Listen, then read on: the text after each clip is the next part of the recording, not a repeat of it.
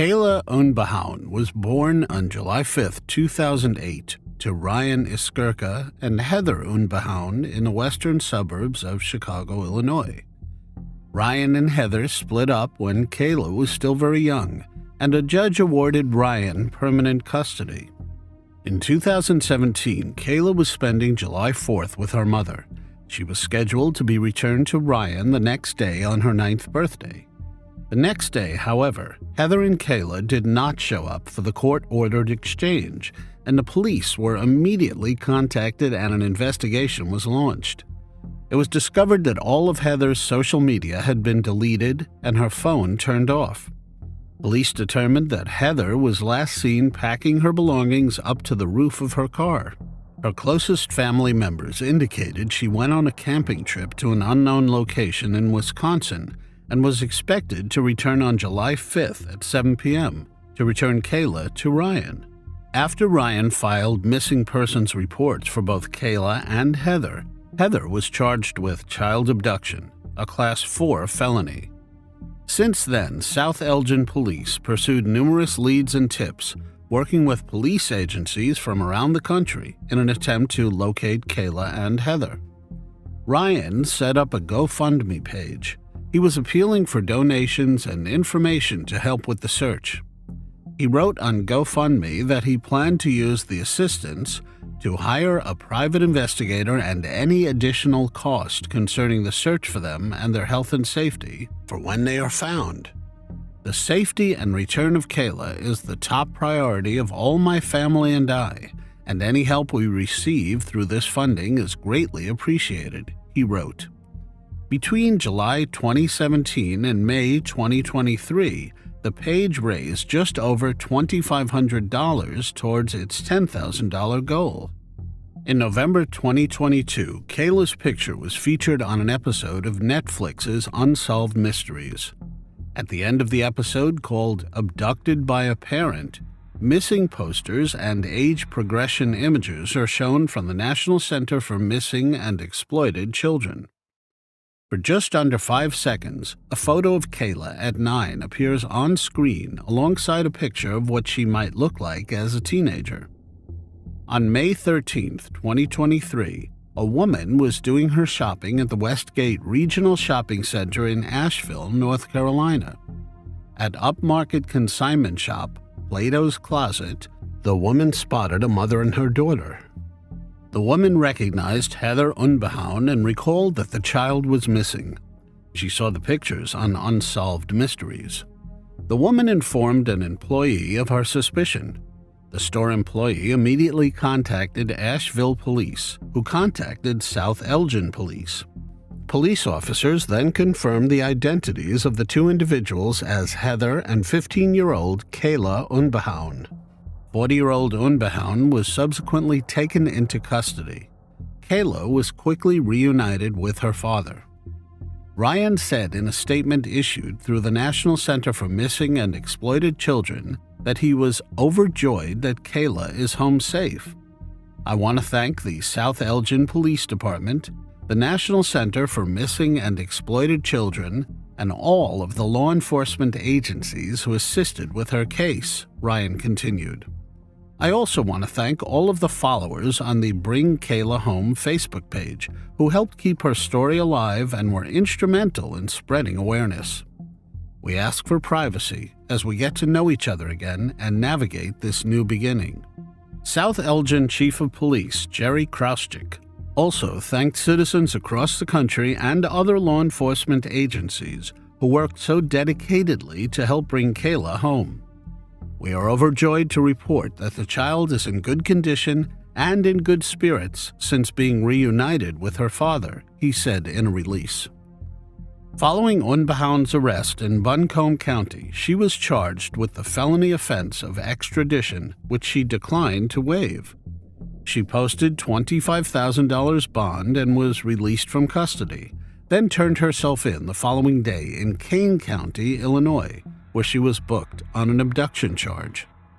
The 40-year-old appeared before Judge Julia Yetter on May 18, 2023, and was released on bond with an electronic monitoring device. Ryan obtained an order of protection against Unbehaun, who is barred from being within 1,000 feet of his house and cannot leave Illinois without court permission. Unbehaun's next scheduled court date is June 14, 2023. A Class 4 felony in Illinois can carry a sentence of 1 to 3 years, often probationary.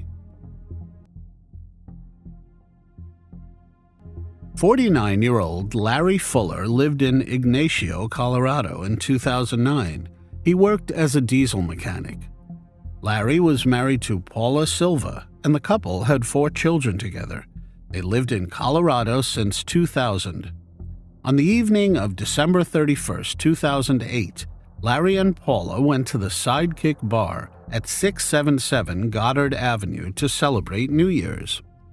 Walking home, Larry was shot by an unknown perpetrator. It was less than 2 hours into the new year. He succumbed to his injuries at the scene. Investigators at first believed the motive may have stemmed from an altercation that took place at the bar, but Paula told them that the couple had stayed out of any conflicts that night. Unfortunately, there were no witnesses and no real leads for investigators to go on. The case soon grew cold. Sadly, Paula Silva passed away in 2015 without ever learning who was responsible for taking her husband's life. In February of 2023, the Colorado Bureau of Investigation became the lead investigatory agency on the case at the request of the Ignacio Police Department. The agency put out a renewed request for the public's help. A lot of interviews were conducted by investigators, and it finally paid off. On May 18, 2023, 38-year-old David Hendren was arrested at the Navajo Nation in Arizona and was charged with taking Larry's life. Colorado Bureau of Investigation spokeswoman Lisa Kohlbrenner had this to say in a news release. Through the course of this years-long investigation, witness interviews were conducted by CBI, which subsequently led to David Hendren's identification and arrest. Kohlbrenner said the arrest is sealed and the agency cannot offer further comment on the case. Details such as where Fuller was shot, how many times, and the weapon used have not been released. Monica Escalante, Paul Silva's daughter, said her mother never got over what happened to her stepfather. She called the arrest unreal. Monica said the investigator who informed her of Hendren's arrest said Hendren told authorities he did not mean to take Larry's life, but had mistaken him for someone else. I never thought, ever, that they were going to figure it out, Monica said. It's like a dream come true. Monica was 25 at the time of Larry's demise. Larry was like a father to Monica, and she described him as a deeply caring and capable person. Larry's slaying haunted the family, Monica said. For years, she and her 2 brothers heard rumors in the community that various people had been involved. You just lived in fear, Monica said. And my mom, I don't think she ever healed from it. If she was alive, she would probably cry her heart out of happiness and sadness. David Hendren is currently awaiting extradition to Durango, where he will be jailed by the La Plata County Sheriff's Office. 16-year-old Sarah Yarborough lived in Federal Way, Washington with her parents and 11-year-old brother Andrew. Federal Way is a coastal city near Tacoma. Sarah attended Federal High School, where she was an honors student and drill team member. She loved art and dancing. On the morning of December 14, 1991, she drove to her high school to attend a drill team event. A few hours later, at 9:40 a.m., 2 boys walking in the woods outside Federal High School stumbled upon a body. It was Sarah Yarborough's. The 2 boys had cut through a patch of bushes as a shortcut on their way to school when they made the horrific discovery. Sarah was found wearing her skirt and a sweater, with her stockings wrapped around her neck. She had been strangled and assaulted. Investigators found and collected DNA from the perpetrator at the crime scene and stored it for further use. Sarah's car was found in the school parking lot. Investigators found nothing in the car that led them any closer to the attacker.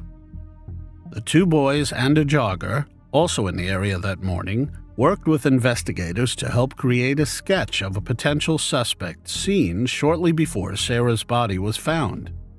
The unknown man had been seen leaving the bushes in a hurry and kept shooting the witnesses a series of suspicious glances as he trudged away from the crime scene.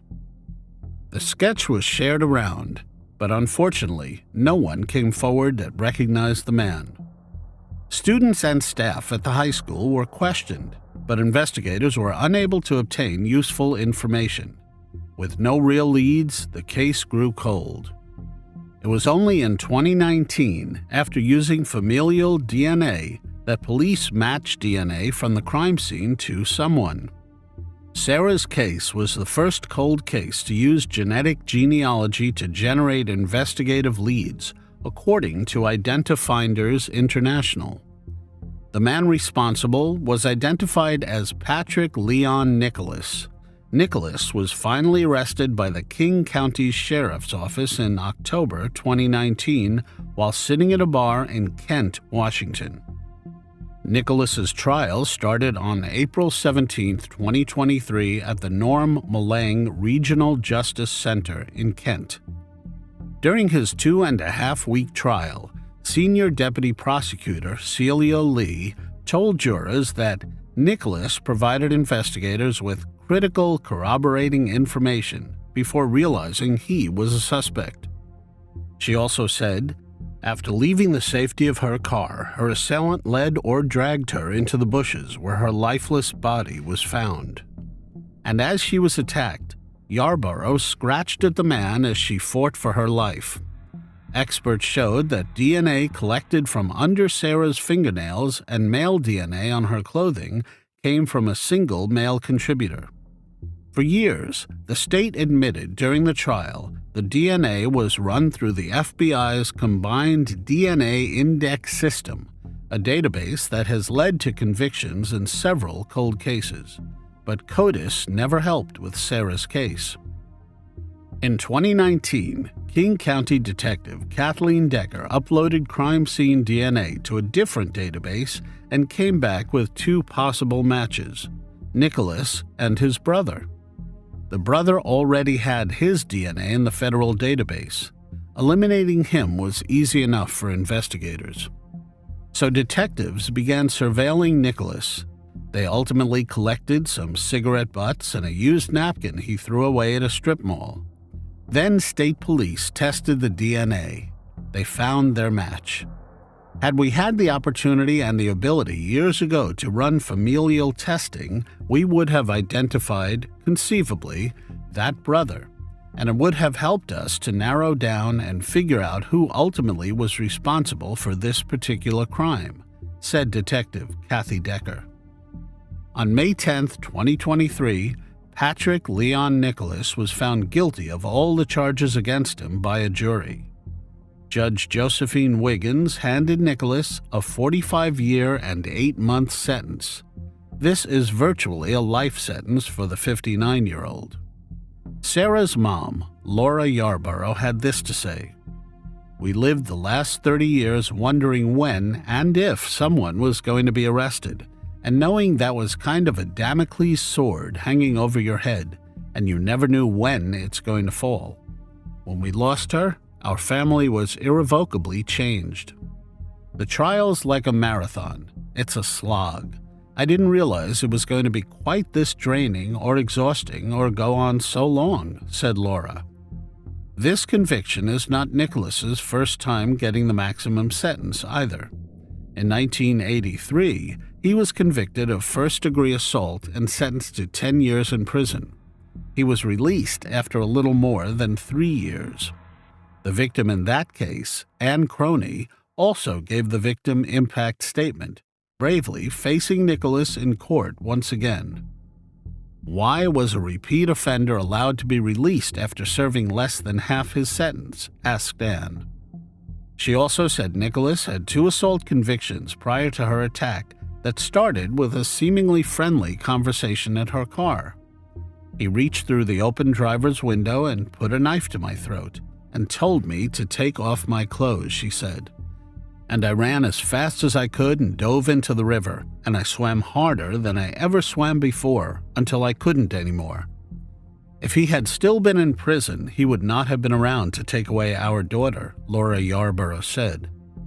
The family said nothing will bring Sarah back or take away the pain they feel daily, but they get some comfort knowing Nicholas won't be able to hurt anyone else. Sarah's younger brother Andrew also spoke.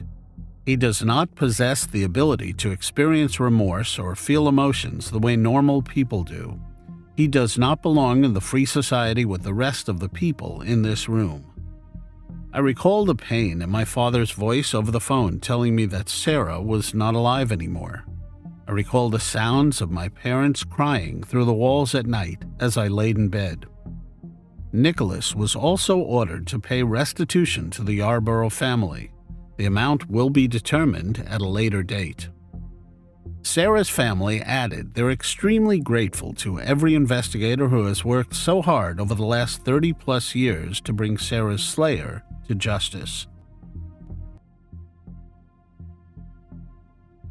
59-year-old Carol Reiff lived in Gloucester Township, New Jersey. She had an apartment in the Lakeview apartment complex. On June 21, 2013, Gloucester Township Police Department officers responded to the Lakeview apartment complex to check on Carol after she never showed up to a planned trip with family members and was not answering her phone.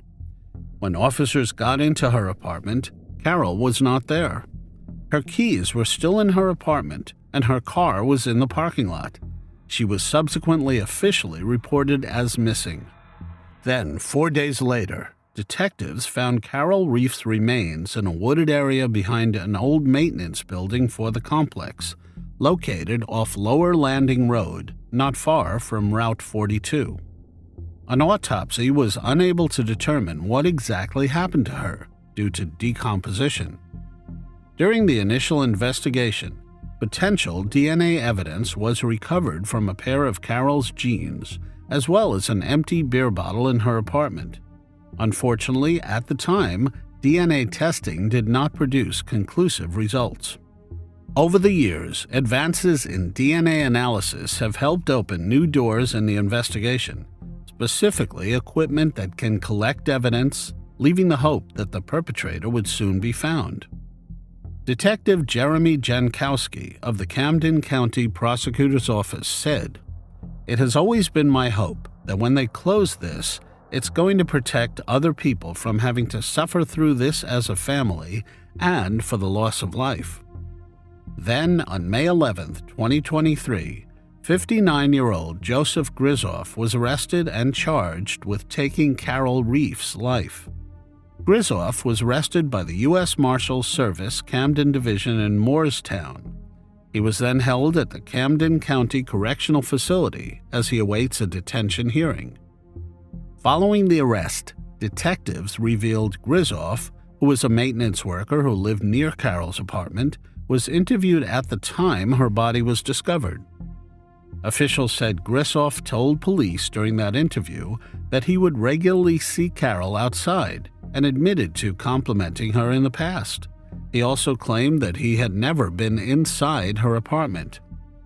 Despite that claim, recent DNA testing revealed the strong proposition that Carol and Grizoff were both contributors to DNA profiles obtained from the jeans and the beer bottle that were found in Carol's apartment. Gloucester Township Police Chief David Harkins said, "The Gloucester Township Police Department and the Camden County Prosecutor's Office have never forgotten about Carol Reiff. Since her disappearance on June 21, 2013, and the discovery of her body on June 24, 2013, we have worked to get justice for Ms. Reiff and her family. We will use all means necessary to achieve justice and prosecute those responsible. It is our duty to be the voice for victims and their families, and we take this responsibility very seriously." I am very proud of the collaboration and teamwork of the detectives who have worked countless hours, which led to this arrest today.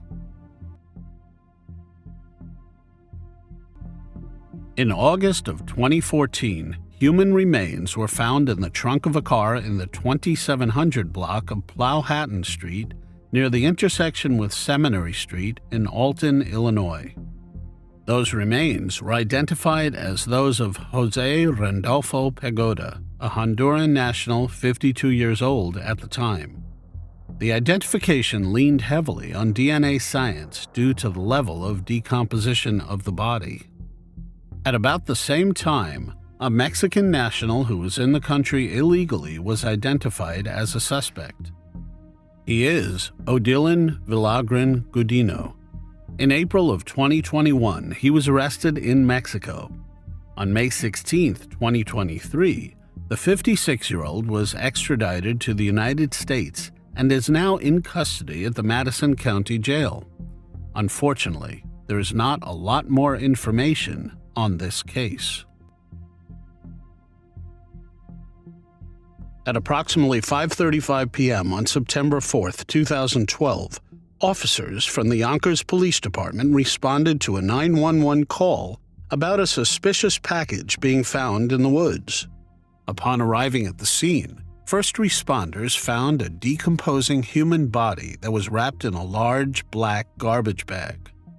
Detectives with the department's major case squad and crime scene unit took over the investigation and were able to identify the victim as Bronx resident 26-year-old Pamela Graddick. Investigators determined that Pamela had been shot twice in the head at a location outside of Yonkers and dumped in the woods in an attempt to conceal the crime. Police identified Wanda Vaguia as a person of interest early on in the case. She was the girlfriend of Pamela and they lived in the same apartment. A month before Pamela's body was found on August 13, 2012, Vaguia told Pamela's family that she had returned after the weekend to find Pamela gone, but items she should have had with her were still there. When Pamela's relatives learned that she had not shown up for work that morning, they reported her missing to New York City police.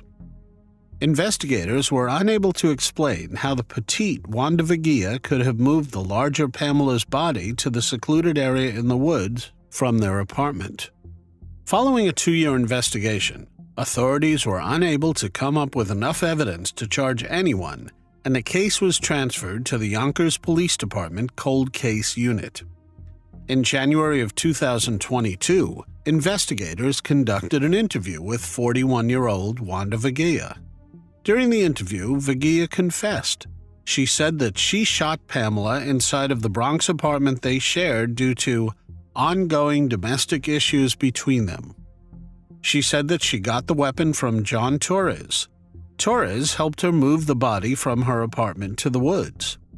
In March of 2022, both Wanda Vaguia and John Torres were taken into custody. Torres was charged with second-degree criminal facilitation, first-degree prosecution hindering, and tampering with physical evidence, all of which are felonies. City of Yonkers Police Commissioner John J. Mueller said in a statement following the arrests, "The passage of time only reinforces our commitment to solving these heinous crimes. The Yonkers Police prides itself on focusing on victims and their families and doing whatever we can to deliver justice for them. I hope that these arrests bring some degree of closure to Pamela's family and friends, and I applaud the extraordinary efforts of our cold case detectives in closing out this case after so many years. Well done." In June 2023, Wanda Vaguia was sentenced to 20 years to life for taking Pamela Graddick's life. Pamela's sister, Tawana McClellan, had this to say in court: "You took my sister from me. You took my sister from all of us, and I hope that burns in your soul." 23-year-old Renee Sweeney lived in Sudbury in 1998. Sudbury is a city in Ontario, Canada. Renee was a music student at Laurentian University and worked at an adult video store to help pay for school. It worked with her schedule, and it was quiet so she could do her homework when no one was there. On January 27, 1998, Renee was working at the video store in Paris Street. A man entered the store shortly before 11 a.m. and approached the counter. He stabbed Renee 30 times and then stole $200 from the cash register. The man then went to the washroom to clean up. When the man emerged from the washroom, he was surprised to see Renee was still alive. She was behind the counter trying to dial a number on the telephone. Renee then fought with the man and managed to scratch him, but she unfortunately succumbed to her injuries. The man was seen running away from the store. Police who arrived at the scene a short while later were able to collect large amounts of evidence from the scene. Police tracking dogs were able to recover a lightweight windbreaker-type jacket and white cotton gloves in a wooded area nearby that belonged to the suspect. The perpetrator's DNA was also found under Renee's fingernails and in the store's washroom. As the unknown man was seen running from the store by witnesses, they were able to give investigators a detailed description.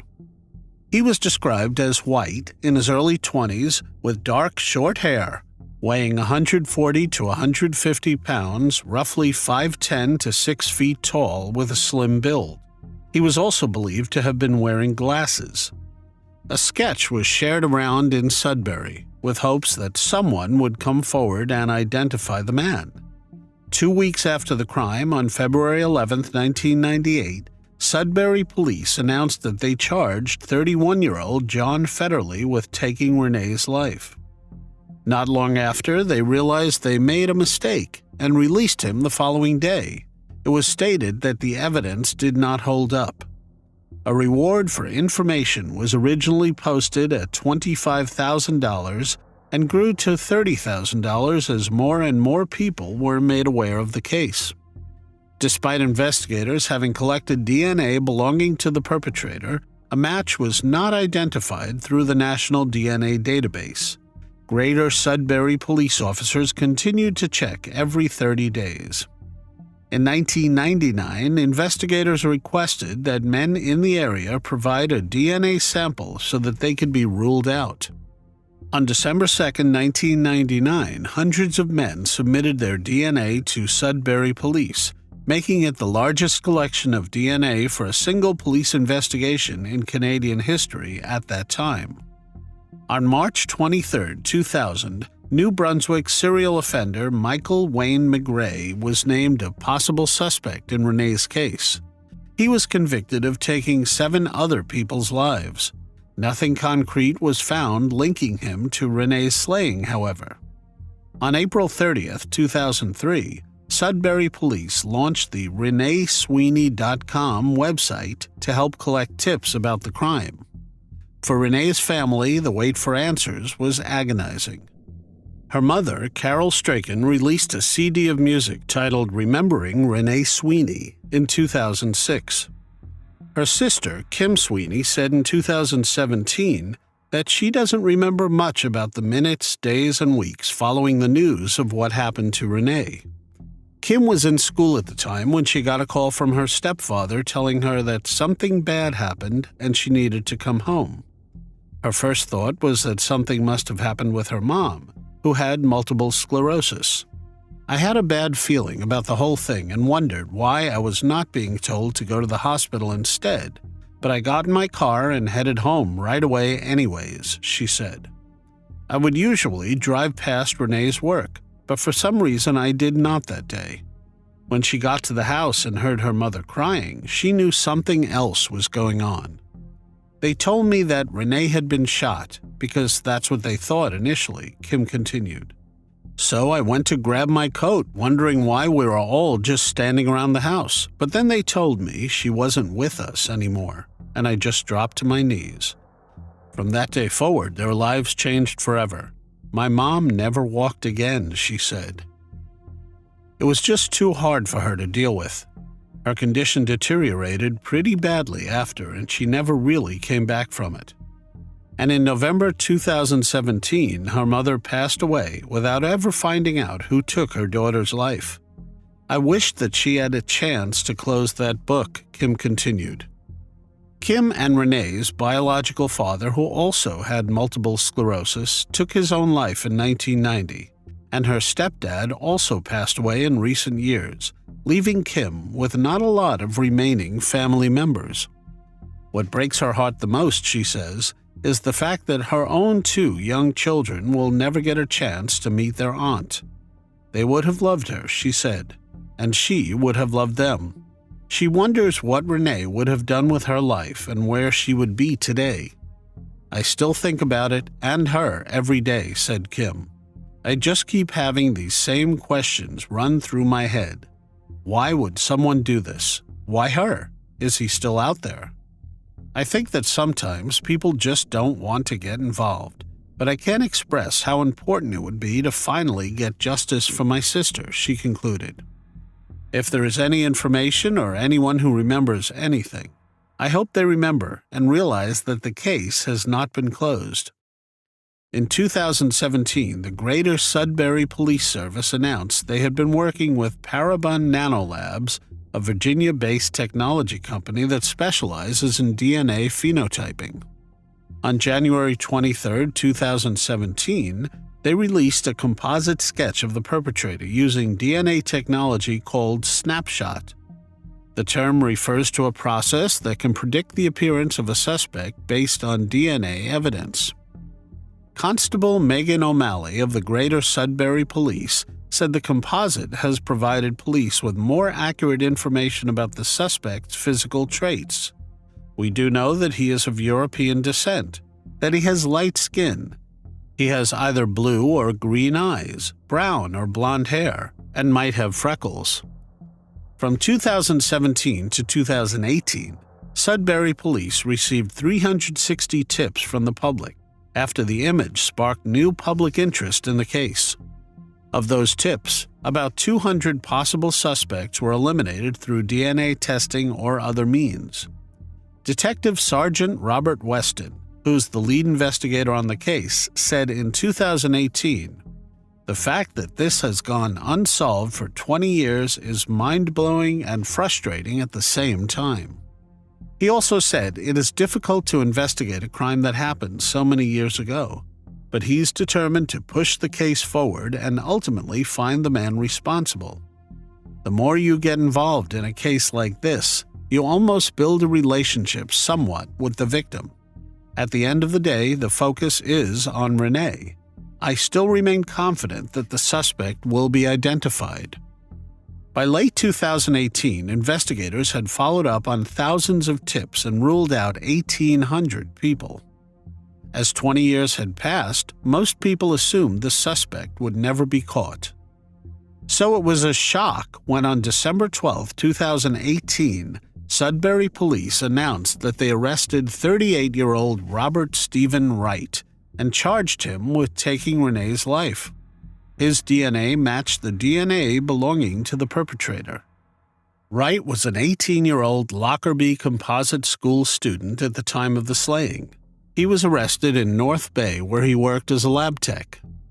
Police Chief Paul Peterson said at the time of Wright's arrest, "We have been actively investigating information and tips throughout the past 20 years and up until today." Wright has made a number of court appearances since then. He was denied bail in March 2019 and in May 2020. On October 8, 2020, a judge ruled that Wright's trial will be held in Sudbury. This followed a change of venue motion filed by his lawyers, arguing that years of media coverage would make it difficult to find an impartial jury in the city. Stephen Wright's trial finally got underway on February 21, 2023. Wright denied any involvement. He said that he was finishing an exam at Lockerbie High School in Sudbury on the morning of January 27, 1998. Wright said he was wearing a teal jacket, long-sleeved t-shirt, jeans, gloves, and running shoes that cold morning. After his exam, Wright said he had some time to waste and decided to check out the adults-only video store on Paris Street. Wright testified he could not see inside the store before entering it, as the doors were dark and covered. Wright told the court the first thing he noticed when entering the store were video boxes strewn across the carpeted floor. The next thing he said he noticed was a substance had spilled onto the floor, but testified that at the time his brain did not register that it could be blood. Still processing what he was seeing, said Wright, he made his way further into the store until he saw Renee Sweeney's body on the floor. Wright told the jury he moved toward Sweeney's body to see if she was still breathing and to check for a pulse, which he said was something he learned during his days as a Boy Scout. He said he used his right hand to shake Renee's shoulder and asked if she was okay, but ultimately he said he could not detect anything, not breath, nor pulse, or any movement. Suddenly, Wright said he backed away from Renee, overwhelmed. He told the court he realized there was blood on his jacket and that he was freaked out. He told the court, "I ran because I was terrified. I was a stupid kid. I wish I had stayed." "I can't describe what was going through my mind," Wright said. "I was completely overwhelmed at that point. I just wanted out of there." Wright told the jury that when he got up from the body, he had to stabilize himself and grabbed a hold of something, but doesn't remember what. Wright was asked if he was aware of a cash tray on the counter where a fingerprint matching his DNA was found. Wright said he wasn't aware of the tray and added that he was not sure what he grabbed onto while trying to steady himself. Wright said he did not flip the money clips of the cash tray up and that he did not steal anything from the store. He said the next thing he remembers doing is crouching down, grabbing his teal jacket and gloves, and running away. Wright was asked why he decided to discard his jacket and gloves. "I realized at that point that I had run from a crime scene, and I was terrified that I would be accused. The worst decision in my life was to run. I did not even know if I consciously made that decision." After that, Wright said he briefly thought about going to a friend's house, but decided against it as he did not want to involve anyone else. He said he took the first bus home in Valcarron from the City Center Mall in downtown Sudbury. Wright said he arrived home to an empty house that afternoon.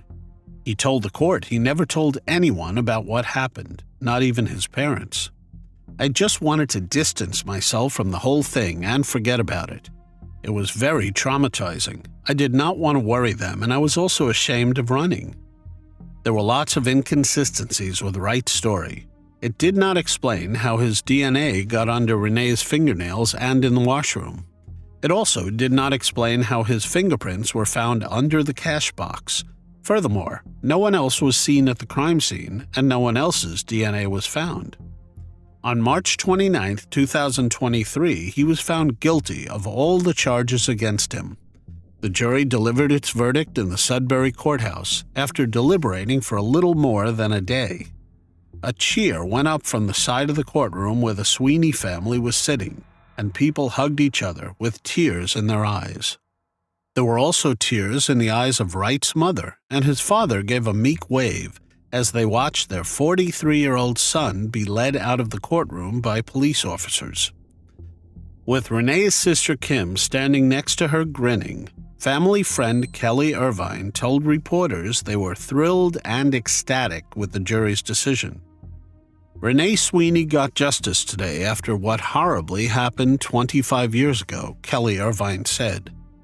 Justice Robbie Gordon will sentence 43-year-old Stephen Wright on June 29, 2023. It is expected to be a sentence of 25 years. Renee's sister Kim had the last word in her victim statement. "Do you know what it's like to have lost your best friend? I have, and there aren't any words in the English dictionary that describe the hell that losing Renee has caused my family. I had to look at that jacket that was covered in the blood of my sister and be reminded of the brutality. I am asking to sentence him to the maximum sentence possible. We have lost 25 years of our life. He should get 25 years to think about what he has done." 29-year-old Wendy Aughe lived in Bellingham, Washington in 1987. She was a beauty school student and the mother of 2 young children. Wendy was last seen leaving La Paloma restaurant in Bellingham during the early morning hours of April 25, 1987. She was driving her 1972 Ford Torino, which was painted red with a black vinyl top. Wendy was accompanied by the restaurant's bartender, a drifter who called himself Mike Johnson. Little did she know his real name was Darren D. O'Neill. Wendy has never been seen or heard from again. Her car was found abandoned in Eugene, Oregon on May 2, 1987. O'Neill's fingerprints were inside. When authorities searched Wendy's apartment after her disappearance, they found signs of a struggle, as well as blood, male DNA, and soaked bedsheets. An all-points bulletin was issued for O'Neill. He had worked for the La Paloma restaurant for only 2 days before he disappeared after emptying the cash register and stealing liquor. The United States Customs authorities reported photographing him driving across the border into Canada. He was apparently alone in the vehicle at the time. When investigators finally caught up to O'Neill, he was incarcerated for another crime, but more on that later. Frustratingly, without Wendy's body, investigators did not believe they had enough to convict O'Neill for taking Wendy's life. The case went cold. In 2015, the Bellingham Police Department received a report from the Washington State Patrol Crime Laboratory on evidence found at Wendy's home. The lab used the male DNA found at the crime scene and entered it into the state and nationwide databases. Recently, they were able to match it with O'Neill's DNA.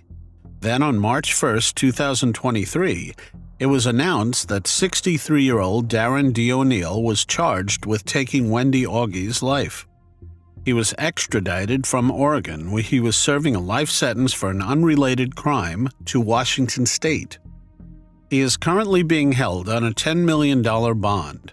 O'Neill refused to tell investigators where they could find Wendy's body. O'Neill was born on February 26, 1960, in Albuquerque, New Mexico. He was drafted into the Army and had to move to numerous cities, including Bavaria, Germany, and Fort Polk, Louisiana. He was discharged on February 28, 1982, and that is where his crime spree began. It started with public indecencies in Colorado Springs. In November 1984, O'Neill was charged with assaulting a woman, but she ended up disappearing, and the charges were dropped. In 1987, O'Neill moved to Puyallup, Washington, and found a truck driving job in Tacoma. During the evening of January 17, 1987, O'Neill spotted a 14-year-old girl walking on a freeway to a convenience store. O'Neill abducted the girl, assaulted her, and then released her a few hours later. He then moved to Edgewood, Washington, where he found work as a laminator under the alias Herb Johnson. O'Neill took 22-year-old Robin Smith's life on March 27, 1987. Her body was found in his car. It was then, on April 24, 1987, that he took Wendy Aughe's life. After that, he moved to Tennessee and ultimately Lakeland, Florida, under the alias John Mayo. On September 22, 1988, police pulled O'Neill over for a traffic violation, but he attempted to escape, prompting a chase. O'Neill attempted to escape on foot after crashing his car into a curb, but was soon caught. O'Neill was positively identified as the person responsible for what happened to Robin Smith through fingerprint analysis. In January 1989, O'Neill agreed to a guilty plea in Robin's case in exchange for a reduced prison sentence. O'Neill was sentenced to 27 years and 9 months in prison, the maximum sentence available under his plea deal. In Oregon, he was sentenced for all his assaults and kidnappings. He was given a total sentence of 135 years in prison. O'Neill is the prime suspect in the kidnapping and slaying of 22-year-old Leah Elizabeth Zubert. On June 9, 1987, Leah was heading from Twin Falls, Idaho for Boise to reach the airport where her fiancé, Dwayne Abbott, was meeting her. Leah experienced car trouble on Interstate 84 near Mountain Home. A friend she called from a truck stop was the last person to hear from her. When she did not arrive at the airport, her family reported her missing. On June 13, 1987, motorists east of La Grande, Oregon, discovered her body. She had been strangled. Several witnesses saw a man matching O'Neill's description at several nearby locations along the interstate, as well as in Spokane, Washington, hours after Leah Zubert went missing.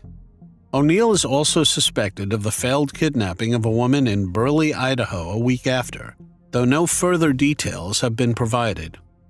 Darren O'Neill is currently awaiting trial in Wendy Aughe's case. Dispatchers received reports of shots fired on Winship Street in Hartford, Connecticut on June 22, 2019. When officers arrived, they found a man in his 30s who had been shot. He was transported to Hartford Hospital and underwent emergency surgery. The man has since recovered from his injuries.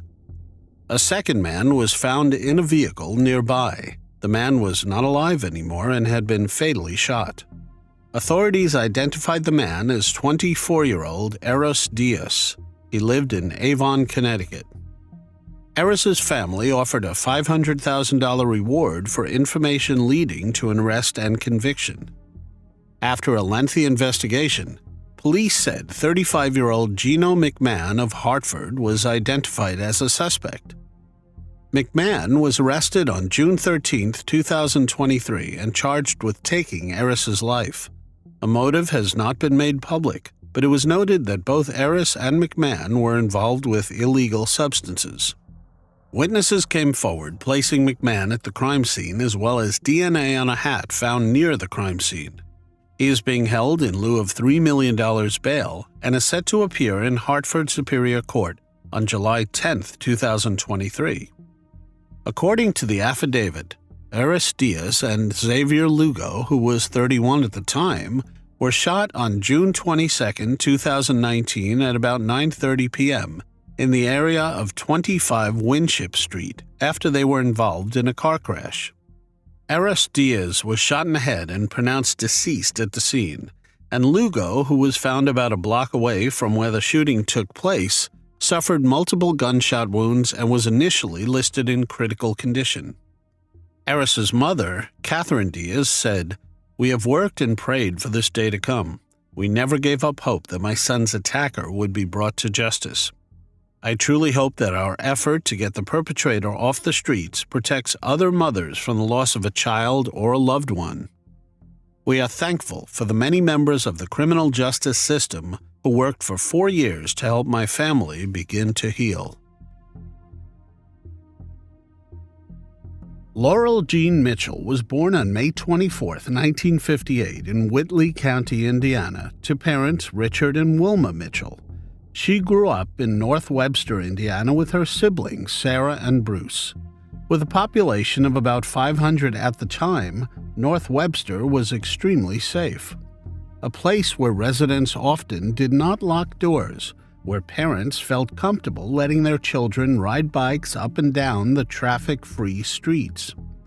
It was a community where everyone knew each other, and folks spent hours hanging out on their front porches. By 1975, 17-year-old Laurel was a senior at Wawasee High School. She was employed at Cokesbury Inn in the Epworth Forest neighborhood on the shores of Webster Lake. For her, working at the restaurant was a perfect opportunity to gain valuable experience while earning some extra money. She was determined to make the most of every moment, and with this attitude, she threw herself into the job with all the energy and enthusiasm she could muster. In no time, Laurel Mitchell had become a favorite among the staff and the customers. Laurel was involved in a local church youth group and was part of a traveling singing group called God's Children. They traveled all over the United States singing. The group had made some records and had a couple of albums. Laurel was described as very, very religious. Most of her free time was spent at the church. Despite the occasional argument, Laurel and her siblings had a tight-knit bond that only grew stronger with time. Laurel was a beloved figure in the community, where her warm smile and demeanor won over the hearts of everyone she met. One of her most endearing qualities was her unwavering kindness and her caring nature. The neighborhood children were particularly fond of Laurel. It was not uncommon to see her surrounded by children, all clamoring for her attention. Laurel had many talents. She had a natural gift for singing, so it was no surprise that she was a key member of the local church choir. Laurel was also an accomplished dancer who honed her skills by taking lessons at a local studio. For Laurel, singing and dancing were more than just hobbies. They were a way of life. August 6, 1975 started out as a typical day. Laurel and her siblings had morning chores that they completed. Laurel went to work at around 2 p.m. 12-year-old Sarah stayed home. Their brother Bruce was married and in the Army in California. One of Laurel's friends from Michigan stayed with the family. Laurel left work at the snack bar around 10 p.m. She was supposed to meet friends at the Adventureland amusement park about a half-mile walk away. One of her co-workers offered Laurel a ride, but she declined and said she'll walk instead. Laurel was seen walking towards the amusement park on the north side of North Webster. This was the last time she was seen alive. It was a family friend named Scott Pruitt who saw Laurel at the pillars of the entrance of Epworth Forest. He waved at her and she waved back at him. She then went past the pillars. Laurel never met up with her friends. They decided to go to the county fair instead. This included the friend from Michigan. As a result, no one was aware that Laurel was missing until she did not come home at midnight. Laurel was responsible, known to call her parents if she was going to be late arriving home. When she did not return home by curfew that night, her family knew something was wrong. It was confirmed when the friend from Michigan arrived at the Mitchell's house and asked, "Where's Laurel?" Her friends thought she went home, and her family thought she was with her friends. This led to her parents, Richard and Wilma Mitchell, reporting her as a missing person at 4:16 a.m. the next morning. The dispatcher took their information and promised to send a unit out to their home to take a report. An extensive search was then launched by the police, family members, and friends of Laurel. Richard Mitchell went out and walked the ditches up and down the road in case she had been hit by a car and thrown off to the side. Concerned neighbors and friends gathered together to search for her by combing through the woods and checking roadsides. Investigators determined that Laurel never made it to Adventureland. It was clear to them something happened on the way there. A few hours after being reported missing at 10:30 a.m., a fisherman named Glenn Dixon and his son found a woman's body in the Elkhart River at the Mallard Roost public access site on Noble County Road, 600 North, just west of 400 West. They called 911. The officers waded into the water and pulled the body up onto the bank. They reported seeing a white female laying face down on the west bank of the river near the boat landing ramp. The body was floating about waist deep.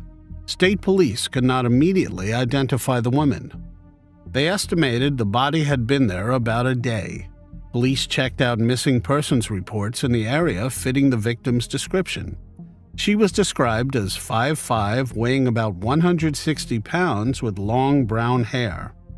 Police then identified the woman as Laurel Mitchell with her class ring from Wawasee High School, class of 1976, with her initials LJM engraved inside. At first, investigators believed it was an accidental drowning, despite Laurel being a strong swimmer. That was until the autopsy report came back.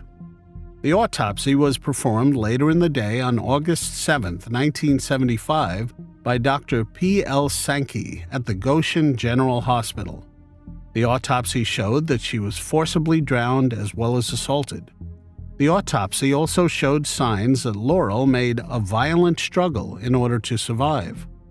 The police speculated that much of the evidence of the crime had washed away in the water, as only a small bruise was present on Laurel's hand and a few abrasions under her arms. After the discovery of Laurel, police vehicles pulled up outside Laurel's parents' home. Richard and Wilma were anxiously waiting for any news of their daughter's whereabouts. They were not prepared for the news that was about to be delivered to them. As the officers told them what had happened, Richard's eyes filled with tears. Wilma, as well, was inconsolable. Laurel's funeral was seen as a testament to the sense of community in North Webster. There were so many flowers at the funeral home that there was no room for the people. An enormous crowd of well-wishers, friends, and family members had come to pay their respects to Laurel Mitchell, who had been taken from them far too soon. They had to move the funeral to the church. Laurel's sister Sarah said that she does not remember the sermon at all. I just remember sitting between my dad and my brother, and they were both squeezing my hands so hard. When we walked out the door of the church, there were people lined up all down the street that couldn't even fit inside the church. The investigation into Laurel's demise intensified after her funeral, with detectives from multiple state and local agencies working round the clock to solve the case. They combed through evidence and interviewed many more individuals. A person called investigators at 3:15 p.m. on August 9, 1975. The person had some important information, but it was not clear. The caller hung up before they got the full message or her identity. Investigators made an appeal for the person to contact them again, and they would do their best to keep her identity private. Police set up a headquarters for the continuing investigation in North Webster. One local witness, identified as Catherine Flynn, said around 10 p.m. that night she heard a loud car turn around next door. She said she heard voices say, "Let's get," or "Let's get her." Investigators interviewed Catherine, who lived half a mile east of Epworth Forest on Epworth Forest Road. She said she was home on Wednesday, August 6, 1975, and that around 10 p.m. or a little later, an old car turned into the drive next door and turned around as it came back by her house. She informed investigators that she heard several voices say, "Let's get," or "Let's get her." She said the car was very loud and probably a dark color. Another local, Frank Overmeyer, told investigators he also heard a loud vehicle in the neighborhood, possibly an Oldsmobile Cutlass. They went to interview Frank Overmeyer and his wife on August 14, 1975. The Overmeyers lived on Epworth Forest Road just west of Epworth Forest. Frank Overmeyer said on August 6, 1975, he was at home watching TV and heard a loud car go by, and the car turned around and stopped east of their house. Frank reported he then heard what he thought sounded like someone slamming the trunk on a car. Frank reported he turned on his porch light and stepped outside. When he stepped out, 2 cars were leaving the area. The first car was the one that had gone by his house that he described was a red-orange GM product, possibly an Oldsmobile Cutlass. The second vehicle was a medium green Mustang. The Oldsmobile was very loud and sounded like it was loud by design. All of the clothing and belongings found on Laurel's body were collected and preserved for DNA testing, including shoes, a sweatshirt, bra, underwear, and denim jeans. Unfortunately, due to the lack of DNA technology at the time, there was little that could be done with the clothing. Detectives from the Kosciuszko County Sheriff's Department and Indiana State Police examined the case closely through the years. The location of Laurel's abduction and the discovery of her body in the Elkhart River, about 15 miles from Epworth Forest, seemed to indicate that the perpetrator was familiar with the area. Many people were interviewed, and despite there being a $5,000 reward offered, there was never enough evidence to charge anyone. As weeks turned into months and months into years, the case slowly faded from the headlines and went cold. For Laurel's family and friends, the pain of her loss remained. In 2007, Indiana State Police Captain Kevin Smith was assigned as the lead investigator on Laurel's case. He was a man on a mission and was determined to provide answers that had eluded Laurel's family for so long. The pressure was on. but Captain Smith knew that he would do whatever it takes to give Laurel's loved ones the closure they deserved. Despite his best efforts, no new leads or evidence surfaced for several years, leaving him and his team frustrated. Then, on January 16, 2012, Laurel's father, Richard Mitchell, passed away. He was a well-known public figure in North Webster. Laurel's mother, Wilma Mitchell, also passed away in 2012. She operated the North Webster Food Pantry for several years. They passed never knowing what exactly happened to their 17-year-old daughter or why. It was a heartbreaking end for a couple who had dedicated their lives to seeking answers and closure for their daughter. In 2013, a woman called Renee from Port Charlotte, Florida, came forward and gave investigators a lot of useful information. Detective Donovan interviewed Renee on June 7, 2013. She informed the detective that she lived in Noble County as a teenager and that she was 16 years old in 1975. She went on a date with a man named John Wayne Lehman, and while on the date, they went to a party. After the party, John Wayne Lehman was driving her home when Lehman admitted his involvement in a crime that he committed with his friend, Fred Bandy Jr.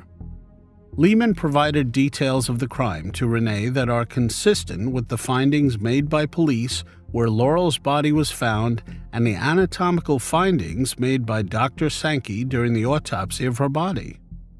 On July 3, 2014, investigators interviewed Bill McDonald at the Ligonier Police Department.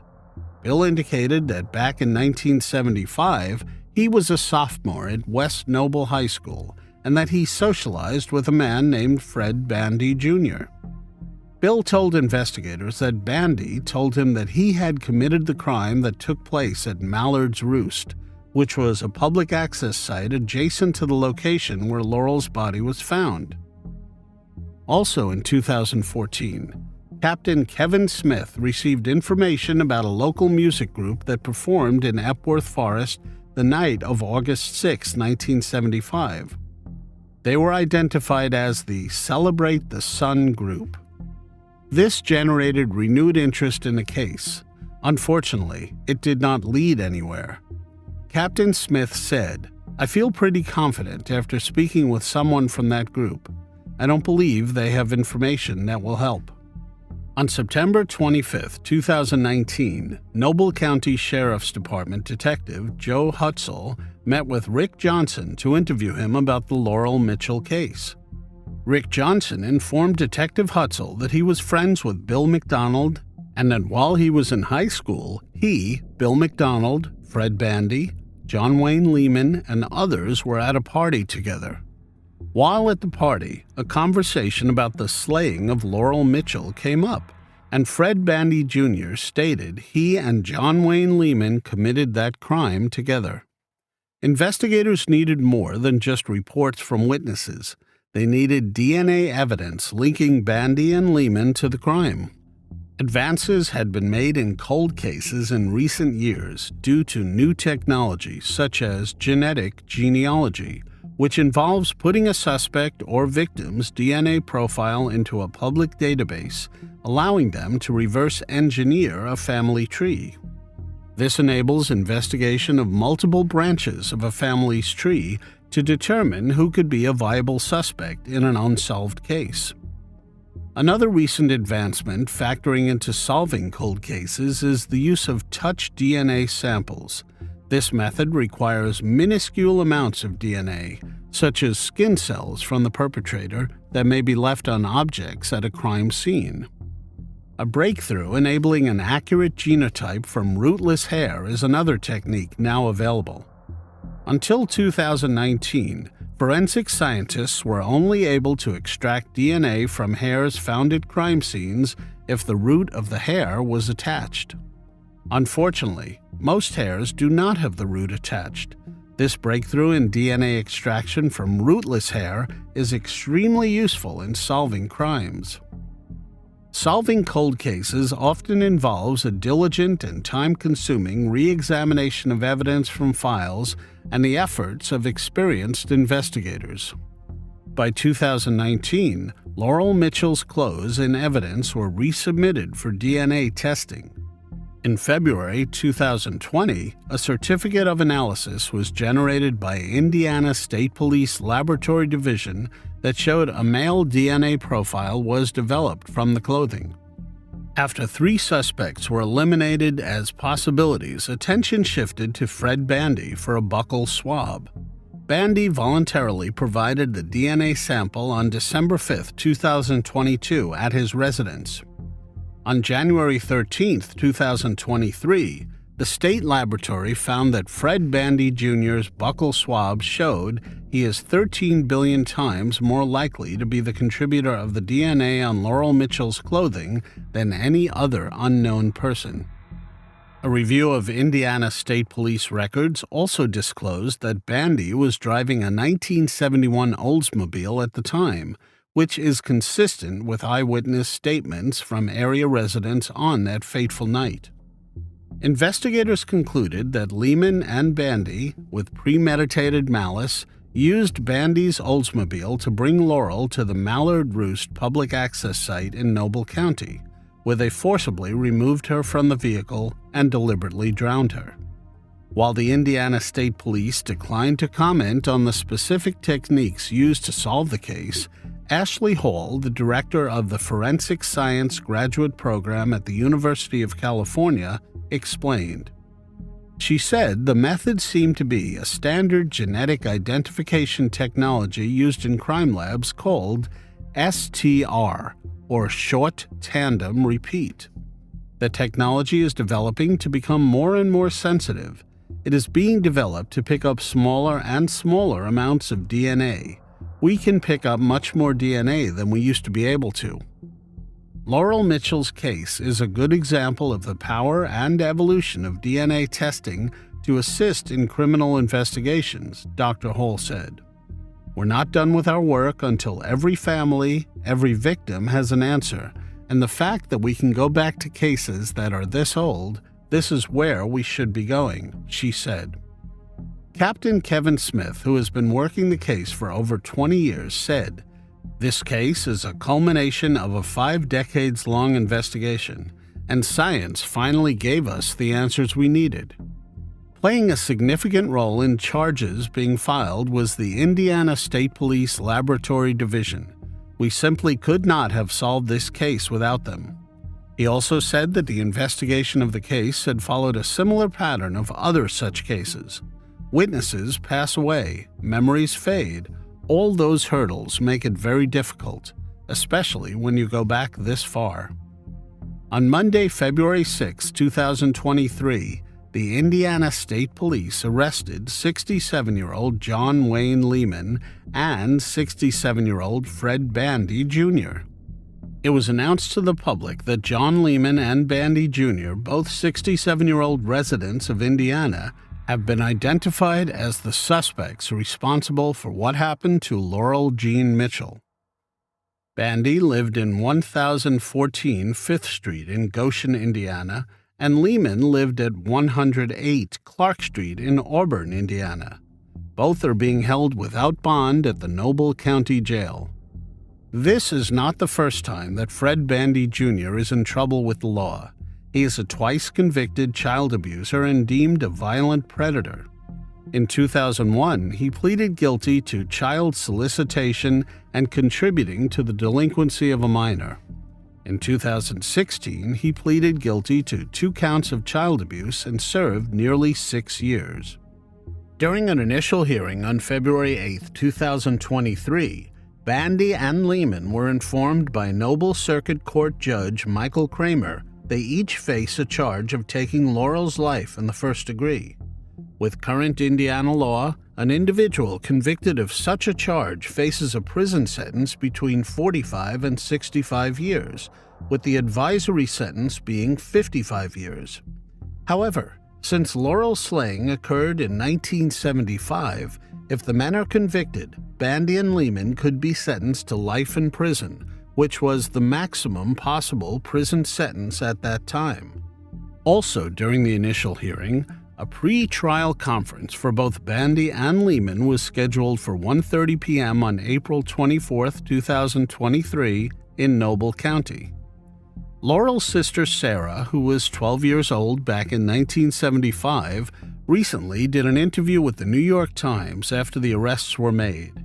She described their childhood in North Webster as typical before the horror visited her family. It was just a very small town, laid back. We felt safe, she said. We came and went as we pleased in the summer, and parents did not worry about us. She was a really good person. It's like, gosh, you picked somebody really good to do this to, somebody who could have done a lot of good in this world. I'm very glad they were finally arrested and very appreciative of the people who came forward. Sarah recalled how Captain Smith had carried around big books that detailed the names and addresses of everyone the authorities had interviewed over the years. There were over 1,000 names in there, she said. When Captain Smith called Sarah and her brother Bruce Mitchell to let them know they had arrested 2 men, she was surprised, but mostly wished her parents had been alive to see it. It has been 47 years, she said, but right now it feels like yesterday. 12-year-old Sarah Mitchell was the only one that could sleep that night when Laurel did not arrive home. She woke up the next morning, more surprised than anything that her sister Laurel hadn't come home yet. Young Sarah had a softball game that day, and her parents encouraged her to still go to the game. About halfway through the game, a neighbor woman showed up in the Mitchell family's car. I saw her pull up to the ball diamond, Sarah said. Sarah immediately yelled at her coach that she had to go. The neighbor only told her that she had been sent to pick her up. When they neared the house, it was swarmed with police cars. The neighbor said they're there to look for her sister. I walked in the back door, and there was my dad. He was crying, Sarah said. He told her that Laurel was gone. Gone, she asked. It did not register in her 12-year-old mind. Gone where? Then her father broke the news. Her big sister, the one who used to have to take her everywhere because, well, that's what big sisters have to do, was not alive anymore. Sarah also said what she thought of Lehman and Bandy when she first saw them in court. At 12, they would have been scary. They look like very frail men. I do not need to be afraid of them. I am glad they are going to be punished, that they won't be able to hurt anyone else, but she's still not coming back to us. Convictions would not bring closure for me. I do not think there is such a thing. We will continue to grieve. 51-year-old Telma Boinville lived in the quiet North Shore neighborhood of Pupukea, Hawaii, in 2017. She was married to Kevin Emery. They had an 8-year-old daughter named Makana. Telma was a teacher at a local elementary school. In order to make some extra money for her family, she cleaned units in a Hawaiian vacation rental. She enjoyed activities such as surfing, running, yoga, martial arts, and baking. On Thursday, December 7, 2017, Telma picked up Makana at Sunset Beach Elementary School and went to a nearby vacation rental house on Keiki Road, whose owners were clients of Telma's cleaning business. Makana stayed in the Toyota Tacoma pickup truck watching movies while her mother went inside the double-story home to clean it. Shortly after entering the residence, Telma walked in on a couple who was busy burglarizing the property. 23-year-old Stephen Brown and his 20-year-old girlfriend Haley Danderand got access to the house through an unlocked window. They asked Telma to lay down, tied her hands, then they beat her with a baseball bat and strangled her as well. Brown then went out to Telma's truck and told her daughter to get out and come with him. He callously told Makana that they ended her mother's life. Brown carried the girl to an upstairs room, followed by Danderand. They duct-taped her mouth and tied her to a bedpost. The couple left the scene in Telma's truck. A short time later, a couple, Tourists from Australia who were renting the home walked inside and discovered Telma's lifeless body. They heard movement inside and immediately left to call 911. The incident was reported around 3:20 p.m. Police responded to the call and discovered Telma's lifeless body tied up and lying in a pool of her own blood. They also found a hammer, knife, and mallet next to the body. Makana was upstairs, uninjured and tied to the frame of a bed. Telma's husband, Kevin Emery, learned what had happened when investigators informed him via a phone call. He was not allowed to enter the house. He then rushed to comfort his daughter in an ambulance at the scene. Telma's daughter told police that a man with green hair came out of the residence and took her inside. A woman with pink hair helped him tie Makana to the bed. The case gained significant media attention after Garrett McNamara posted an emotional Facebook video. He is the twin brother of Kevin Emery, Telma's husband. In the Facebook video, he said that he is offering $100,000 for any information leading to the suspect's apprehension. The 35-second clip went viral. I have $100,000 cash right now for anybody who can tell me who just tied up and duct taped my niece and caused her mother to lose her life at Keiki Beach at the North Shore of Oahu, McNamara said. $100,000 right now if you can tell me who just slayed my twin brother's girl. Makana also told her father about the appearances of the suspects while in the ambulance. Somehow, Kevin's twin brother Garrett found a photo of the couple and texted it to him. It's not clear where the photo came from, but Kevin posted the picture on Instagram with a promise of a $100,000 reward, and a civilian manhunt for the suspects ensued. Kevin also took the photo to the police still at the scene. I told the police officer that these are the people who just took my wife's life, Kevin recalled. I calmly asked Makana as she was shaking if I could show her an image to see if it's the couple she saw. And she immediately said yes as she pushed the phone away from her. Fortunately, Makana did not see her mother's body that day. Police officials issued an all-points bulletin for Telma's truck. That evening, law enforcement arrested Brown and Danderend when the truck was spotted in a Walmart parking lot in Mililani Town Center. Surveillance footage from the Mililani Walmart store showed Danderend buying an untraceable mobile phone. She apparently still thought they would escape the crowd of police and civilians that waited for them outside. She paid for the mobile phone with Telma's bank card. She had the card in the front pocket of her hoodie. When the stolen truck was found in Mililani, police said there were at least 75 civilians there looking for the suspects, too.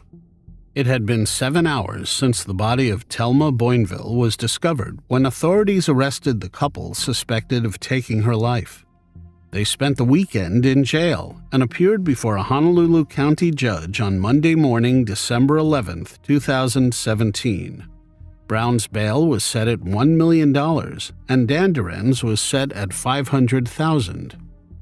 23-year-old Stephen Brown was allegedly combative and uncooperative when he was detained, officials stated. He spontaneously uttered, "Just shoot me, I deserve this." 20-year-old Haley Danderend made a similar plea to police. "Can you just pull your gun out and shoot me in the head?" she asked. "My life is over after today." The sad news had rocked the quiet North Shore neighborhood. Friends and family members were grieving the tragic loss of Telma's life. At a vigil on Friday evening, December 8th, Telma's friend Virginia Herbert was still in shock over the news. She did everything she could to be with people, Herbert told Honolulu News Now. She would celebrate life. Telma's husband, Kevin, attended the vigil and announced he had already made peace with his wife's attacker. "It is very hard for me to say this right now, but I forgive you," he said in a video. "To the persons who did this, I know this is an act of evil. Love your friends, love your neighbors, love your families," he said. For unknown reasons, the case then stalled and was deemed cold by some. It appeared as if the couple might not be guilty, as was first assumed. Delays in the trial had led to public outcry and unrest. More than 5 years after the brutal slaying of Telma in the Hawaiian vacation rental, the court case started in 2023. Stephen Brown and Haley Danderend were charged with taking Telma's life in the second degree, as well as burglary in the first degree and kidnapping. Brown was the first of the 2 defendants to face a jury in Telma's case. Haley Danderend is yet to go to trial. She has previously pled not guilty. During his trial, Brown, who took the stand in his own defense, had attempted to pin the blame on his girlfriend. The couple smoked marijuana before entering the house. "I thought we were just going to hang out," Brown said. He accused Danderend, who was armed with a machete, of demanding Telma to lie down so the pair could restrain her by tying her up. "We asked her to lay down," Brown stated during his cross-examination. "She was cooperative." Brown testified that he left to go surveil the property and claimed that when he came back to his girlfriend, she had fatally injured Telma. He said that Telma was unharmed and perfectly fine when he momentarily left the property. However, during closing statements, Deputy Prosecutor Scott Bell said Brown was the only defendant with the physical capacity to restrain Telma. According to the medical examiner, Telma Boinville had wounds caused by a blunt object and sharp force injuries to her head and sustained 31 injuries to her body. His defense attorney, William Bagasol, questioned the state DNA expert. He held up a hammer, knife, machete, a meat tenderizer, and a bat to confirm none had evidence of Brown's DNA on it. Despite the fact that his DNA was not found on the objects, the 12-person jury deliberated for less than half a day and determined that 28-year-old Stephen Brown is guilty on all 4 counts. It was on Friday, January 20th, 2023, that Stephen Brown was found guilty of taking Telma's life, 2 counts of kidnapping, and 1 count of burglary. Brown showed no emotion and stared straight ahead as the verdict was read by the judge. On January 24th, 2023, a circuit court trial jury determined that it is necessary for Stephen Brown to be subjected to an extended sentence for the protection of the community. That verdict gave Judge Rowena Somerville the option of life without the possibility of parole. He was scheduled to be sentenced on May 10, 2023. It has not been made public yet what his sentence was. Haley Danderend's trial is set to begin in July 2023. She entered a not guilty plea to the charges against her. Patricia Joseph was a 56-year-old mother and cafe owner from Fort Jones, California, in 2005. On July 15th of the same year, she went missing from her home. She left her duplex apartment without her glasses, contact lenses, purse, or cell phone. There were also several drops of blood found on her bed. Her body was found 3 days later in the Klamath River in California by a kayaker. She was only partially clothed. It was determined during her autopsy that someone had taken her life. She had suffered from blunt force trauma and had been strangled. 5 years later, in 2010, an arrest in the case was made. Philip William Frace was arrested after a witness came forward and made a statement that indicated that Frace was involved in Patricia's case. Frace was a marijuana grower from the Laytonville, California area. Patricia reportedly worked as a trimmer for Frace some time before her life was taken. Frace, at the time, was in the Mendocino County Jail awaiting trial after being charged with taking the life of an employee, Stephen Richard Schmidt. Stephen was a 49-year-old transient who had been living in a motorhome on Bell Springs Road, Laytonville, California, where Frace resided as well. Stephen's body was found by a cadaver dog, where he was tied to a tree. Frace was eventually sentenced to 3 years in prison for that crime. In Patricia's case, Reiff was released in 2012 by the Siskiyou County District Attorney without being charged, due to a lack of evidence. Unfortunately, the detectives did not have any other leads to follow up on, so the case went cold. In 2021, the Sheriff's Office created a cold case and forensic evidence team to review Patricia's case and resubmit evidence to the Department of Justice for fresh analysis. The team prioritizes cold cases and reviews physical evidence using modern tools. Finally, on February 6, 2023, 75-year-old Philip William Reiff was arrested again and charged with taking Patricia's life. The Siskiyou County Sheriff Jeremiah LaRue, who worked on the case, said that the analysis produced compelling results connecting Reiff to Patricia's demise. The arrest is the result of the determination of our investigators and reflects our faithful commitment to pursuing justice for victims of violent crimes and their families. Our cold case team will continue to focus on these cases with dedication. I would like to commend everyone for their devotion to this investigation and thank the District Attorney's Office for their assistance. Our hearts are with Patricia's family, and we hope this arrest begins the path toward closure and healing. On a Facebook page dedicated to Patricia's memory, our family said that the time for justice is long overdue, and we miss you like crazy, Mom. Reiff remains in custody on a $2 million bail, as well as an additional $15,000 bail for a failure to appear charge. Terri Turachak was a 35-year-old woman who lived in Denver, Colorado with her 3 young children in 1996. On October 5, 1996, in her apartment in the 1900 block of East 17th Avenue, Denver police and medical personnel found her body. She had been hit by a blunt object to her head. She had been strangled as well.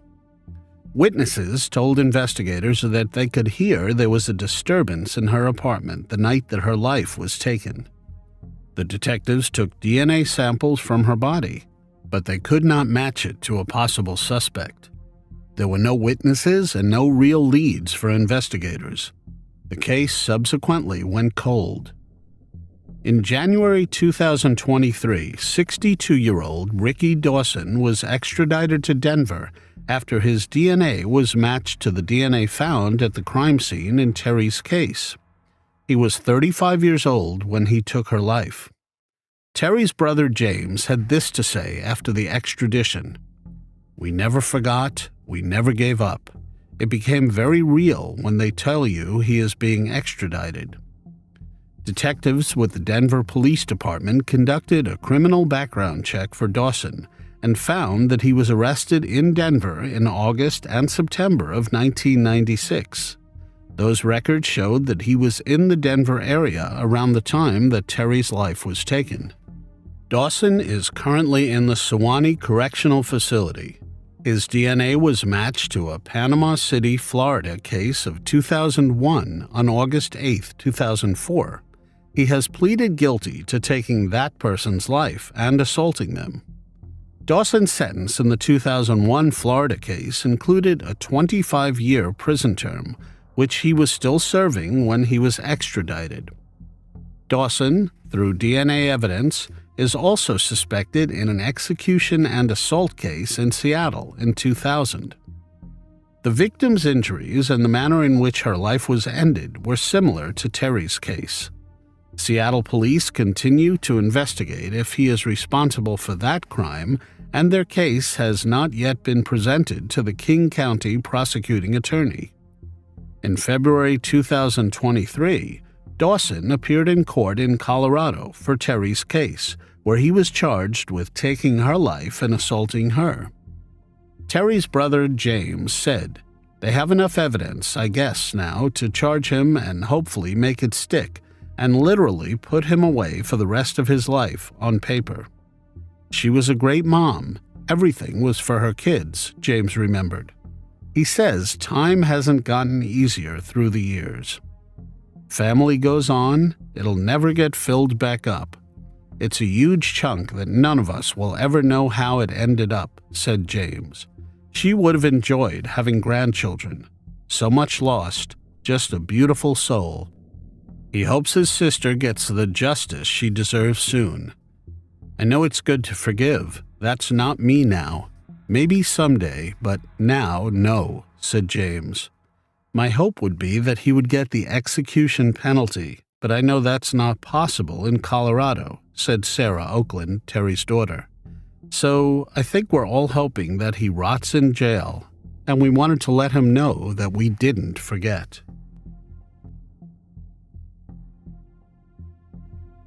Cynthia Ruth Wood was a 33-year-old mother of 3 children staying in Bradenton, Florida in 1984. She worked as a manager at the Cape Vista Child Care Center, also in Bradenton. She was in the process of divorcing from her husband, Barry Wood, and was in a custody battle. She had 1 son from a previous marriage and 2 children with Barry. Cynthia was accusing Barry of physically abusing her and her son from the previous marriage. One day, when picking up her children from the Cape Vista Child Care Center, she met a man, Donald Michael Santini, who came to pick up his girlfriend's children. Detectives believe now that this was all a plan to befriend her. On June 6, 1984, Santini contacted Cynthia and informed her that he has information on Barry that she can use against him in the custody case and asked her out on a date. The 2 of them met at her house where he would pick her up to go out on their date. She was seen by neighbors leaving her Manatee County apartment with Santini. That would be the last time Cynthia was seen alive. Then, 3 days later, on June 9, 1984, her body was found in a water-filled ditch in Riverview, Florida.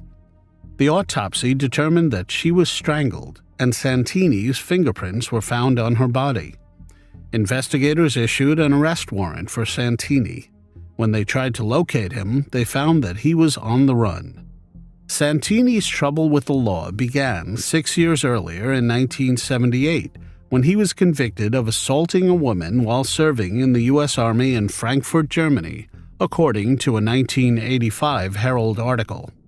Upon returning to his home state of Texas, he was charged with aggravated robbery in connection to a convenience store robbery in 1983. He confessed, then he disappeared from the state just days later. A witness, Pamela Lynn Kincaid, came forward on June 15, 1984. This was 6 days after Cynthia's body was found in the ditch. She stated that she knew Charles Michael Stevens. This was an alias used by Santini. He confessed to her that he took Cynthia Wood's life. Santini befriended Pamela and moved in with her before meeting Cynthia. Her children attended a daycare center just a few blocks away called Cape Vista Child Care Center in Florida, where Cynthia worked as a manager. It was clear to investigators that Santini was responsible. His fingerprints were found on Cynthia's neck. They had witness statements from Pamela. There was also the link to the child care center, but frustratingly, investigators could not locate Santini. That was until 2023. In June 2023, almost 40 years later, a tip from the Florida Caribbean Regional Fugitive Task Force led U.S. Marshals to Campo in San Diego County, California, where they arrested 65-year-old Donald Michael Santini. He was known in Campo as Wellman Wells Simmons. He served on the Campo Lake Marina Community Planning Group, as well as president of the board of directors for the Lake Marina Views Mutual Water Company, a troubled water district where nitrate contamination has left district residents forced to drink bottled water for the past 3 years. Billy Joe Janin, chair of the planning group, told East County Magazine, "Everyone was surprised. There was nothing unusual about him." The Hillsborough County Sheriff's Office said in a statement that, "We are aware of this arrest and have sent detectives to interview Santini while we await his extradition." At the time of his arrest in June 2023, he had 13 aliases, including Donald Chapman and John Trembleon. During his extradition hearing, the judge had the following conversation with Santini. "Good morning, Mr. Santini," the judge said. "My understanding is that you are admitting you are Donald Santini. Is that correct?" After Santini answered in the affirmative, the judge sought to make sure, saying, "And you are the person that is wanted in the state of Florida. Is that correct?" Again, Santini said he was. On June 9, 2023, the anniversary of the day on which Cynthia's body was found and Santini's birthday, Santini agreed to be extradited from San Diego to Florida. He said he does not feel safe because of the victim's family, prompting the public defender to tell him to be quiet. Santini is currently being held without bail. Michael Running, Jr., a deputy district attorney, said, "Regardless of whether the case just happened yesterday or, in this case, it's something that is 40 years old, we want to make sure that justice is achieved." Florida Gulf Coast University forensic professor Dr. David Thomas said the following. "Due to the nature of how Cynthia Wood lost her life, Santini likely left a lot of evidence behind for investigators to gather all those years ago. There is this thing called Locard's exchange, meaning that what is on me usually is left at that crime scene, so I'm going to leave some part of me there. So it may be in her clothes, it may be on some part of her body, but there's something that he left there at that scene, and they were able to collect it, so kudos to them," he said. And it is evidence that Dr. Thomas said, if stored correctly, can still be processed. Usually, the case is literally in a box that is stored in a room, and most likely that room, depending on if the room is temperature controlled, can probably last forever, he said. Dr. Thomas also said this break in a decades-old cold case is likely bringing a small sense of relief to the detectives who first worked it. It became very personal to them, because it is the victim and that investigator that are tied to the hip, and that investigator is tied to that family, he said. If Florida authorities failed to extradite Santini within 30 days, he would have another hearing on July 10th at 8:30 a.m. in the San Diego Central Courthouse. Her family was informed by the police department, but they have not yet released a statement after news of the arrest was made public. Heidi Marie Erickson was born on December 14, 1984 in St. Paul, Minnesota. She was the daughter of John and Linda Erickson and had two brothers, Peter and Joel. Heidi committed her life to Jesus Christ as a young girl and faithfully walked with him. She was described as a joyful child of God. She loved and was loved by her family and many wonderful friends. In 2005, Heidi met Nick Firkus at church, hit it off, and they got married soon after. Nick was born February 25, 1983, and is the son of Steve and Julie Firkus. Heidi found work at Securian, a financial services company, while Nick Firkus was the director of operations for a carpet cleaning business. Heidi and Nick Firkus were both close with their parents. In 2010, the couple had been dealing with financial difficulties and were about to be evicted from their home. They were in over $15,000 of credit card debt. Heidi knew none of this, however. Out of shame, Nick did not tell anyone about their financial situation. Early in the morning on April 25, 2010, at approximately 6:30, 25-year-old Heidi made a 911 call from her cell phone. She frantically said that someone's trying to break into their home. She could be heard breathing heavily and screaming. It was clear she was terrified. The call ended abruptly with a loud noise. Just 65 seconds later, another 911 call was made from their home. this time from her husband, 27-year-old Nick Firkus. "My wife is shot. Someone broke into our house," Nick screamed into the phone.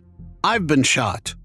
When officers arrived at the scene, they found Nick with a gunshot wound to his left thigh. He was beside Heidi on the floor, talking to the 911 operator. He was highly emotional and was taken to the hospital. Heidi had been fatally shot in the upper back. Her body was found in the kitchen.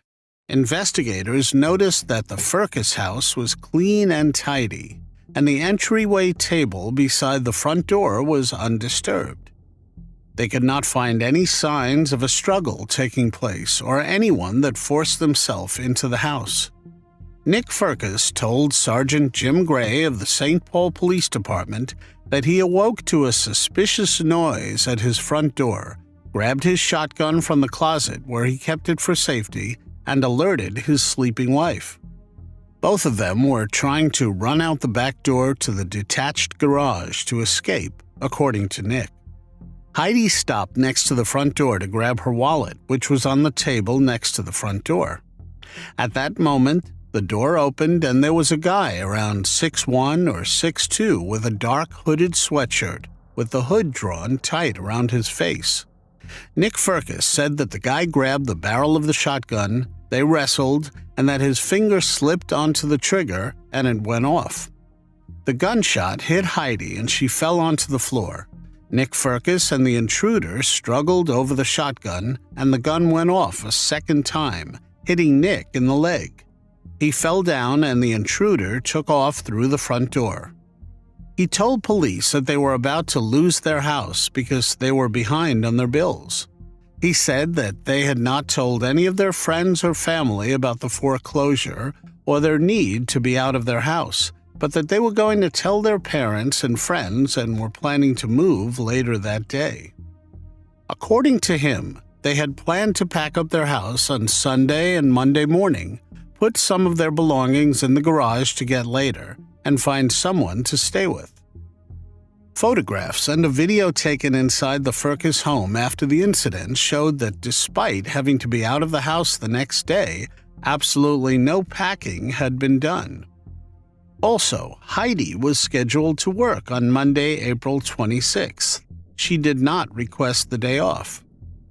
On Thursday, April 22, 2010, 3 days before her life was ended, Heidi exchanged text messages with a friend, making plans to get a pedicure in the afternoon on Sunday, April 25th. In this exchange, Heidi was given the option of doing the pedicure on Sunday or the following Wednesday, and Heidi chose Sunday. She also suggested that they all go to church together that Sunday morning. It was evident that Heidi knew nothing about the eviction or that they had to move to a new place. Heidi's funeral took place at the Calvary Church in Roseville, Minnesota, a week after she lost her life. Many messages sympathizing with her parents, Nick, and their families streamed in. She was remembered as a beautiful young woman, and the community was deeply saddened. On her tombstone, the words "Joyful Child of God" are engraved. Extensive neighborhood canvassing and a canine search showed no sign of an intruder. He was never found. Investigators did note that Nick Firkus perpetuated several false accounts to them during interviews. He became a suspect in the case when the police found no signs of a forced break-in or any missing items. There were also no background noises that indicated there was an intruder or a struggle taking place. When investigators looked into the audio of the 2 911 calls made, investigators also found only Nick Firkus's DNA on the gun, and several witnesses testified there were no signs of a break-in. Nick Firkus's attorneys claimed the intruder was wearing gloves and was in the home for only a couple of seconds, so he could not have left DNA evidence. Nick Firkus retained the services of a defense attorney, Joe Friedberg, who recommended he cease contact with the St. Paul Police Department. At the advice of his lawyer, Nick Firkus declined investigators' request to sit down with a police sketch artist to create a composite of the alleged intruder. I knew they had used that as a lever to try interrogating him more, so I said, no, we won't do that, but we'll hire an artist and do it, Friedberg told ABC News. Nick Firkus and Joe Friedberg returned to the St. Paul's Police Department with their own sketch of the alleged intruder, who Nick Firkus said was a male in his late 30s and wearing a hoodie. The police released the sketch through the media to see if any tips would come in. A woman identified Michael Pye to police as a potential match. Investigators started researching him immediately, and they learned that he was engaged in a pattern of breaking into homes in St. Paul around 6 in the morning. However, Michael Pye was incarcerated on the day of Heidi's slaying. Authorities subsequently cleared him of having any involvement in this case. A few months after Heidi's demise, Nick Firkus met Rachel Watson. She believed he was the man of her dreams. Rachel is described as a loving, caring, and generous individual who is always ready to extend a helping hand. She is also known for her kind and amicable behavior, which helps her maintain positive relationships with everyone around her. Also born in Minnesota, Rachel got to know Nick Firkus on a personal level through her sister Sarah and her brother-in-law David Olson, who were both close friends of Heidi. In fact, Sarah considered herself one of Heidi's best friends, and she was the one to insist that Nick Firkus was a wonderful man who loved and took care of his first wife without fail. Neither Sarah nor David minded when Rachel fell in love with him before deciding to tie the knot. The two got married in August 2012 and moved into a house purchased for them by Nick Firkus's parents. They welcomed their first child just a few months later. Neighbors who were acquainted with the couple claimed they appeared utterly in love, and they even went on to become proud parents of 2 more wonderful children. Yet with time, Rachel began doubting her husband's involvement in Heidi's case. Her suspicion about her husband's involvement with what happened to Heidi were raised when she found a notice that they might lose their home to foreclosure due to unpaid property taxes. Nick and Rachel Firkus had an arrangement where they would pay the mortgage amount to Nick Firkus's parents, and he would pay the property taxes directly to the county. She immediately thought of what she had heard about Heidi's demise. According to Rachel, "I didn't know that this was happening, and I'm living with this person. I have children with this person, and the last time he had problems with finances, a lot of things went wrong," she said in an interview. She decided to confront him about it. Because she feared for her life as well, she sent their children away and even decided to record the whole conversation before talking to Nick. Although Nick Firkus said nothing incriminating while talking to his spouse, it was apparent he was hiding something. In one recording, Rachel said, "The fact that you're lying was so easy for you to do in front of me over and over and over makes me think that I could end my wife's life?" He responded. She replied, "Yes." This worry kept nagging Rachel until she could not take it anymore and divorced him in 2019. Rachel told ABC's 2020 that catching Nick Firkus in a substantially similar lie was what led her to see the 2010 event in an entirely new light. In 2019, Sergeant Nicole Sipes of the St. Paul Police Department took a new look at Heidi Firkus's case. "The case always bothered me because the circumstances did not seem to fit what happened," Sipes said. Once Sipes learned of Nick Firkus's recent divorce from his second wife, she reached out to Rachel, who shared her suspicions. "She could have also been a victim," Sipes said. In May 2021, Nick Firkus was arrested. and for the first time officially charged with taking his first wife's life.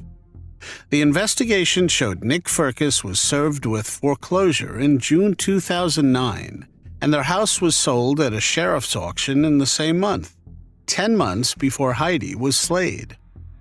Eviction proceedings had been filed in February, and an eviction hearing was held on March 8, 2010, which Nick Firkus attended alone.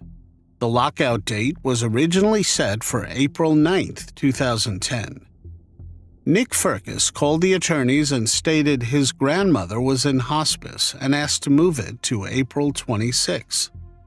However, investigators found no evidence either of his grandmothers were in hospice or passed away in 2010. In a review of correspondence between the couple and financial documents found in the home, investigators were unable to find any proof that Heidi knew of the impending eviction. Nick Firkus's trial started in February 2022. Defense attorneys argued Heidi knew about the foreclosure and impending eviction.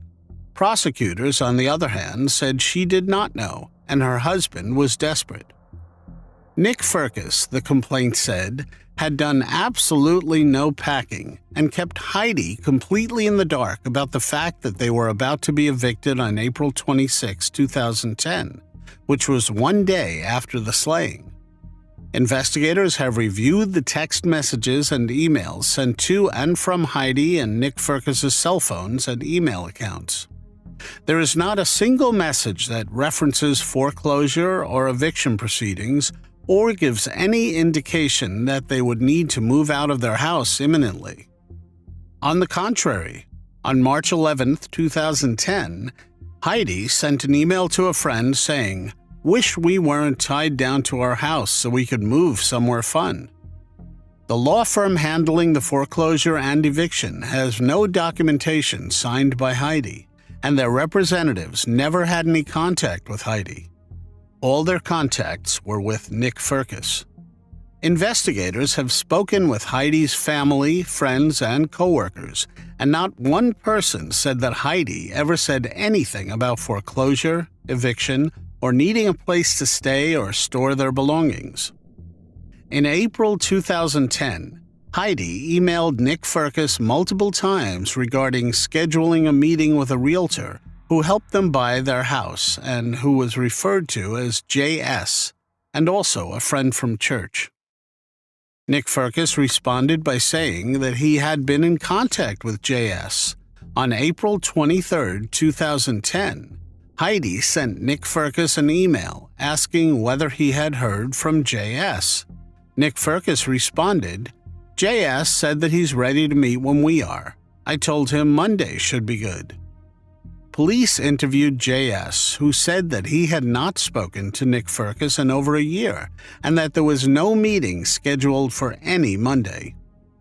The FBI also combined their ballistics testing and a virtual model of Heidi and Nick Firkus's house to prove that the shots were most likely not accidental in the middle of the struggle, but deliberate.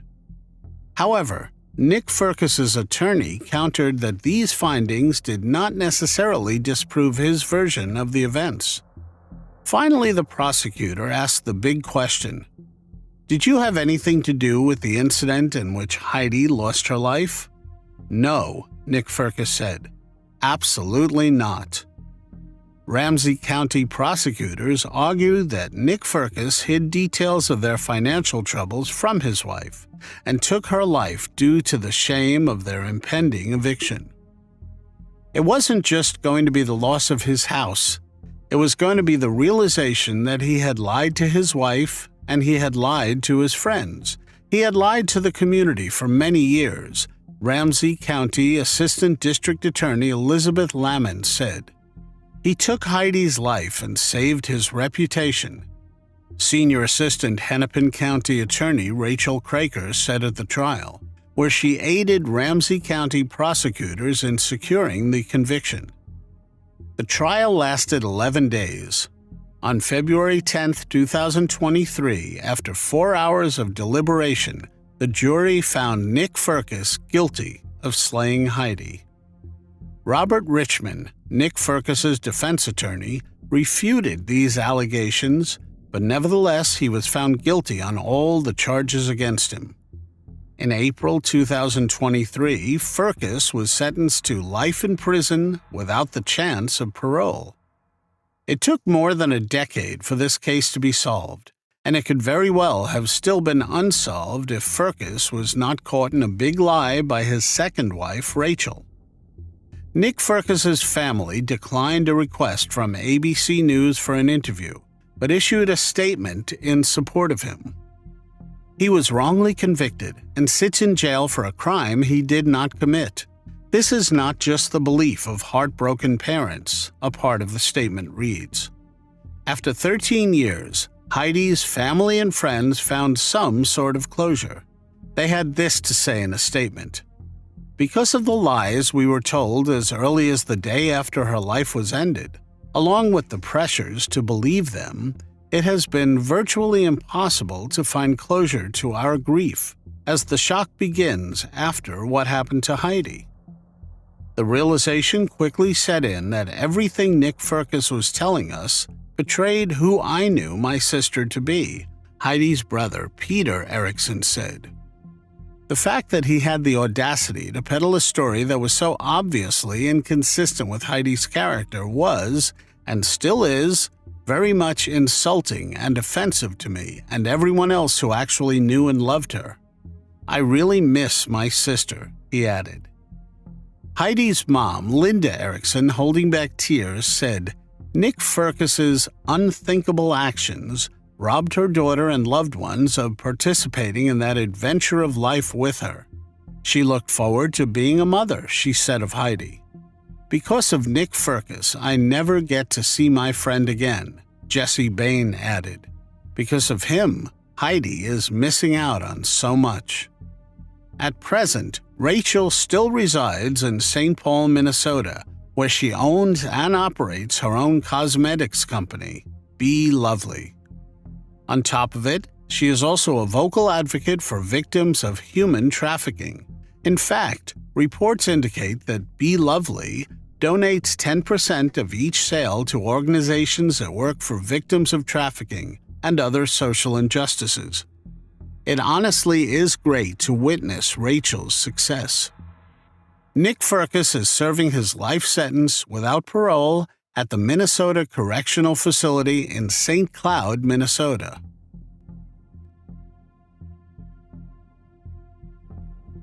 Sandy Point is a coastal town located in Victoria, Australia. It is situated on the southeastern coast of the country, near the entrance to the Gippsland Lakes. Sandy Point is known for its beautiful sandy beaches, making it a popular destination for beachgoers and water sports enthusiasts. The area also offers opportunities for fishing, birdwatching, and other outdoor activities. On Christmas Day in 2017, a snorkeler made a startling discovery at Shallow Inlet in Sandy Point. The snorkeler found human remains on the ocean floor. The remains were devoid of tissue, clothing, or personal effects. Remarkably, almost the entire skeleton was uncovered in a near-perfect condition beneath the sand. With no context or clues to the man's identity, Victoria Police reported the finding to the coroner and transferred the remains to the Victorian Institute for Forensic Medicine. As the team of experts began their scientific tests, they were able to infer some characteristics of the unknown person. The forensic anthropologist determined that the remains belonged to a Caucasian male aged between 21 and 37 years who stood at approximately 170 centimeters tall. The forensic odontologist who delved into the dental restorations noticed that work done on the teeth hinted at the fact that the person lost their life a very long time ago or were not from Australia. The man's upper jaw was recovered, but not the lower jaw. Radiocarbon testing was not able to illuminate the timeline. It indicated a 95% probability that the individual lived between 1666 and 1942, which is hardly specific. A nuclear DNA profile and a mitochondrial DNA profile were obtained from the remains. The DNA profile information was compared to the Victorian Missing Persons DNA database, but no match was found. The DNA profile was also uploaded to the National Criminal Investigation DNA database for identification purposes, with no match. Since he could not be identified, the man was named the Sandy Point John Doe. At one point, there was speculation that the remains could have been those of Martin Weiberg. Martin was a ship's carpenter aboard the SS Avoca, who in 1877 managed to steal 5,000 gold sovereigns that would be worth millions of dollars today. Martin was caught and arrested on October 29, 1878. He spent 6 weeks in custody and went to the Tarwin River to show police where the rest of the gold sovereigns were hidden. During the search, Weiberg punched one of the officers in the stomach and ran into nearby bushes. He managed to evade police capture for 5 more months. Weiberg met up with police again on a bush track near Eagle Point in Paynesville, Australia. He was arrested, taken to Melbourne, and sentenced to 5 years of hard labor. Once released, Weiberg traveled to Hobart and purchased a yacht. He sailed the yacht back to Waratah Bay in Gippsland, parked the yacht, and rowed a small boat to shore to collect supplies. But when he tried to row back to the yacht, the weather turned bad. His small boat was found washed ashore the next day, and Weiberg is presumed to have drowned, but his body was never found. Of course, the only way of finding out if the remains belonged to Martin Weiberg would be modern DNA technology. The Victorian Institute for Forensic Medicine was determined to discover the identity of this unknown man. Recently, they embarked on a program to explore the use of forensic genetic genealogy to solve several Australian cold cases, including this cold case. Forensic evidence was sent to Othram's laboratory in the Woodlands. Texas and Othram scientists used forensic-grade genome sequencing to develop a comprehensive DNA profile. Once Othram developed the DNA profile, it was returned to investigators, who then uploaded the profile to genealogical databases. The investigative research resulted in a compelling lead that Sandy Point John Doe was Mr. Christopher Luke Moore, a Gippsland farmer and World War I veteran who was thought to have drowned in Waratah Bay in 1928. He enlisted for the war, aged 18, serving for more than 18 months for the 10th Field Artillery Brigade. Historic police and coronial documents reveal that Christopher was at Waratah Bay with his parents, Cornelius and Charlotte, brother Francis, wife Elizabeth, and toddler Mary, when he got into difficulty in the waves on December 30th, 1928. A beachgoer tried to save him, but the tide was too strong. Cornelius Moore spent 10 long days searching the coastline for his son without success. Unearthed historical records unveiled an interesting twist. Mere weeks after Christopher's potential drowning, a local Sandy Point farmer discovered a mandible at Shallow Inlet. Christopher's father, recognizing the distinct dental work, confirmed the mandible as his son's. The coronial inquest held on January 24, 1929, officially validated this identification. Recently, the Victorian Institute for Forensic Medicine's findings were shared with the state coroner. A possible grandniece of Christopher Luke Moore was identified, residing in Gippsland, Australia. Police contacted this vital link to history, and she graciously cooperated, confirming the family's account of Christopher's drowning and the subsequent recovery and burial of his mandible. To establish an irrefutable familial connection, the grandniece provided a DNA sample.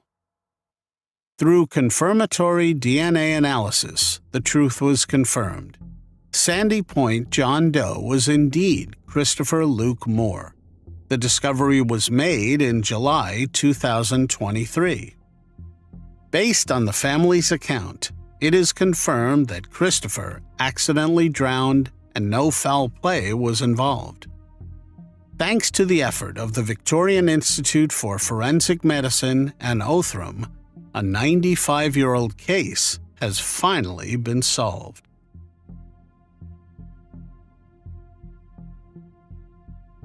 Monica Faye Pritchett was born on February 16, 1979 in Anniston, Alabama. She was the daughter of Donald and Dorothy Pritchett and had 2 sisters as well as 2 brothers. Monica married Jeremy Rollins, her high school boyfriend, and they stayed in Heflin, Alabama. They had a stable marriage until the birth of their second son, Aaron. For reasons they never made public, the couple decided to live separately. This was despite Monica being pregnant with their 3rd child. Monica and the boys moved into their Sugar Hill Road home in mid-2001. Jeremy Rollins still had visitation rights to visit his 2 sons every other weekend. Monica loved her children dearly. Dalton was 6 years old and Aaron 2 years old. She was very excited about her 3rd son's arrival in only a few weeks. Monica planned on naming him Shane. She was a busy mom, balancing a full-time job and raising her 2 sons. She worked at a daycare called Kitty Castle until July 2002, when she accepted a higher-paying job at ITC Deltacom. On Friday, September 13, 2002, Monica and her sons visited her father, Donald Pritchett, after work at his home in Anniston. He had a gift for his oldest grandson, Dalton, and could finally give it to him. The gift was a foal.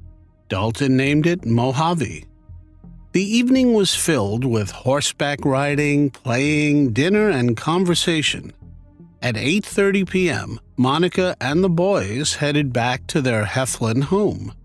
They planned to return later that weekend to spend more time with Monica's father and his wife. However, when the weekend passed without any further word from Monica, relatives decided to go check and make sure everything was all right. When they arrived at Monica's mobile home on Monday morning, September 16th, nothing could have prepared them for what they would find. Monica and 6-year-old Dalton had been brutally slayed inside their home. It seemed as if Monica went into labor from shock during the attack. The baby was found partially delivered and not alive anymore. 2-year-old Aaron was found alive and unharmed, hiding in a closet. A relative called 911. The same day of the discovery, Jeremy Rollins, Monica's ex-husband, ended his 12-hour shift at Southwire around 6 p.m. and went home. A few hours later, officers arrived at his house and told him what had happened. They asked him to come to the police station. According to officials, Jeremy Rollins was quickly ruled out as a potential suspect and was cooperative throughout the investigation. After being ruled out, Jeremy said how he felt when he learned about what happened to Monica and Dalton. It was unbelievable. There where I was at, somebody was telling you something that you just cannot believe. Early press reports indicated that Monica and Dalton had both lost their lives due to stab wounds received at some point over the weekend. Everybody pretty much knows everybody when you live in a small town. And with a population of less than 3,500 people, Heflin is one of those towns. When something as horrible as a triple slaying occurs somewhere like Heflin, it rocks the very foundation of the community, especially when the victims were a young pregnant mother, her 6-year-old son, and her unborn son. The crime terrified the community, and people started improving security measures on their homes and kept their kids inside. Family members described Monica as an easygoing, loving mother who was always smiling and good with kids. Debbie Clark, owner and director of Kitty Castles, said, "She was just always smiling, just a good person. Her little boy, he was so precious." Funeral services were held for both Monica and Dalton on September 19, 2002, at Dryden Funeral Home Chapel. They were set to be buried at the Cedar Creek Cemetery, but prior to the burial, investigators decided they needed to collect more DNA for investigative purposes. On September 20, 2002, Governor Siegelman offered a $10,000 reward for information leading to the arrest and conviction of the person who committed this terrible crime. Very few details about the slaying were made public, even years later. The Heflin Police Department kept the details confidential as an investigative technique. They believed that the perpetrator would one day mention something about the slaying that was never made public, leading to an arrest. Captain Joe Neighbors of the Alabama Bureau of Investigation confirmed that DNA, fingerprints, and other evidence had been collected at the scene and were sent to the Alabama Department of Forensic Science for analysis. At the time, the department was facing serious backlog issues due to budget constraints, which created a delay in processing. In June 2014, Heflin Police Chief A.J. Benefield contacted the Attorney General Office's Cold Case Unit, and the two agencies started working together. Based on new information, they began to interview people again. They met with the State Bureau of Investigation and local prosecutors and started new discussions. Police Chief Benefield was an officer at the time of the slayings. He and his partner responded to the 911 call of the relative who found Monica and her son's bodies. When talking about the case in 2014, Benefield had this to say: "So really, there were 3 victims. It was the worst crime scene I have ever seen. Not a day goes by that we are not talking about this or working on it in some way. It is very near to our hearts." In 2015, Benefield hinted that they were looking at someone that they have known about since 2002, but he did not elaborate further. In March 2015, the Alabama Attorney General's office joined the investigation. Authorities periodically posted on social media asking for information on the case. Unfortunately, no useful leads came in, and the case went cold for some time. In 2021, the case was reopened by Chief McGlone and Captain Scott Bonner. They resent multiple items to forensic labs, both private and state. They continued to keep close contact with some of the family members and tried their best to provide support as much as they could. Although they could not go into specific details due to the ongoing investigation, Captain Scott Bonner said there was a suspect and evidence. "There is no threat to anyone from the suspect in this case at this time. The suspect, who I cannot name yet, is in jail in another state for unrelated crimes," he said. With help from the state, grant money from Seasons of Justice, and a literal truckload of evidence, investigators were able to make an arrest more than 20 years after the crime. Louis Landon Spivey was arrested on June 26, 2023, and charged with taking the lives of Monica, Dalton, and Shane. On June 30, 2023, Heflin Police Department made the announcement to the public. Louis Spivey kept the sordid secret to himself until he was released from a Florida prison. He is now 39 years old and was 18 years old when he committed that horrendous crime in 2002. They were acquaintances, Captain Bonner said in a press conference. They had a relationship. Bonner did not reveal a motive or the circumstances leading up to the slayings. For the last 15 years, Louis Spivey has been sitting in a Florida prison cell for an unrelated robbery and aggravated assault case out of Bay County, for which he was sentenced in February 2010. Captain Bonner and Chief McGlone took Louis Spivey into custody after his release from the Florida prison. Captain Bonner explained, "Louis Spivey has since cooperated with the investigation. He was looked at early on in the investigation by other agencies before we opened up the case. Good investigation work gave us some good leads. We did not have surveillance, pictures, or cameras," said Bonner. "We did not have the things that you would have nowadays." When investigators sat down with Louis Spivey, he allegedly gave them a complete confession, outlined the crime, and took sole responsibility for the slayings. A bond hearing was held on June 29, 2023. The court determined that the criteria for invoking Anaya's law had been met, leading to Louis Spivey's continued pre-trial confinement without the possibility of bond. Anaya's law is a legislation named after Anaya Blanchard, a college student whose life was tragically taken in 2019. The law aims to enhance penalties for certain violent offenses in Alabama. It allows judges to deny bail or parole for individuals charged with certain violent crimes, ensuring that they remain in custody throughout their trial process. The law seeks to prioritize public safety and protect potential victims by keeping individuals considered dangerous off the streets during legal proceedings. Investigators gave few details on what led to the break in the case, but we do know about the confession and that the department was given a grant for DNA analysis, and several items were processed by a state lab and private labs in Canada.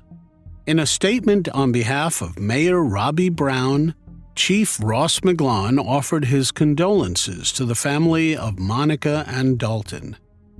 Hopefully, this will bring you some sense of closure to this awful chapter in your lives.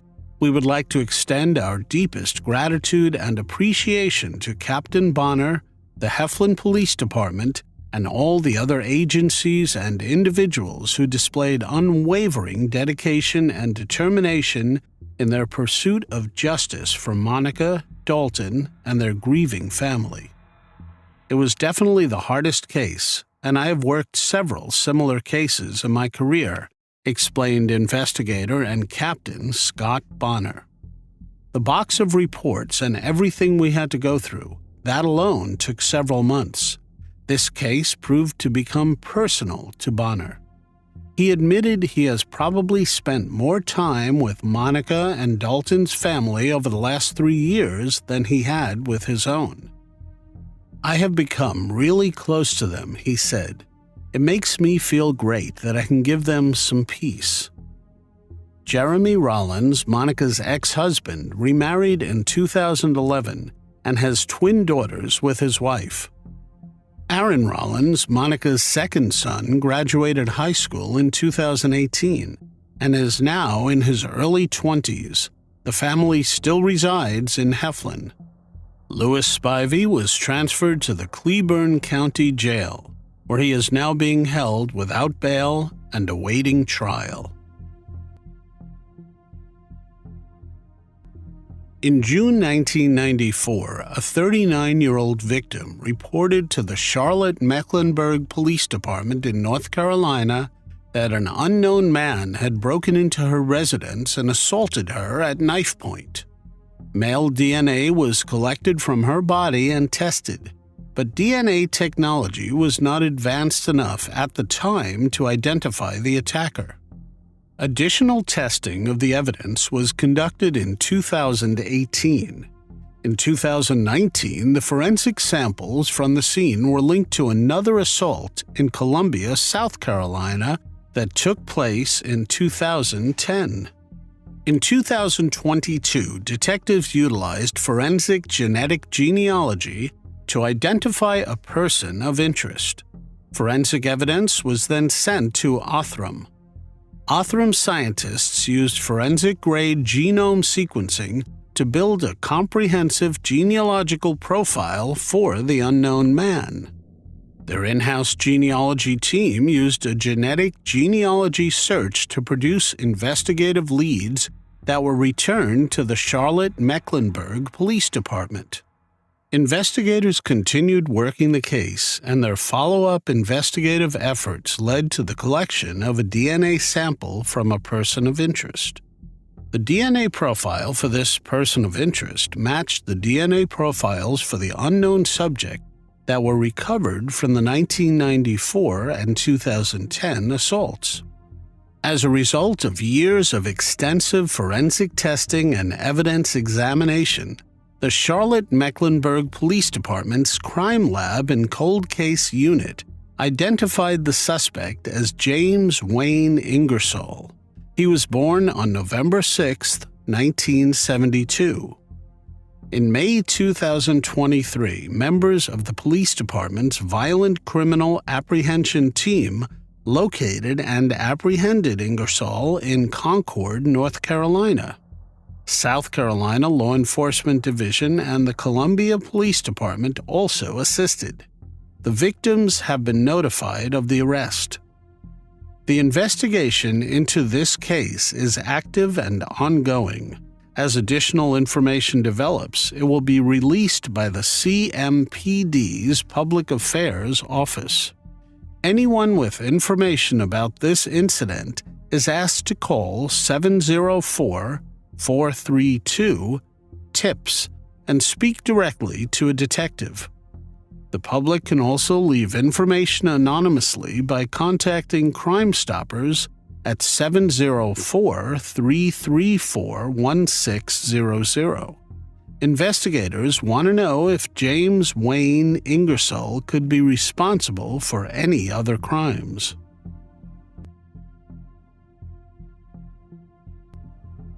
Destiny Renee Pittman was born in Kokomo, Indiana, on January 9, 1992, to parents Melvin Douglas and Carla Pittman McCombs.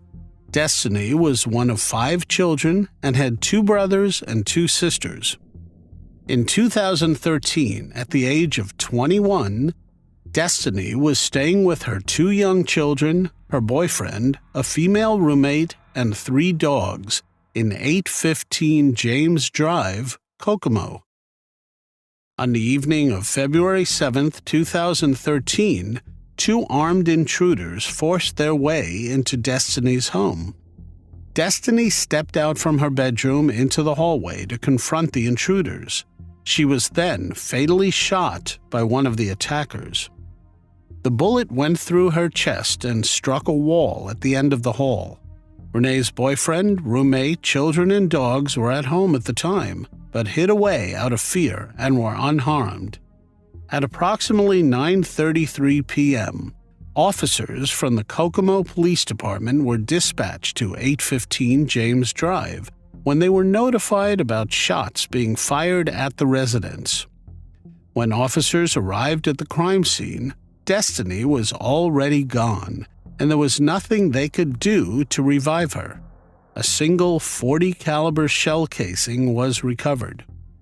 Neither her boyfriend, whose name was never disclosed, or roommate saw the intruders and could thus not give investigators any description. It was suspected that the perpetrators may have been looking to rob Destiny and her boyfriend of marijuana and cash they had from selling weed. Destiny's boyfriend reportedly admitted to police that he sold marijuana and had taken a bag containing weed and over $2,000 in cash to another house just days prior to the home invasion. Both the boyfriend and the roommate also admitted to police that Destiny too was involved in selling, but had not as much since she inherited money. Unfortunately, investigators were unable to identify the attackers, and the case went cold. For more than 10 years, Destiny's case remained unsolved without a single suspect ever being identified. Destiny's demise left her surviving family and friends devastated. Even years after, her mom stayed depressed and cried a lot. "I hope and pray to God someone will have something to say," she said. "My life has turned absolutely upside down. They took my child for no reason. Whoever it was, I hope they are satisfied. They did not get anything out of it. She was just getting ready to start modeling and have a life for herself." Her mother said not knowing who did this to her daughter or why eats at her each and every day. On March 2, 2023, 2 men were finally identified as suspects in Destiny Pittman's case. Investigators announced the arrest of 32-year-old Joey McCartney and 36-year-old Jesse McCartney. Joey McCartney was taken into custody by U.S. Marshals at the crack of dawn at a residence in Graham, Kentucky. Jesse McCartney was arrested by U.S. Marshals and local police roughly 2 hours later at a residence in Kokomo. Graham and Kokomo are more than a 4-hour drive apart. As a result of the continued investigations since 2013, along with citizens continuing to provide leads, investigators with the Criminal Investigations Section were able to determine that these 2 individuals were responsible for what happened to Destiny.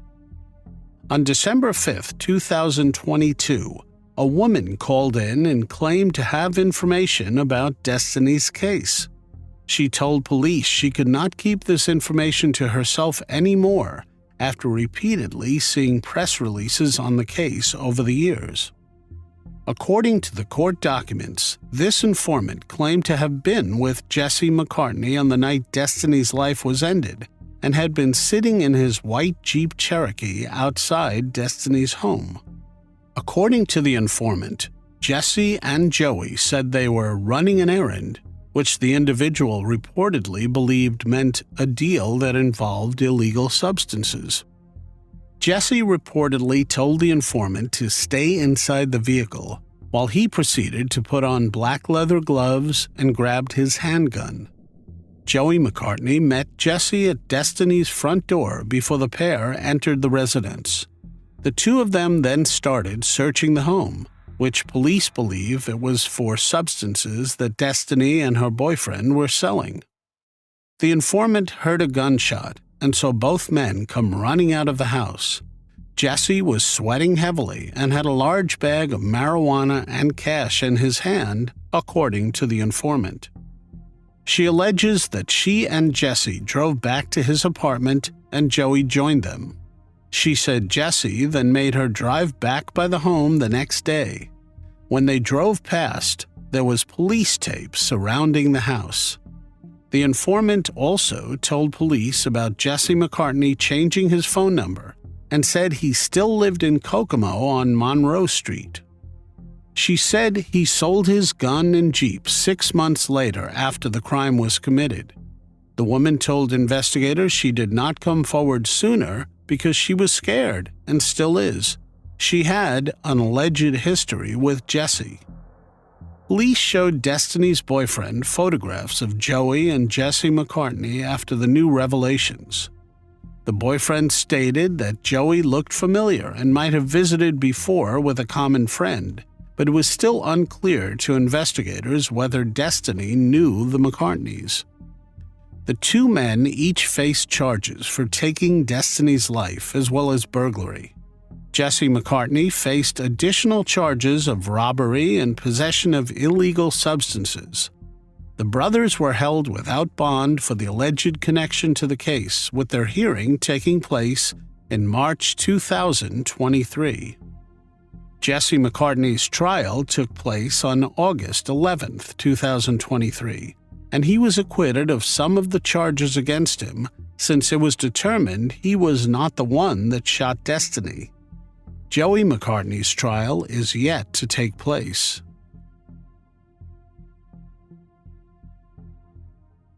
12-year-old Jennifer Renee Odom was a 7th grader at Thomas E. Waitman Middle School in Wesley Chapel, Florida, in 1993. She played the clarinet in the school band, and she was also a barefoot water skier who placed high in tournaments. Often, she was the skier who climbed to the top of the human pyramid, gliding atop the water. Jennifer was born on August 25, 1980. She was the eldest daughter of Renee Converse and stepdad Clark Converse. She had a 9-year-old sister, Jessica Ann Odom, and was the granddaughter of Jim and Margie Denny. They lived in St. Joseph, a small community near Dade City, Florida. Jennifer and Jessica had a rabbit called Beanie. Jennifer also absolutely loved her Springer Spaniel, Gypsy. The two sisters built forts, rode four-wheelers, and spent summer days swimming in the creek behind their house on the family's 15-acre property. It was a crisp morning on Friday, February 19, 1993, when Jennifer Odom put on her white jeans and white turtleneck in order to get ready for school. She put a red cashmere sweater, a gift from her grandmother, over her shoulder-length chestnut-color hair. She was slim and tan due to spending a lot of time outdoors. On that same morning, after lacing up her pair of black boots, she got into the car with her mother. The two drove 200 yards up the winding Lime Rock driveway to wait for the school bus near their mailbox. Jennifer climbed onto the bus and took her usual spot on the back seat, so she and her mother could see each other until Renee, following behind, turned left to head to work. After school at around 3 p.m., Jennifer stepped off her school bus, waved goodbye to her friends, and started walking the short 200 yards to her home. At about 4 p.m., Jennifer's sister arrived at their home from school to find it locked and unable to enter. She then called their mother to tell her that her big sister was not home yet. Renee Converse then realized Jennifer must not have made it home. She called Jennifer's best friend, Michelle, who stated that she saw Jennifer exit the bus and begin walking home. Jennifer's mother knew something was very wrong and called the police. Within hours, deputies launched a wide-scale search.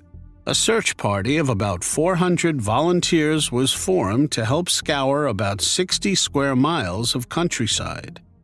Family, friends, neighbors, and other volunteers searched for Jennifer.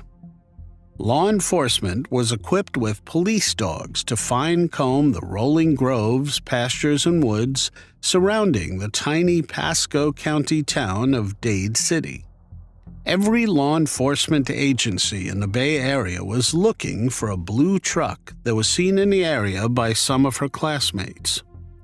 Children riding the school bus with Jennifer remembered seeing an older light blue, unknown model pickup truck slowly following Jennifer down the road in the direction in which she was walking. The children described it as having a silver-painted rear bumper, not chrome, and a trailer hitch with wires hanging, and pipes or a ladder in the back. The driver was described by the children as a white male in his 40s with shoulder-length brown hair. The blue truck was the focus of the search parties, as investigators believed that the driver may have been involved in the disappearance of Jennifer. As a last resort to find the truck, the FBI as well as Hernando and Pasco County Sheriff's personnel worked from a dock and boathouse as drivers searched Lake Jovita for the vehicle.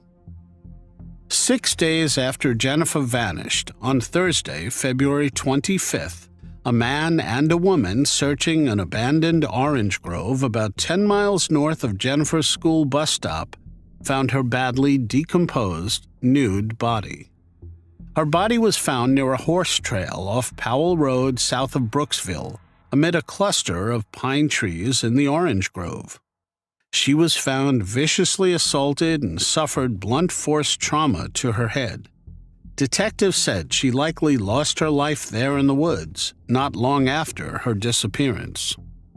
Hernando County Sheriff Al Nienhuis stated, "We are not exactly sure how long her abductor kept her captive or when exactly the slaying took place, but we are relatively confident it took place in that field." He added, "Every one of us, including those in law enforcement, can look at Jennifer as our niece, our sister, our granddaughter, and realize that it is a tragedy beyond tragedy."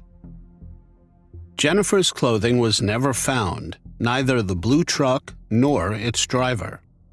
While Jennifer's family was still busy with her funeral arrangements, country music star Vince Gill was scheduled to sing at the local Strawberry Festival on Monday, March 1, 1993. Jennifer's stepfather, Clark Converse, said the girls had looked forward to Gill's performance for weeks, hoping they could get him to autograph photos. Before the concert, Clark Converse and Jessica went to the festival to fulfill Jennifer's wish that Gill autograph a photo in which Jennifer and her sister had posed with the singer at a previous concert on January 10th. Between shows, festival vice president Joe Newsom took the 3 snapshots to Gill, who was eating dinner. Jennifer's stepdad had asked that Gill autograph one for Jessica, one for Jennifer, and one for both girls. Newsom said afterwards, "I told Gill this young lady had been slayed and her dad was outside." Gill replied that he remembered hearing about the incident. He, who also had a young daughter, autographed the photos, writing on one, "To Jennifer, may God be with you," as both Gill and Newsom wept. Gill then went to the night's second show. Before singing the last song, he told the audience about Jennifer. "I'm going to try to get through this the best I can," he said, his voice cracking. Gill sang his Grammy-winning hit, "I Still Believe in You," and dedicated it to Jennifer, who was tragically robbed of her life. Midway through the song, with tears running down his face, Gill asked the crowd to help him finish. Nearly 15,000 voices joined in. Radio personality Jeff Moore stood backstage and looked out at thousands of tear-stained faces. "It was heart-ripping," he said afterwards. Unfortunately, with no one in the community providing investigators with useful information, her case went unsolved. 13 months before Jennifer was abducted, on January 16, 1992, a 17-year-old girl was kidnapped as she got off a school bus in north-central Pasco County. She was found in a pool of blood behind an abandoned house, brutally attacked, assaulted, and beaten. Sheriff Nienhuis said she suffered injuries to her head and skull that were very significant. She survived, but her life was forever changed as she was paralyzed on her left side. Nienhuis said she was a former honor roll student and track and field participant and was a true victim. She was not engaged in a high-risk lifestyle. Law enforcement was able to collect DNA from the crime scene at the time.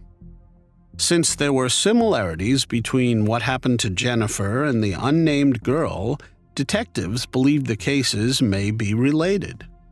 Both victims were adolescent girls who were abducted after getting off of the school bus in Pasco County, taken to a remote field, assaulted, and abandoned with the belief they will succumb to their injuries. The other victim was found just a few miles from where Jennifer's body was found. After a series of blind alleys, the police called upon psychic Nancy Meyer, 16 months after the incident, to assist in finding the person responsible for what happened. Nancy Meyer is a psychic from Pennsylvania who has been working with police around the country for decades. According to Nancy, she had consulted in more than 300 criminal investigations and had offered critical clues more than 80% of the time. Nancy believed that 2 men were involved in taking Jennifer's life. She described them as white, muscular mechanics, and she said one may be a smoker with a heavy cough. The crime scene photographs were classified. Therefore, Nancy Meyer was not allowed to see it. Despite this, she was able to visualize two men in detail. She was taken to the site where Jennifer's body was found. Nancy pointed out that there were belongings in a nearby area that had not yet been discovered. She was able to describe several of Jennifer's items that were still missing, including her cousin's clarinet case with the letters L.O. on them. She continued to give information about the perpetrators in hope of solving the case. Detective Carlos Douglas of the Hernando County Sheriff's Office said, "Nancy Meyer was extremely accurate on some things that led us to look in other areas that we had not thought of, so we obtained a lot of information from what she had to offer." On December 2, 1994, Jennifer's unsolved case was aired on an episode of Unsolved Mysteries on national TV. After the show aired, more than 50 phone tips and even more investigative leads from around the country arrived by mail at the Hernando County Sheriff's Office. A spokesman of the Sheriff's Office said, "The show did for us what we wanted it to do. It got us some more exposure." Despite the new exposure, former Hernando County Sheriff's Major Gary Zorn Smith, who oversaw the investigation in its early years, said that investigators were stumped. He said there was a strong possibility the crime would go unsolved. And what's even worse is that if we solve it, it may take another crime to do it, he said at the time. Approximately 2 years after Jennifer's body was found, on Thursday, January 5, 1995, a couple hunting for scrap metal in a rural area of Hernando County discovered Jennifer's missing book bag and clarinet case. It was found several miles from the location of her body. Police were able to lift fingerprints from her backpack and clarinet case from what is believed to be the person responsible. Unfortunately, there was never a hit in the database for a suspect matching these fingerprints. Over the years, the case garnered national attention and haunted the Tampa Bay region. Thousands of dollars in reward money offered for tips went unclaimed. Detectives logged tens of thousands of hours chasing leads. Jennifer's family waited for news as the years turned to decades. Jennifer's mother, Renee Converse, wondered if it was somebody Jennifer knew. Clark Converse, Jennifer's stepfather, added, "There is a real chance that the person who did it is somebody we have contact with. If they catch someone, we're going to be thrown into the spotlight. Learning how to deal with a trial and confronting this person is going to throw us to square one in learning to deal with this." Renee said she cries a bit more each year. The reality is that Jennifer is gone and will never be in our lives again. Nothing is going to change that. She also said that the family is thankful for what they do know. "We are blessed that we have this much closure. We are not looking for her. We know where she is. It is going to be a bittersweet finale." She could still picture her 12-year-old daughter, slim and sun-kissed, waving goodbye out the back window of the Pasco County school bus. It was the last time she would see her brown-eyed firstborn girl. Renee recounts the last words being spoken between the two as, "I love you." The couple said they have done everything possible to cooperate in finding Jennifer's slayer. They wanted the person found so that no one else got hurt.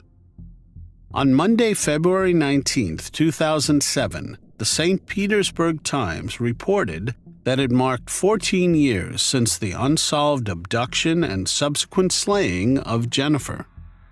In that same year, members of Hernando County Crime Stoppers handed out special playing cards to inmates at the Hernando County Detention Center. Each card featured a brief description of an unsolved case from around the state and a hotline number. Jennifer's card was the Queen of Diamonds and featured 2 color photos. A website has been set up by the Hernando Sheriff's Office with pictures and information about Jennifer. A slideshow was also put together with photos of Jennifer set to a mournful soundtrack. Hernando County Detective George Lloydgren later on headed the cold case unit. He was armed with the latest DNA technology and a disturbing theory. "I believe that there is probably one person, if not more, that would know who is responsible for this," he said. He also believed that person could be a family member or ex-spouse, either protecting the perpetrator or too afraid to come forward. "I think the reason people do not want to get involved is they may not want to sit there and have to testify against that individual." Over the years, a couple of anonymous tips came in that led investigators to believe that there are several people out there with more information, and the investigators wanted them to come forward. They tried various methods of generating new leads, from billboards and a $20,000 reward to a documentary on national TV.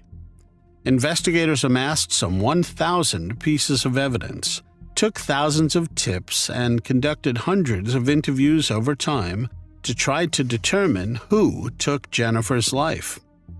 The National Center for Missing and Exploited Children reached out to the sheriff's office and offered to scan every piece of paper in Jennifer's case so it would be readily available. It was more than 75,000 pieces of paper. During all the investigations, there were clues, including the fingerprints on Jennifer's clarinet case and backpack. There were also suspects. Serial offender Frank Thaniel Potts was a possible suspect. He assaulted a 10-year-old girl in Lakeland in 1993. At the time of the slaying, he was working on a construction site in Pasco County and owned a blue pickup truck, which he allegedly later dismantled. Authorities were unable to link him to Jennifer's case, however. Another possible suspect was Walter Ducharme, who lived in the area at the time of the slaying. His ex-wife claimed that he was responsible for it. However, her testimony was inconsistent. When the case against him was presented to a grand jury, he was not indicted. He was no longer believed to be involved in the case. In February 2015, Detective George Lundgren was contacted by Pasco County Sheriff Chris Nocco. According to him, new technology had led to a solid lead in the 1992 case in which the teenage girl was found alive. It was the case investigators believed was linked to Jennifer's. "The odds of finding another match," Nocco said, was 1 in 7.7 nonillion, a number with 30 zeros. Lloydgren commented, "I think DNA is going to be a big part of Jennifer's case, as it is with any of the old cases, because items were collected. It is just now that the technology has advanced." The biological evidence found in the investigation of the 1992 case was tested before February 2015, and detectives got a full DNA profile. Investigators used a DNA procedure known as familial searching, which allows law enforcement to find a suspect by comparing male DNA left at the scene with that of family members. The shortfall of a standard DNA search is that a suspect's genetic fingerprint must be on file in the offender database for law enforcement to make a match. Sheriff Nienhuis said until 2015 there were no leads on that particular piece of DNA. The Florida Department of Law Enforcement compared the DNA to local DNA to see if there were any close matches, which would be a family member. The sheriff said they found the DNA matched that of Jeffrey Crum, who was in jail at the time. Investigators then obtained DNA samples from Crum's brother, father, and grandfather. A direct comparison between the DNA found on the victim and that of Crum's father found a match. Investigators concluded that Jeffrey Crum took the girl from the 1992 case by the arm and led her behind the abandoned house, where he hit her head with a blunt object so hard it crushed part of her skull and caused her to lose part of her brain, leaving her paralyzed on the one side. This then finally led to the arrest of Jeffrey Krum, 53 years old at the time, in connection to the 1992 case. It was Krum's arrest in this case, authorities said, that made him a person of interest, reinvigorating an investigation in Jennifer's case. Sheriff Al Nienhuis said, when Krum was implicated in the 1992 case, he quickly, almost instantaneously, became our #1 suspect in Jennifer's case because of the similarities. He also noted that over the years there were suspects, but Krum was not on that list, so he came out of left field in 2015. In 2018, on the 25th anniversary of her daughter's demise, Jennifer's mother told The Times that she and other family members tried to have faith that her case would eventually be solved. I think the investigators would have done anything in the world to have solved this case. In 2019, Krum was sentenced to life in prison for the crime he committed in 1992, leaving his victim partly paralyzed. The victim's aunt spoke in court during the sentencing hearing, recounting the lifelong damage he had inflicted. Her aunt said her life stopped that day. She also mentioned Jennifer. A year later, a young lady, Jennifer Odom, was slayed, she said, and that brought back so much different things that today the perpetrator still has not been caught. The arrest and sentence of Krum gave Detective Lloydgren a new resolve, and Jennifer's family new hope that the person responsible will be caught. Detectives then began an intensive investigation and interviewed everyone they could find for the next several years that may have been associated with Krum around the time Jennifer was kidnapped. This information was turned over to the state attorney, and the facts and circumstances were turned over to a grand jury. On July 27, 2023, a month shy of what would have been Jennifer's 43rd birthday, officials announced that they had finally made an arrest in the case and that prosecutors would seek capital punishment against the accused. State Attorney Bill Glass made the announcement during a press conference. This was just after the Hernando County Sheriff's Office announced that it has charged the 61-year-old Jeffrey Norman Krum with the kidnapping, assault, and slaying of Jennifer 30 years before. Glass also said, "I have confidence that we have the right person, and we have the right aggravators in this particular case to treat it as a capital punishment case. This is every parent's nightmare. This is the thing that keeps parents up at night, worried about their children." Detective George Lloydgren, who had spent years investigating Jennifer's case, said, "Shock is probably the best word to describe the reaction of Jennifer's family when he told them about the arrest. He said he did it quickly because I did not want to get emotional.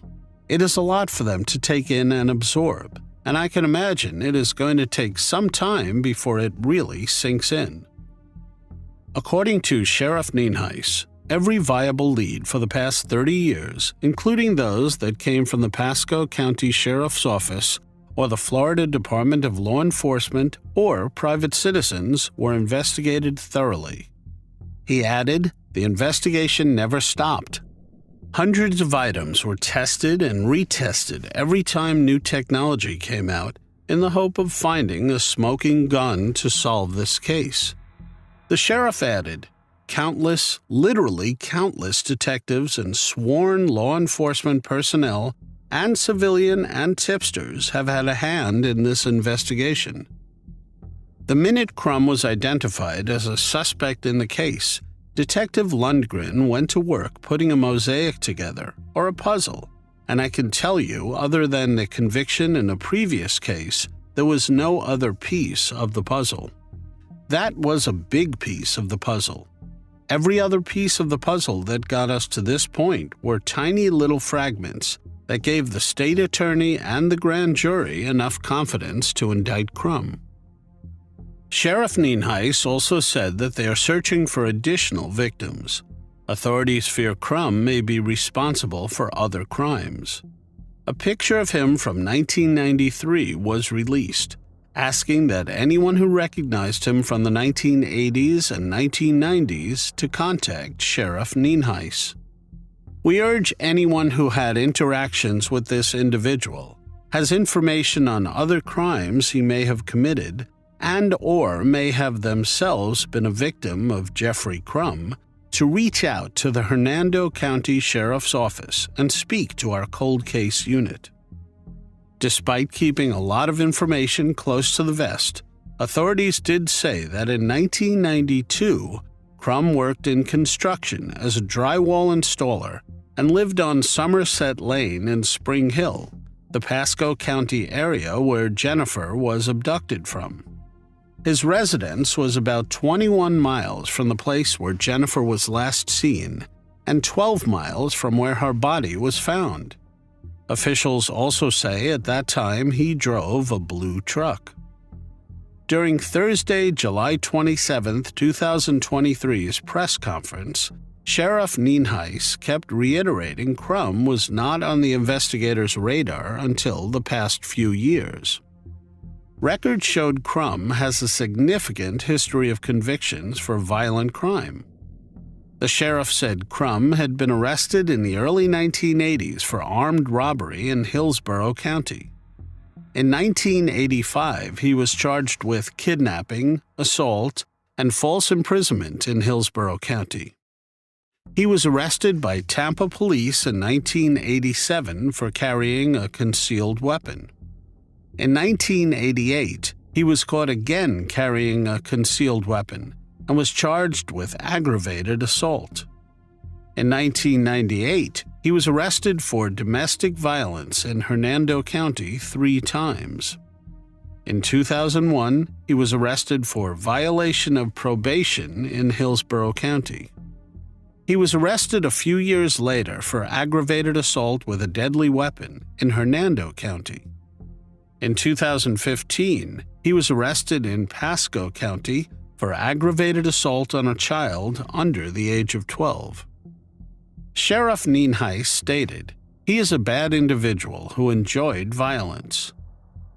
Crum is already serving 2 life sentences for the assault and kidnapping case out of Pasco County that was prosecuted around 2015. He is currently in the Hernando County Jail. Judge Kurt E. Hitzman ordered him to be held without bond and appointed a public defender to represent him. Communities in Pasco and Hernando counties were on edge after Jennifer Odom's kidnapping and slaying back then. They shared their thoughts and feelings after the news of the arrest was announced. Jeannie Cameron, the general manager at Papa Joe's Italian restaurant in Brooksville, said she and others in the community remember hearing about her disappearance all too well.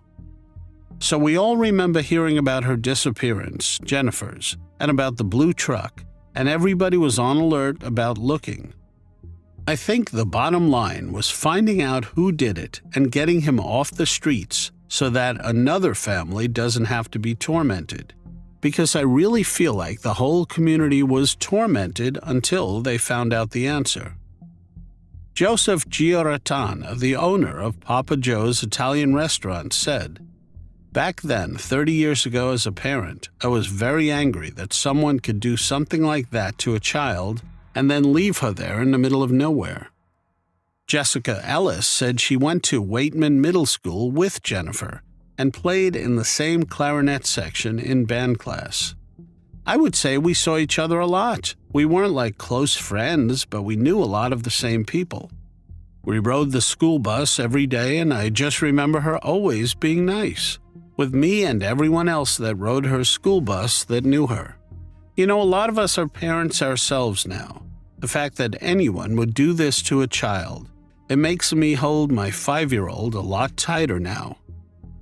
Grief and fear followed in the days, months, and years after Jennifer lost her life. The arrest of Crum is closure for many in the community.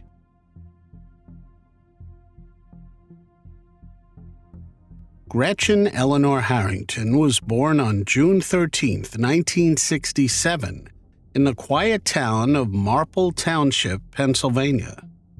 She was the beloved daughter of Harold Boyd Harrington and Ina Cover Harrington. Gretchen had 3 sisters, Zoe, Anne, and Jessica. The girls grew up in a household filled with love and sibling companionship. Their close bond and support undoubtedly played a crucial role in shaping Gretchen's character and forming cherished memories. Her father, Harold Harrington, was a pastor and dedicated his life to serving various congregations of the Reformed Presbyterian Church of North America. On the morning of August 15, 1975, 8-year-old Gretchen Harrington left her home on 27 Lawrence Road in Broomall, Pennsylvania, with her Bible in one hand. She was on her way to go to summer Bible school camp at the Trinity Church Chapel Christian Reformed Church on 140 Lawrence Road. This was the premises of 2 local churches. Gretchen's father was the pastor of the one church, and David Zanstra was the pastor of the secondary church. She was eager to attend Bible school. Usually, she walked the half-mile with her older sisters Zoe and Harriet, but on this particular day, though, her mom, Ina, was bringing home her newborn baby, Jessica. Zoe and Harriet preferred to stay home and wait for their arrival. Pastor Harrington encouraged Gretchen to go to Bible school to keep up her perfect attendance record. Therefore, Gretchen was all alone as her father waved goodbye to her. She began her stroll up the hill to the church just after 9 a.m. A child walking alone on a sunny summer day in a place like Marple was hardly unusual. It was not regarded as dangerous or risky. This was the 1970s, in a leafy suburb. Kids played various games outside till all hours. They played on the streets, in the dark, and in the woods. They cooled off in Darby Creek, which ran behind Gretchen's home without a care in the world. Kids walked to their friends' houses blocks away. No cell phones or GPS watches to tether them to their parents. Marple was as safe could be. At around 9 to 9:30 a.m., the children arrived at the camp, and the first activity on the agenda was a morning exercise session, led by David Zanstra, the other pastor.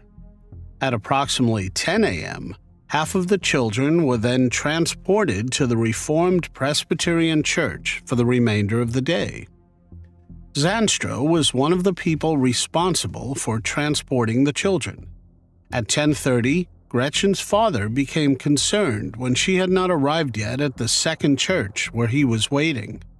Harold began searching Lawrence Road to see if maybe Gretchen had wandered off or went home. When he could not find Gretchen, Harold contacted Zanstra's wife, Margaret, who was at the Trinity Church, to find out if Gretchen was still there and if David Zanstra perhaps knew if she was transported to the other church. Margaret told Harold that her husband returned to Trinity Chapel after transporting children. He was somewhere on the property of the church and had not seen Gretchen that day. The Harringtons and Zanstras knew each other well. The 2 families lived close to one another. Both dads were in the same line of work, and both moms filled the stereotypical role of pastor's wife. One of Zanstra's daughters was Gretchen's best friend. When David Zanstra learned that Gretchen's father was looking for her, he called the Marple Township Police Department at Harold Harrington's request and reported Gretchen missing. The call was made at 11:23 a.m., and Zanstra described Gretchen to the police as an 8-year-old girl with blonde hair in pigtails, 3 feet 6 inches tall, 50 pounds, wearing dark blue shorts with a zipper and snap in the front, pockets on each side of the front, and no visible buttons, and a white top. Quite a detailed description for someone who apparently did not see Gretchen on that day. As the sun set that day just before 8 p.m., there was still no sign of Gretchen. Margaret Zanstra brought supper to the Harrington home, where Ina, Gretchen's mother, seemed resigned to the fact that she would never see her daughter alive again. Margaret commented, "She was just kind of accepting the fact that Gretchen was gone. I do not know whether she was just putting on a brave face. I think she was in shock." Gretchen's disappearance sent shockwaves through Broomall and Marple Township. The people went into full-blown panic mode. By Saturday, hundreds of people were involved in the search for Gretchen. A Pennsylvania State Police helicopter searched the area continuously from above. Friends and family members began handing out flyers to passing motorists in the area. The flyers showed Gretchen in her most recent school photo, sporting a missing tooth and a childish grin. There was a lot of speculation, so many unanswered questions. Had she run away? Did she drown in a creek? Did a stranger kidnap her? Was it somebody she knew? People and church members who searched for little 8-year-old Gretchen said her disappearance destroyed the belief that their community was safe. Karen Frank Zetterberg was a Bible school classmate of Gretchen. They were the same age and lived in the same tightly knit community. After Gretchen's disappearance, Karen's mom took her to the hairdresser to cut her hair real short in order for her to look like a boy. She did not want her daughter to stand out with her long hair. Karen was also not allowed to walk alone to her piano lessons and to the swim club anymore. Paul Barton, who lived in nearby Newton Square, heard about the search on his police scanner while he was relaxing in his backyard pool. He soon drove down to Darby Creek to join a search team. His group combed a grassy hill. Barton recalled, "There was just this very solemn feeling amongst all of us who were out there searching. We went out there not knowing what to expect, what we might find. We were looking for something, anything, but we found nothing. Nobody did." That Sunday, just 2 days after Gretchen's disappearance, police called off the large-scale search operation. Investigators had little to go on. The police chief told a local newspaper, "We haven't got a clue. No useful clues of any kind were found by the search parties." In the weeks that followed, the police spoke with several people to piece together what had happened to Gretchen. On August 17, 1975, the interviews began for the investigation. Witnesses, camp teachers, students, and parents were interviewed by police, providing various important facts for the case. The crucial pieces of information were the observation of either a green station wagon or light-top, dark-bottom Cadillac stopping to talk to a girl near the church.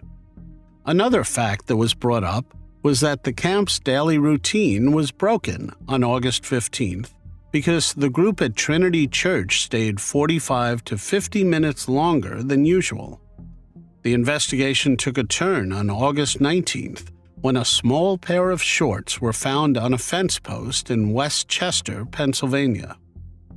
David Zanstra was called in to talk to police, based around the fact that he provided such a specific description of Gretchen's shorts, although, according to him, he never saw her that day, since she never arrived to camp. The shorts found in West Chester ultimately ended up not being Gretchen's, but investigators were still left questioning how Zanstra knew such specific details about her shorts. When investigators interviewed Zanstra on August 19th, he told them that he had picked up some children and driven them to the church the day Gretchen went missing. He still denied having seen her that day. On October 14th, 2 months after Gretchen disappeared, a jogger in Ridley Creek State Park, about 20 minutes from Gretchen's home, stumbled on human remains. At first, he was not sure what he had found, until he saw what was clearly a fingernail. He ran to fetch a park ranger. Gretchen's parents confirmed that the distinctive clothing found with the remains was hers. Ina made the girl's clothes by hand. The remains found were of a small human body, which the autopsy later revealed was indeed Gretchen Harrington's. Dental records were used for identification purposes. Dr. Halbert Fillinger performed the autopsy.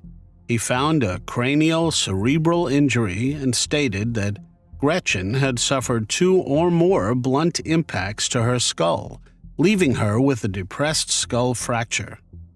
Police suspected that she had been assaulted as well, though the autopsy revealed no evidence of that. The heart-wrenching discovery left everyone mourning the loss of a promising young life. The Sunday after Gretchen's body was found, her father Harold delivered a sermon at church.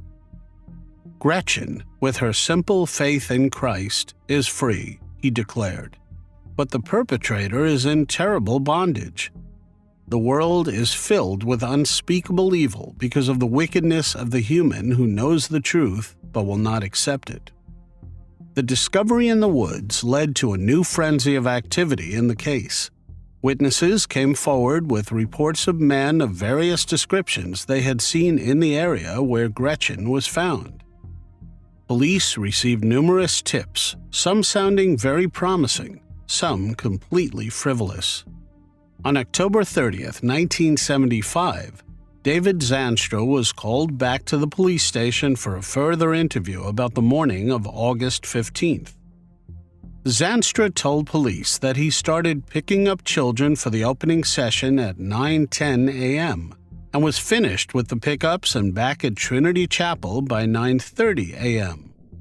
He denied ever seeing Gretchen and told police that he was unaware she was even missing until he was called to the Reformed Church at 11:05 a.m.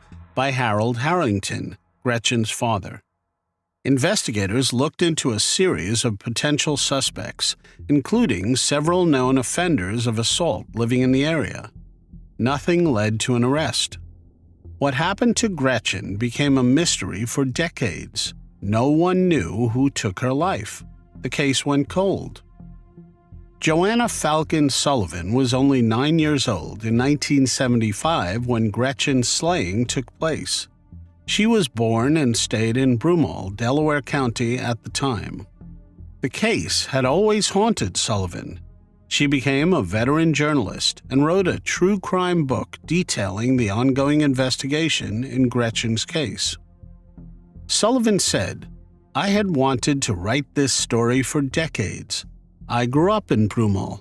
My co-author Mike Mathis grew up in Broomall as well. He grew up in Lawrence Park, where this happened. It affected both of us as kids, and it affected a lot of kids our age."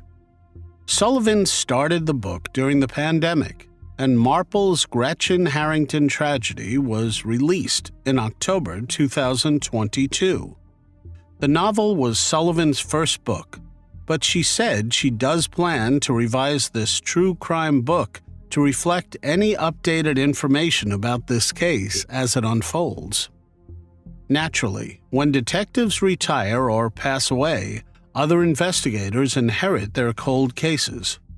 In the case of Gretchen, Sergeant Coffin became the head investigator. When a woman called Marple Police and wanted to talk to somebody about Gretchen, her message went to Coffin's phone. He was sitting at Marple Township Police Headquarters when he heard the voicemail. The woman said she thought she knew who was responsible for what happened to Gretchen and talked about an attempted kidnapping around the same time. She also mentioned that she kept a diary in the 1970s in which she recorded some of this information when she was a 10-year-old girl living in Havertown, about 3 miles east of Marple. The woman still had the diary in her possession after all these years. Sergeant Coffin got in touch with Pennsylvania State Police. Though the case remained open with the Marple cops because Gretchen had last been seen in their jurisdiction, The state police technically became the lead investigatory agency once the remains were found in the state park. Coffin noted, "Besides, I have 4 detectives in my division. The state police have so many more resources." State troopers scheduled an interview with the woman. She is designated in court documents only by her initials, SF, and CI number 1, the terminology used for confidential informant.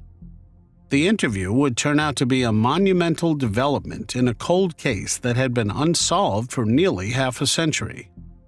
And monumental developments in decades-old cold cases do not happen that often.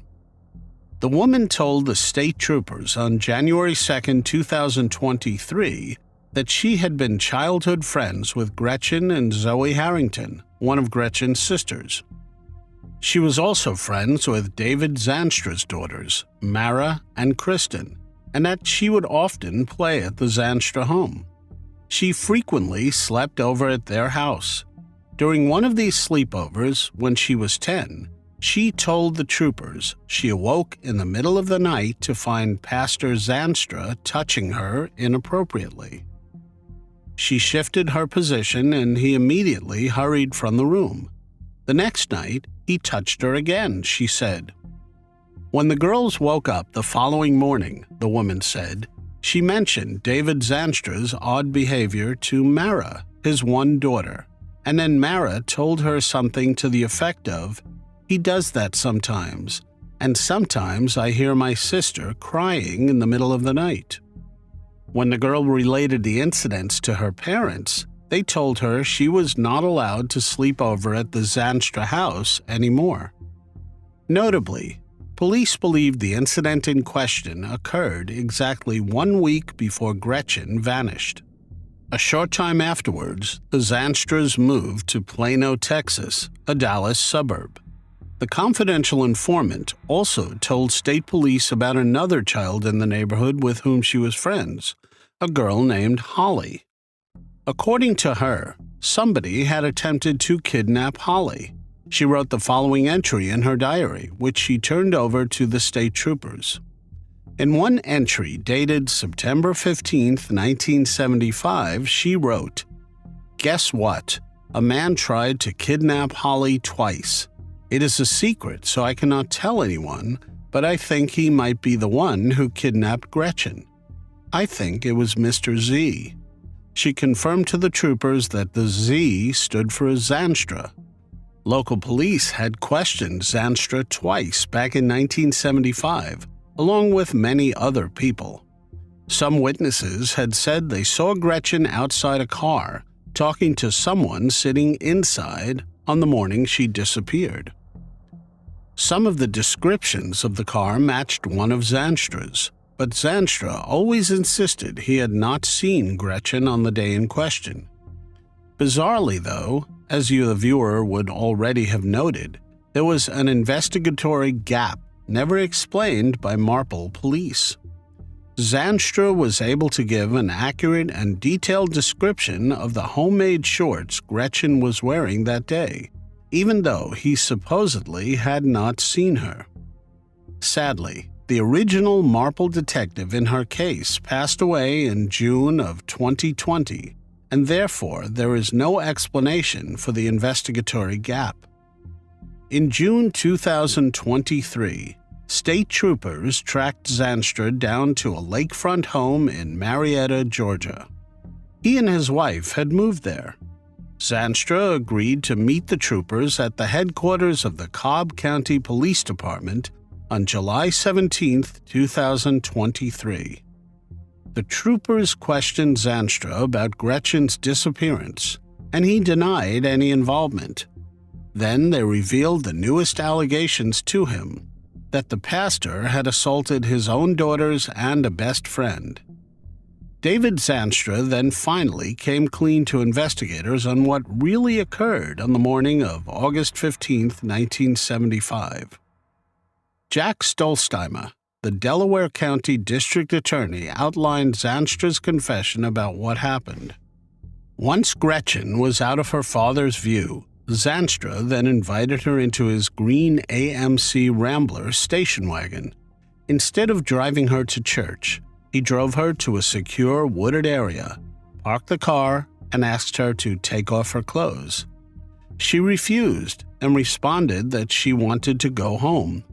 He struck Gretchen with his fist, and she began bleeding from her head. After feeling her pulse and her appearing lifeless, he carried her out of the car and attempted to cover her body with sticks. He then left and went on with his day. Due to the nature of the close relationship the Harringtons had with the Zanstras, investigators determined that Zanstra had the means, motive, and opportunity to take Gretchen's life. David Zanstra was taken into custody in Georgia on July 17, 2023. He is currently being held in Cobb County, where he has been denied bail.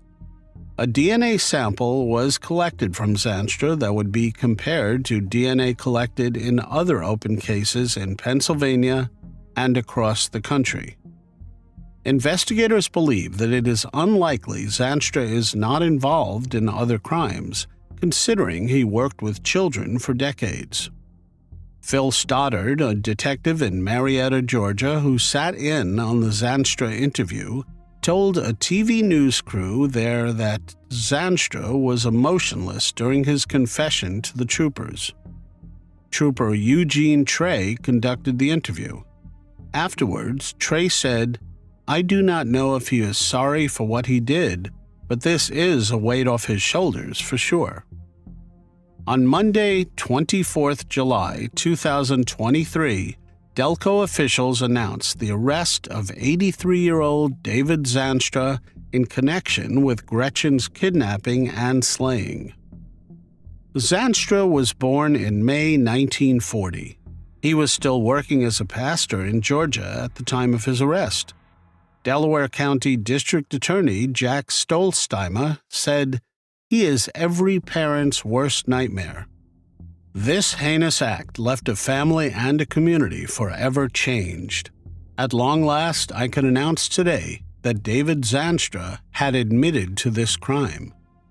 Justice has been a long time coming, but we are proud and grateful to finally be able to give the community an answer. We have to realize that most people in this world are good, and that most pastors, especially people who claim to be men of God, are good people. But there have always been people, and there always will be people, who are this cold-hearted, remorseless, and just evil. Thank God there is law enforcement here to hold them accountable. And however long this takes, we are going to do it, because this young lady should be alive. What happened to her is just horrendous. Stolzheimer added that Zanstra was fighting extradition to Pennsylvania, and that his office was seeking a governor's warrant to bring Zanstra to Delaware County. The district attorney's office will submit a petition for requisition.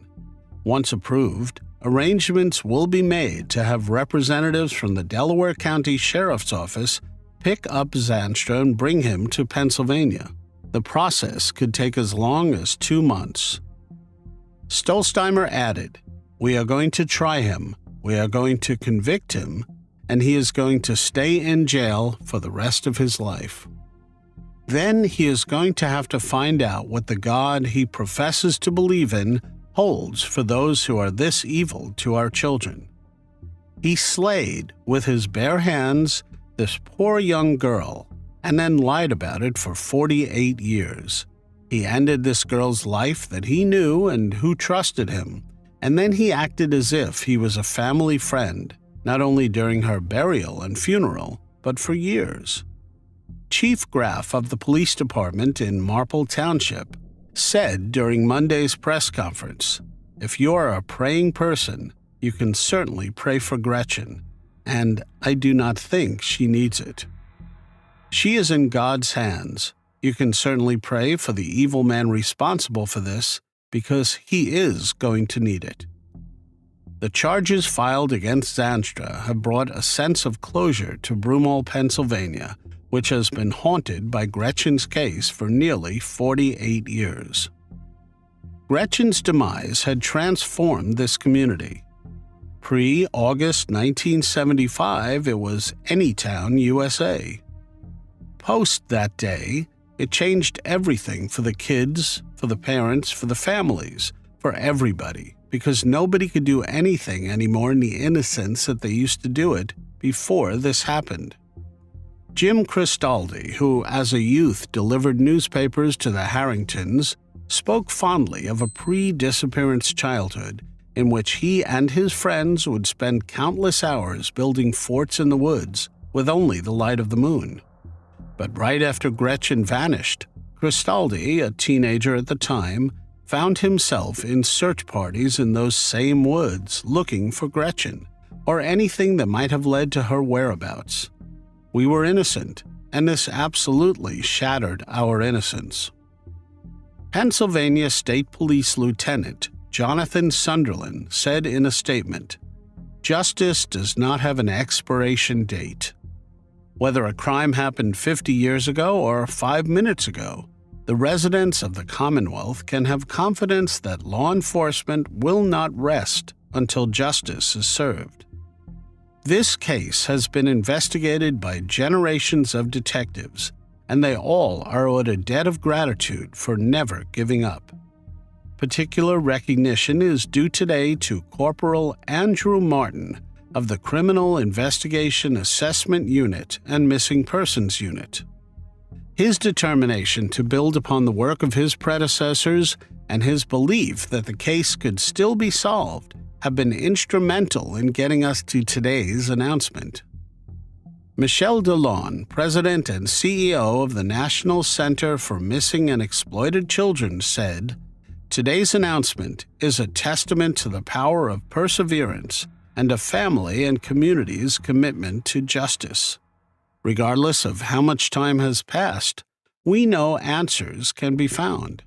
As we mark this achievement, we applaud the incredible efforts of the Delaware County District Attorney's Office, the Pennsylvania State Police, the Marple Township Police, and their partner law enforcement agencies, and the Cobb County Police Department for their unwavering dedication in this case. Days like today fuel our ongoing passion to protect children, and we're keeping Gretchen's family in our thoughts, as well as the many other families out there who are still searching for answers. David Zanstra has been charged with taking Gretchen's life in the first, second, and third degree, as well as kidnapping of a minor and the possession of an instrument of crime.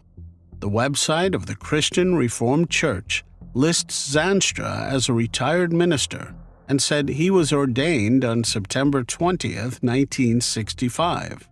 In addition to the Trinity Chapel Christian Reformed Church in Broomall, Zanstra also served at churches in New Jersey, California, and Texas between 1965 and 2005. The Christian Reformed Church said in a statement on Monday that it wanted to extend their condolences to the family of Gretchen Harrington. We are additionally grieved to hear that a CRC pastor has been arrested in the case. We recognize that we live in a broken and sinful world where violence can happen anywhere by anyone, even within our churches and by leaders we hold to the highest standards. David Zanstra's wife, Margaret Zanstra, did not immediately respond to a request for comment after her husband's arrest. While the Marple community now has most of the answers it had been seeking for all these decades, many of the residents had not found peace in the shocking turn of events. It was much easier to believe that some outsider had done this, some deranged itinerant offender who had somehow wandered into town, snatched up a young girl, and then disappeared just as quickly, taking his evil with him to whatever unfortunate place he landed next. Instead, it was a respected member of their community, a religious leader with a wife and young girls of his own, a wife who had brought supper to the family of the girl he's confessed to slay. Karen Frank Zetterberg, Gretchen's Bible school classmate, observed, "Back then, everybody was surprised that Gretchen would get into a car with a stranger, And now to find out that this monster was hiding amongst us in plain sight all the time, it is just sickening. We were always taught in church that evil exists in the world, but you do not really understand evil until something like this happens. We were far too young to learn about evil the way we did. Sullivan, who wrote the book on Gretchen's case, said after the announcement, "I was stunned. The fact that this case is finally, potentially, coming to a close, it is very exciting to hear this news. It is still very sad, you know. We cannot change what happened. I interviewed Zandstra, his wife, and his daughter when doing research for my book. Zandstra had a murky recollection of the day Gretchen went missing. There was a sense of fear and apprehension in Broomall. I remember seeing a helicopter flying over our neighborhood in a search effort for Gretchen. That image stayed with me for the rest of my life." Sullivan's book was just released last year, and CBS News Philadelphia talked to her about whether she believed it may have led to a break in this case. Sullivan replied, "We started interviewing people. We went to Marple Police Department and were able to comb through the cold case files kept by Chief Brandon Graff, who never gave up on this unsolved case. Marple Police encouraged our research and said that we somehow contributed. I think we got people talking again. Reverend Zandstra took our calls. He answered questions about that day. There's a lot of relief and disbelief that it is actually happening." David Zandstra's neighbors in Georgia also reacted after learning about the charges against him. Karen Alsdorf said, "It is shocking. I had no idea. They have just always been very nice people." Aaron Christian said, "Friendly guy. I talked to him a few times. I see him walking around with his cane." The family of Gretchen Harrington released the following statement. "With today's announcement of an arrest, we are extremely hopeful that the person who is responsible for the heinous crime that was committed against our Gretchen will be held accountable. It is difficult to express the emotions that we are feeling as we take one step closer to justice. Gretchen was only 8 years old when she was suddenly taken away from us on her way to church on Friday, August 15, 1975. If you met Gretchen, you were instantly her friend. She exuded kindness to all and was sweet and gentle. Even now, when people share their memories of her, the first thing they talk about is how amazing she was, and still is. At just 8 years old, she had a lifelong impact on those around her. The kidnapping and demise of Gretchen has forever altered our family, and we miss her every single day. We are grateful for the continual pursuit of justice by law enforcement, and we want to thank the Pennsylvania State Police for never stopping in their constant search for answers. We would not be here today if it was not for them. As a family, we ask for privacy at this time as we continue to digest this information. Thank you for your understanding, love, and continued support. It means the world to us." Gretchen's parents were married for an impressive 59 years. Her father passed away in 2021 at the remarkable age of 94. Officials said Zandstra moved around quite a few times to different churches during his 40-year tenure. He lived in California, Texas, and Georgia. Stolzheimer said, "We are concerned that there may be more victims who might have been assaulted by this man. We want to hold him accountable for everything he did. We need to be diligent. If anyone has any information about that, if David Zandstra ever committed an act against you, please reach out to District Attorney Geoffrey Payne or the Pennsylvania State Police." From what should have been a 10-minute walk down the road, turned into a cold case that gripped a whole community for nearly 50 years.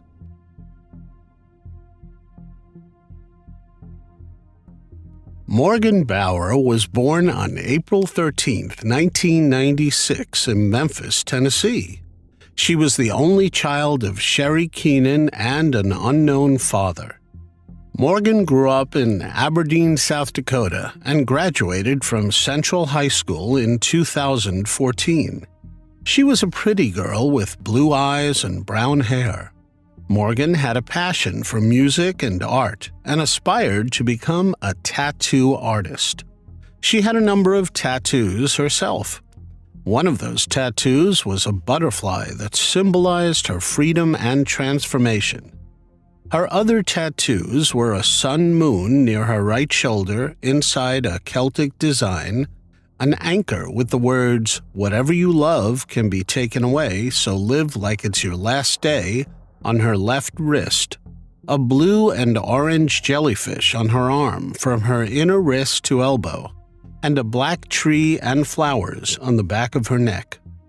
She also had her ears gauged and her lip pierced twice. Morgan was an avid reader and writer, enjoying books from all different genres. She also wrote poems and stories on her blog.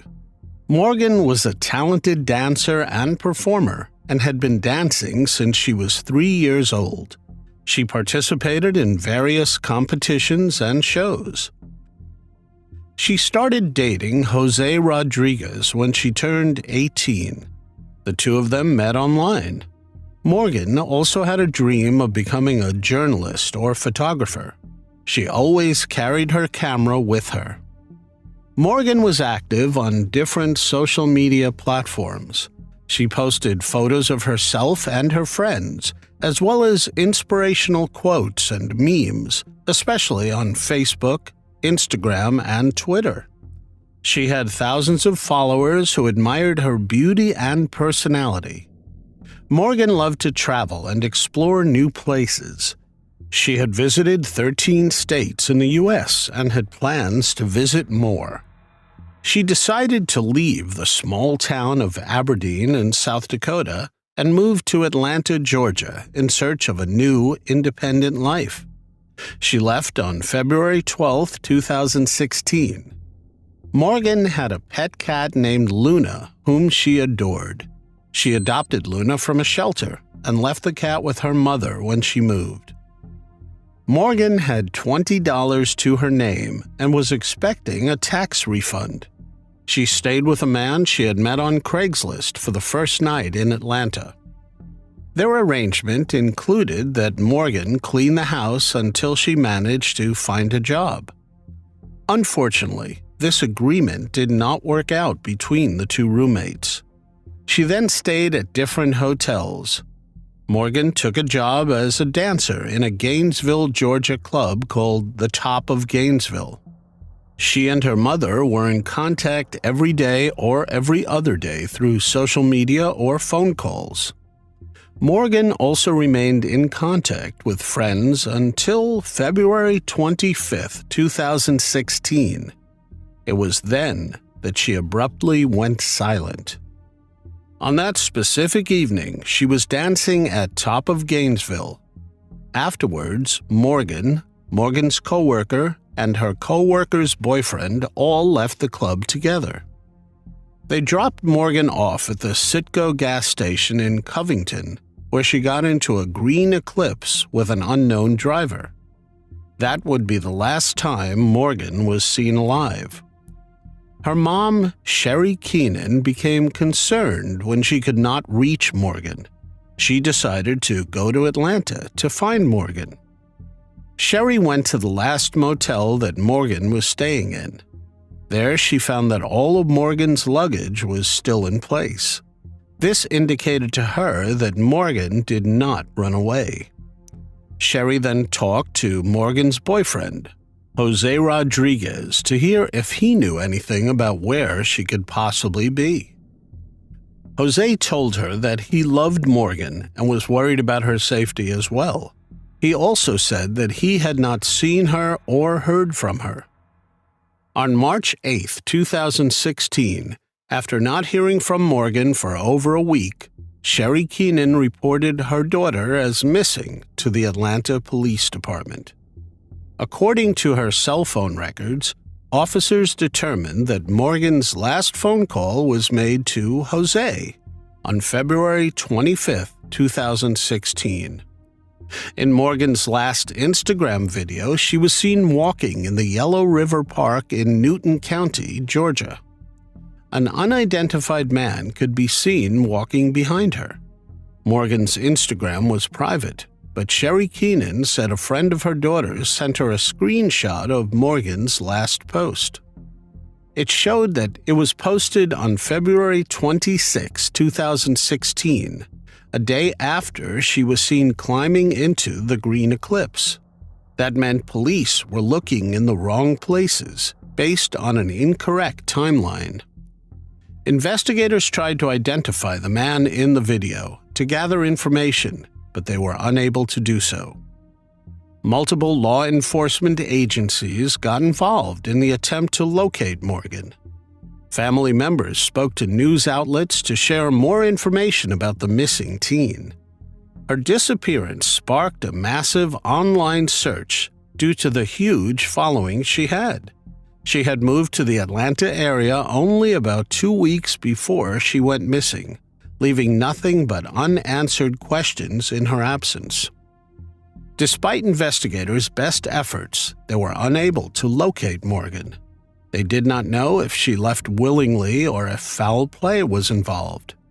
Sherry Keenan said in 2019, "There is not a lot of information out there. Morgan is a cold case, but an active cold case with the Atlanta Police Department."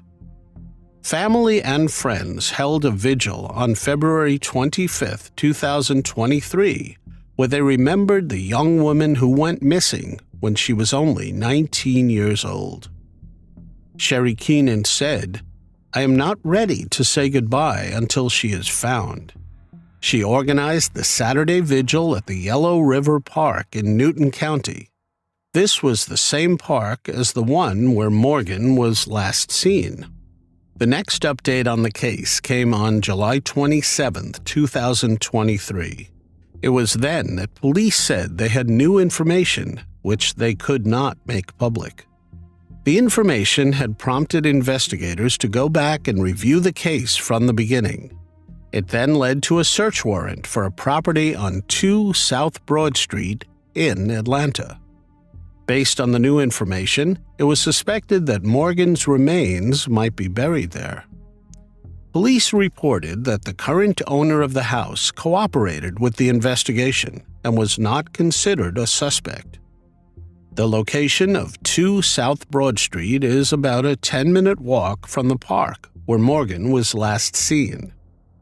Authorities searched both the home and the large area of open property. The Porterdale Police Department, in conjunction with the FBI and the Atlanta Police Department, conducted a one-day search on July 27th to retrieve evidence related to the missing person case. There were several tents set up in a wooded area near the large home. Police released videos of FBI agents slowly combing the property in grid formation. Police said after the search that they believe Morgan's life was taken and her body was dumped. Police did not specify what they found that led to this conclusion, since they did not find Morgan's body. Sergeant Michael Walden gave feedback and said that their search led to the location of items of evidentiary interest. However, they could not reveal additional information. Morgan's mom, Sherry, had this to say during the search. "I believe Morgan, if she was still here, she would have reached out. Even if she did not want to talk to me, she would have reached out to her grandma." She added that the last time she saw her baby girl, she gave her something to keep her safe. "We did not really talk. I gave her a penny, though. I told her to put the penny in her pocket and to keep it with her to keep her safe. She was with a friend, but I do not know who he was." They walked off, and that was the last time I ever saw her. Sherry referred to an unknown man that was with Morgan before she left for Atlanta. Sherry suspected the new information and the search of the property would unveil something big in her daughter's case. Casey McClure, who runs an organization that provides outreach to exploited women, and has helped in the search since it began, said it all goes back to the couple that was last seen with Morgan. McClure also said that the investigators have spoken directly to the couple, acting on a tip. They were identified by officers and were publicly referred to by their last names, Goebel and Warren. McClure said Goebel was very sweet and polite and well-mannered and seemed concerned about Morgan. Warren was very rigid. On Saturday, August 5, 2023, the City of Porterdale Police Department posted the following on Facebook. Porterdale police officers obtained arrest warrants and 2 persons have been arrested in this ongoing investigation. Investigators are still actively working on this case, and it is continuing to develop while they are in constant communication with our district attorney and his office. Police Chief Jason Cripps said in the arrest announcement that he was grateful for the help of the other agencies. This was finally a new update in the over 7-year disappearance of Morgan. 27-year-old Jonathan Alexander Warren was arrested in Los Angeles in connection to Morgan's case. He was charged with 4 felonies: taking Morgan's life, hiding that fact, aggravated assault, and tampering with evidence. In accordance with California law, Warren's mugshot was not released. He apparently lived in the area where Morgan was last seen at the time that she disappeared. Warren has a long list of previous offenses. He has charges of fleeing or attempting to elude, driving without headlights in the dark, driving while license is suspended or revoked, and reckless driving. He was 22 years old when he committed these crimes. Most importantly, his address was listed as 2 South Broad Street, Porterdale. This is the same address where the latest search for evidence was done. 27-year-old Caitlin Goebel was arrested in Peoria, Illinois, also in connection to Morgan's case. She was charged with 2 felonies, concealing the fact that she assisted in taking Morgan's life, as well as tampering with evidence. She is currently being held in Peoria County Jail. Her mugshot was also not released. The nature of the relationship between Morgan and the couple was not confirmed by police. Newton County District Attorney Randy McGinley said his office is hopeful that Morgan's family will soon see justice. I always look at it from the victim's perspective, or in this case, the victim's family. This family has been waiting for years, not knowing what has happened. He also said that right now they were still waiting on Warren and Goebel to be extradited back to Newton County so they can begin to review the case files. We do not usually have the entire case file until the arrest is made, so we need time to review the case file, McKinley added.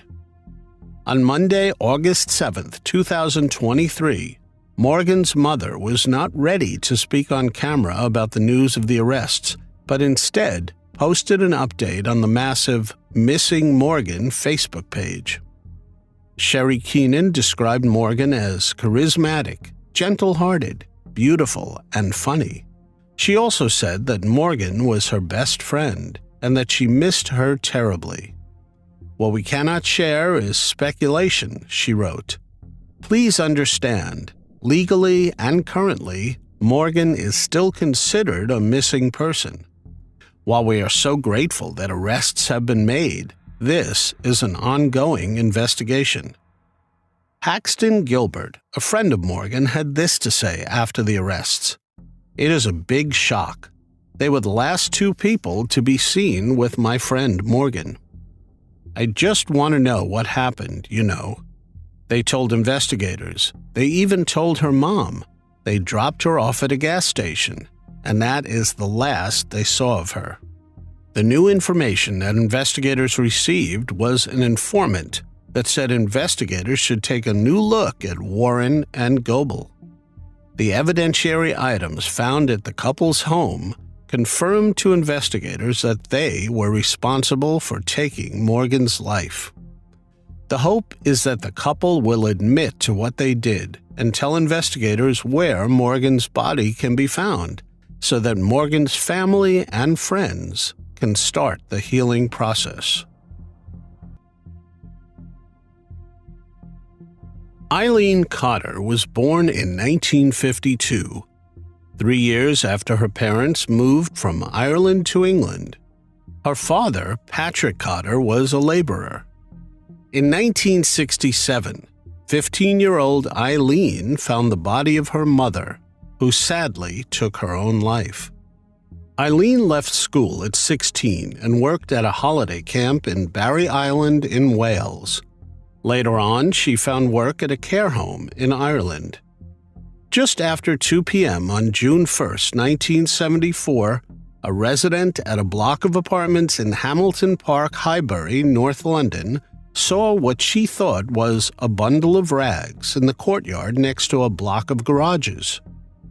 Another resident realized it was a body and asked her father to call the police. When police arrived at the scene, they documented that the female body was lifeless. The body was identified as Eileen Cotter's. She was 22 years old at the time. Eileen was found strangled, with her one eye black and bruises on her face and neck. She was lying face down with her lower body exposed and her underwear and tights pulled down.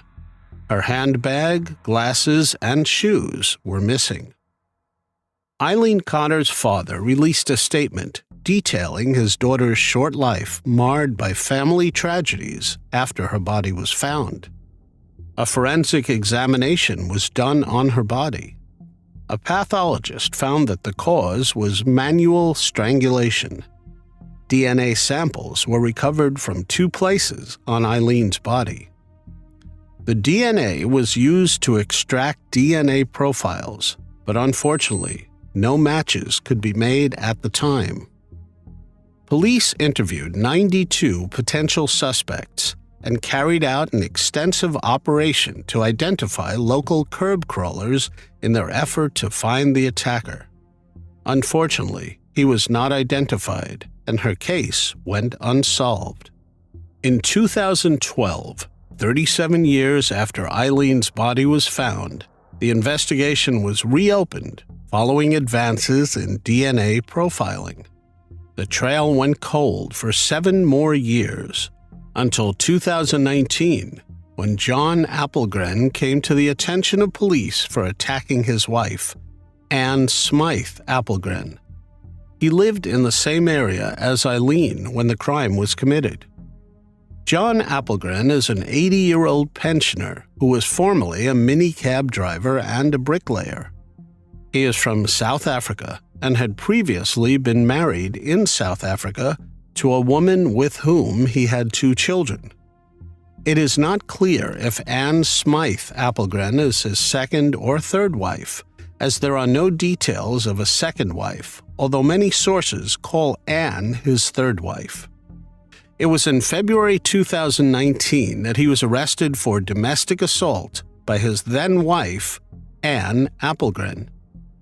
There was a breakthrough when police took Applegren's DNA for the first time. The sample was a 1,000,000,000 to 1 probability of a match to the DNA collected from Eileen Cotter's body. When interviewed, he claimed that he did not know Eileen, but accepted he had relations with other women during his marriage. On June 22, 2022, John Applegren was arrested and charged with the slaying of Eileen Cotter. The arrest was made after investigators concluded that Applegren is 100% responsible for what happened to Eileen.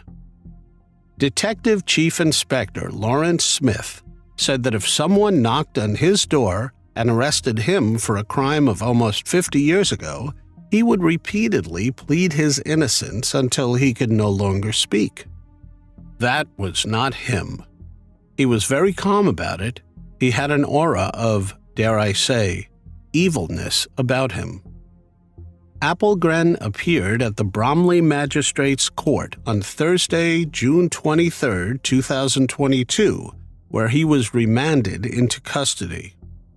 The judge fixed a trial of up to 4 weeks from June 6, 2023. Opening the prosecution's case, prosecutor Alexandra Healy said that DNA samples taken from Eileen's body in 1975 matched those of John Appelgren of Bryden Close in Sydenham, southeast London.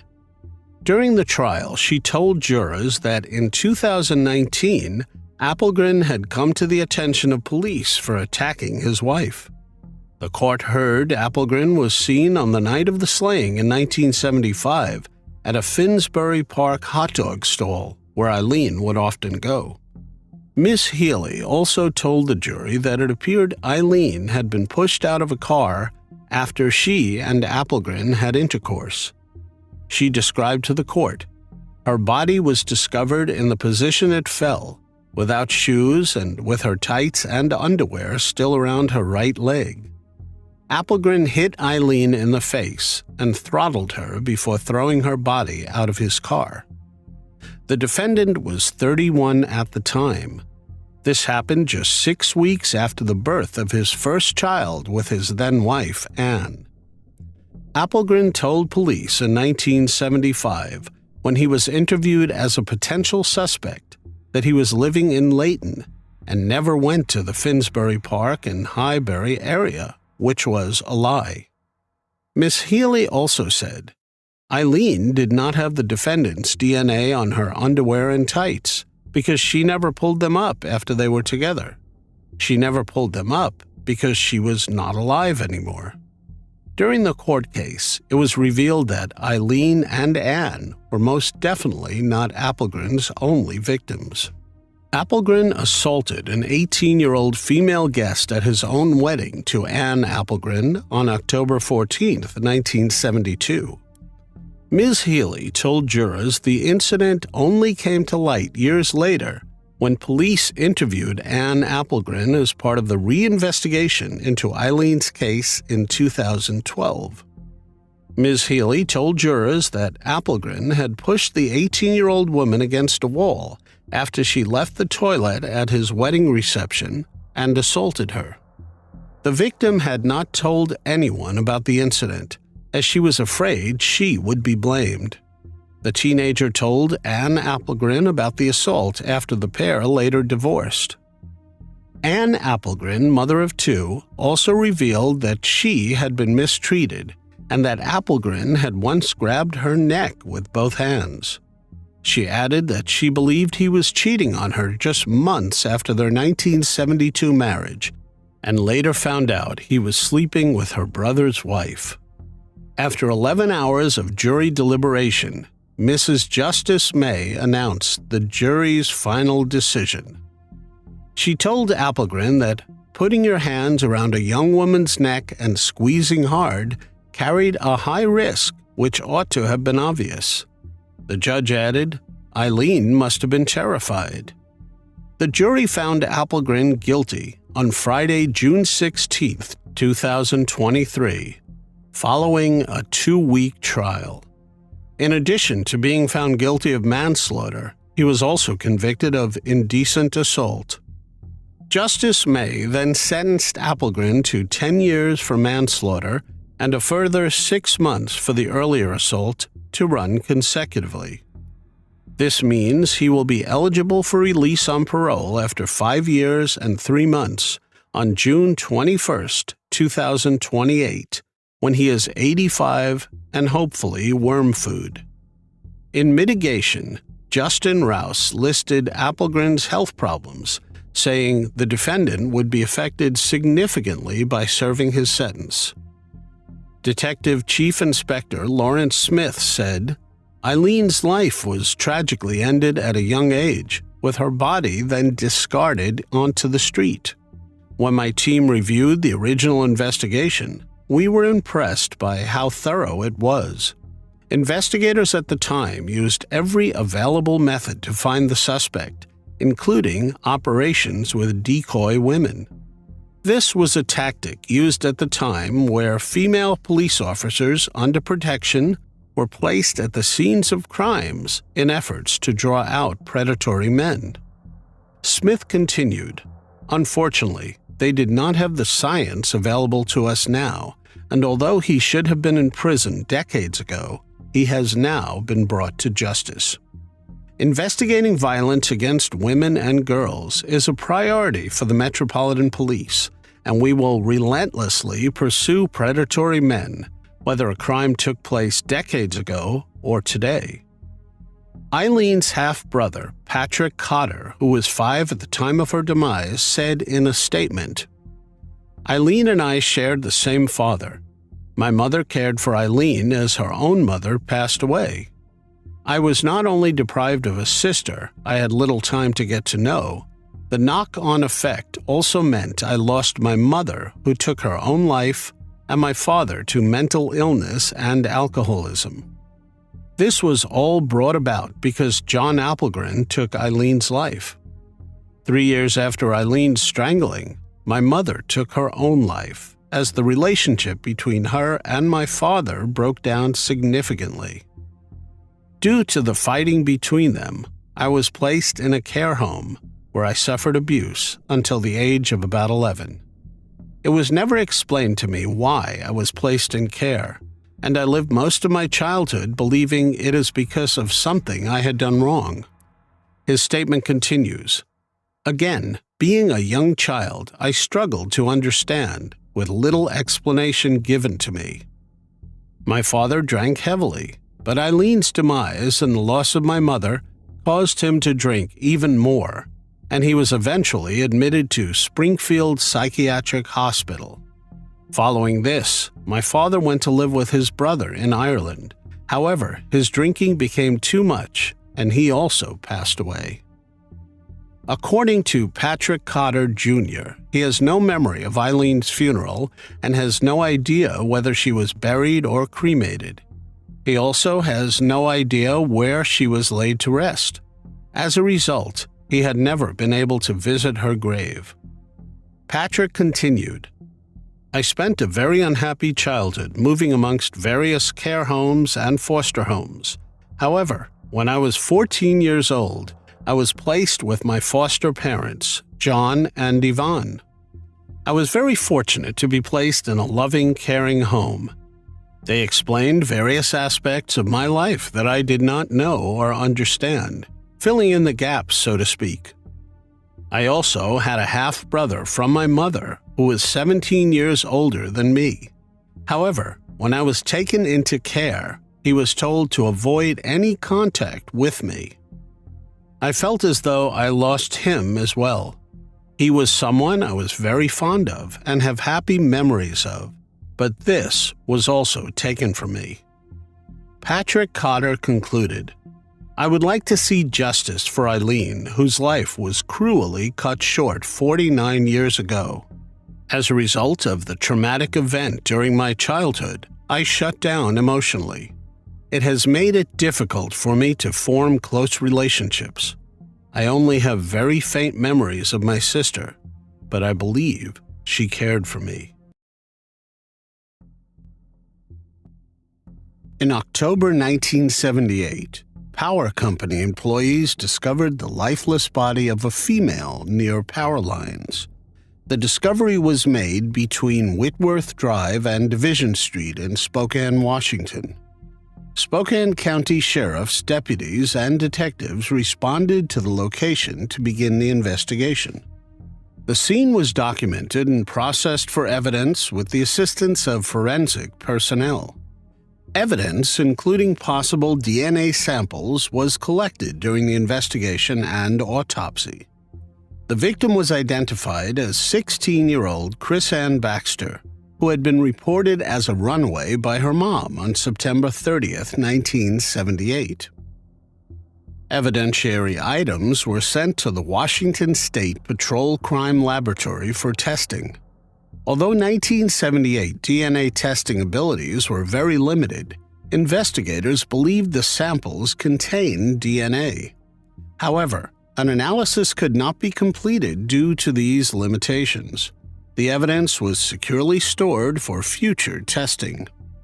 In August 2006, knowing the advancement in DNA testing abilities, Major Crimes Detective Dee Marski sent the samples back to the Washington State Police Crime Lab for testing.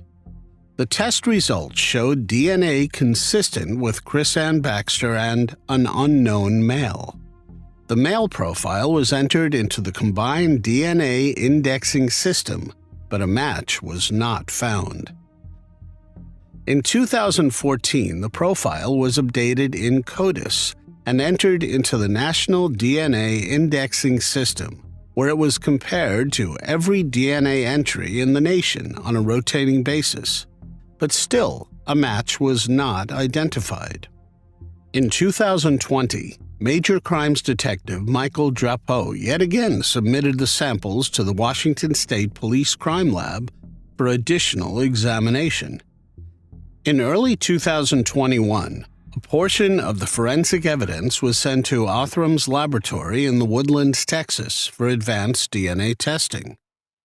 Using forensic-grade genome sequencing, Othram scientists developed a comprehensive DNA profile for the unknown male contributor. Othram's in-house genealogy team identified potential relatives of the unknown male, including a direct descendant of the individual who was no longer alive. These leads were provided to Spokane County Sheriff Detective Michael Drapeau, who used this new information to conduct a follow-up investigation. Living family members of the identified relative were then contacted and interviewed.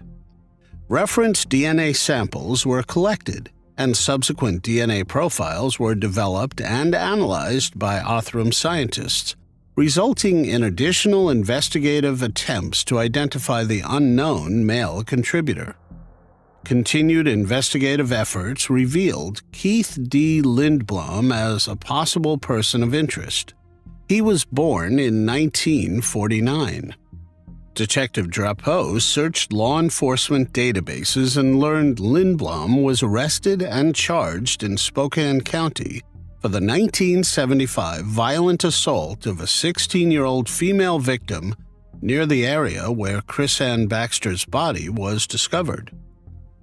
Lindblom admitted to having intercourse with the juvenile victim and pled guilty to assault in the first degree. Through the continued investigation, it was learned Lindblom was released from prison on August 7, 1978, and was not in custody at the time that Krisann Baxter was assaulted and her life taken. Detective Drapeau also located a child of Lindblom's in Louisiana, and through the comparison of a DNA sample obtained by the Jefferson Davis Parish Sheriff's Office, found the suspect's DNA collected in 1978 showed 320 times more likelihood of a match to Lindblom and his known child than if it was compared to an unrelated individual selected at random from the U.S. population. Later, relationship testing performed at Othram suggested a parent-child relationship between Lindblom's child and the perpetrator, indicating that the male DNA collected in 1978 indeed belonged to Lindblom. Lindblom passed away before the entry of DNA into the CODIS and NDIS databases, which is why a DNA match was not found earlier. Detective Drapeau consulted with the Spokane County Prosecuting Attorney's Office about the case, and with this evidence, they agreed that charges and Lindblom's arrest would have been warranted if he was living. Keith D. Lindblom perished in a fire on April 11, 1981, with a certificate listing the manner as an accident. Although he will not face criminal charges for taking the life of and assaulting Krisann Baxter, investigators with the Spokane County Sheriff's Office, along with its assisting partnering agencies, hope this brings much-needed answers to Krisann's family, friends, and, at a minimum, a small amount of comfort knowing the suspect was identified through DNA testing. The Spokane County Sheriff's Office thanked Othram, the Washington State Police Crime Lab, Jefferson Davis Parish Sheriff's Office, Lindblom's family members who cooperated during this investigation, and mostly the family of the victim, Krisann Baxter, for their patience and assistance during this long and difficult journey to identify the perpetrator.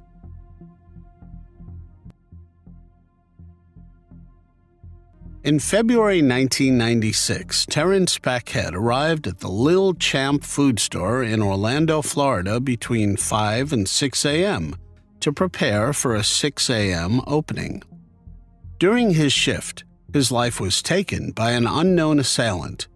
Terrance was stabbed a staggering 73 times. He had only moved to Orlando a few years earlier, worked 60-hour weeks, and did not have many known associates. There were no witnesses to the crime, and so investigators quickly exhausted all leads, trying to find those responsible for Terrance's brutal demise.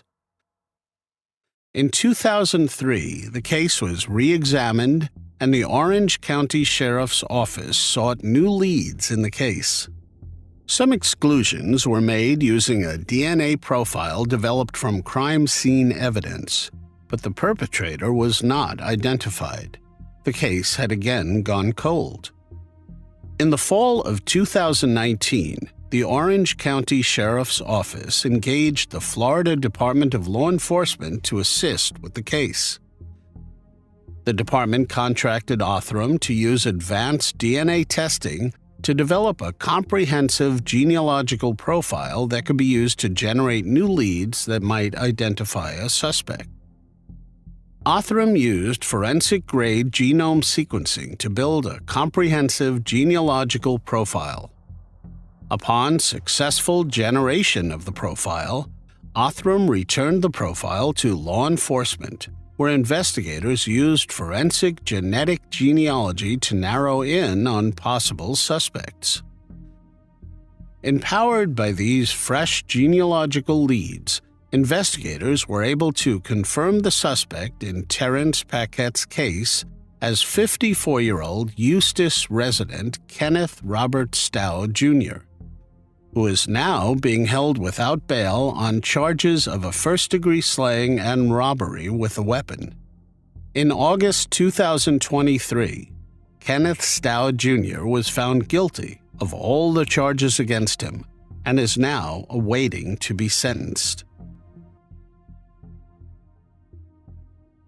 On July 26, 1974, a 12-year-old girl followed a barking dog in the Race Point Dunes of Provincetown, Massachusetts.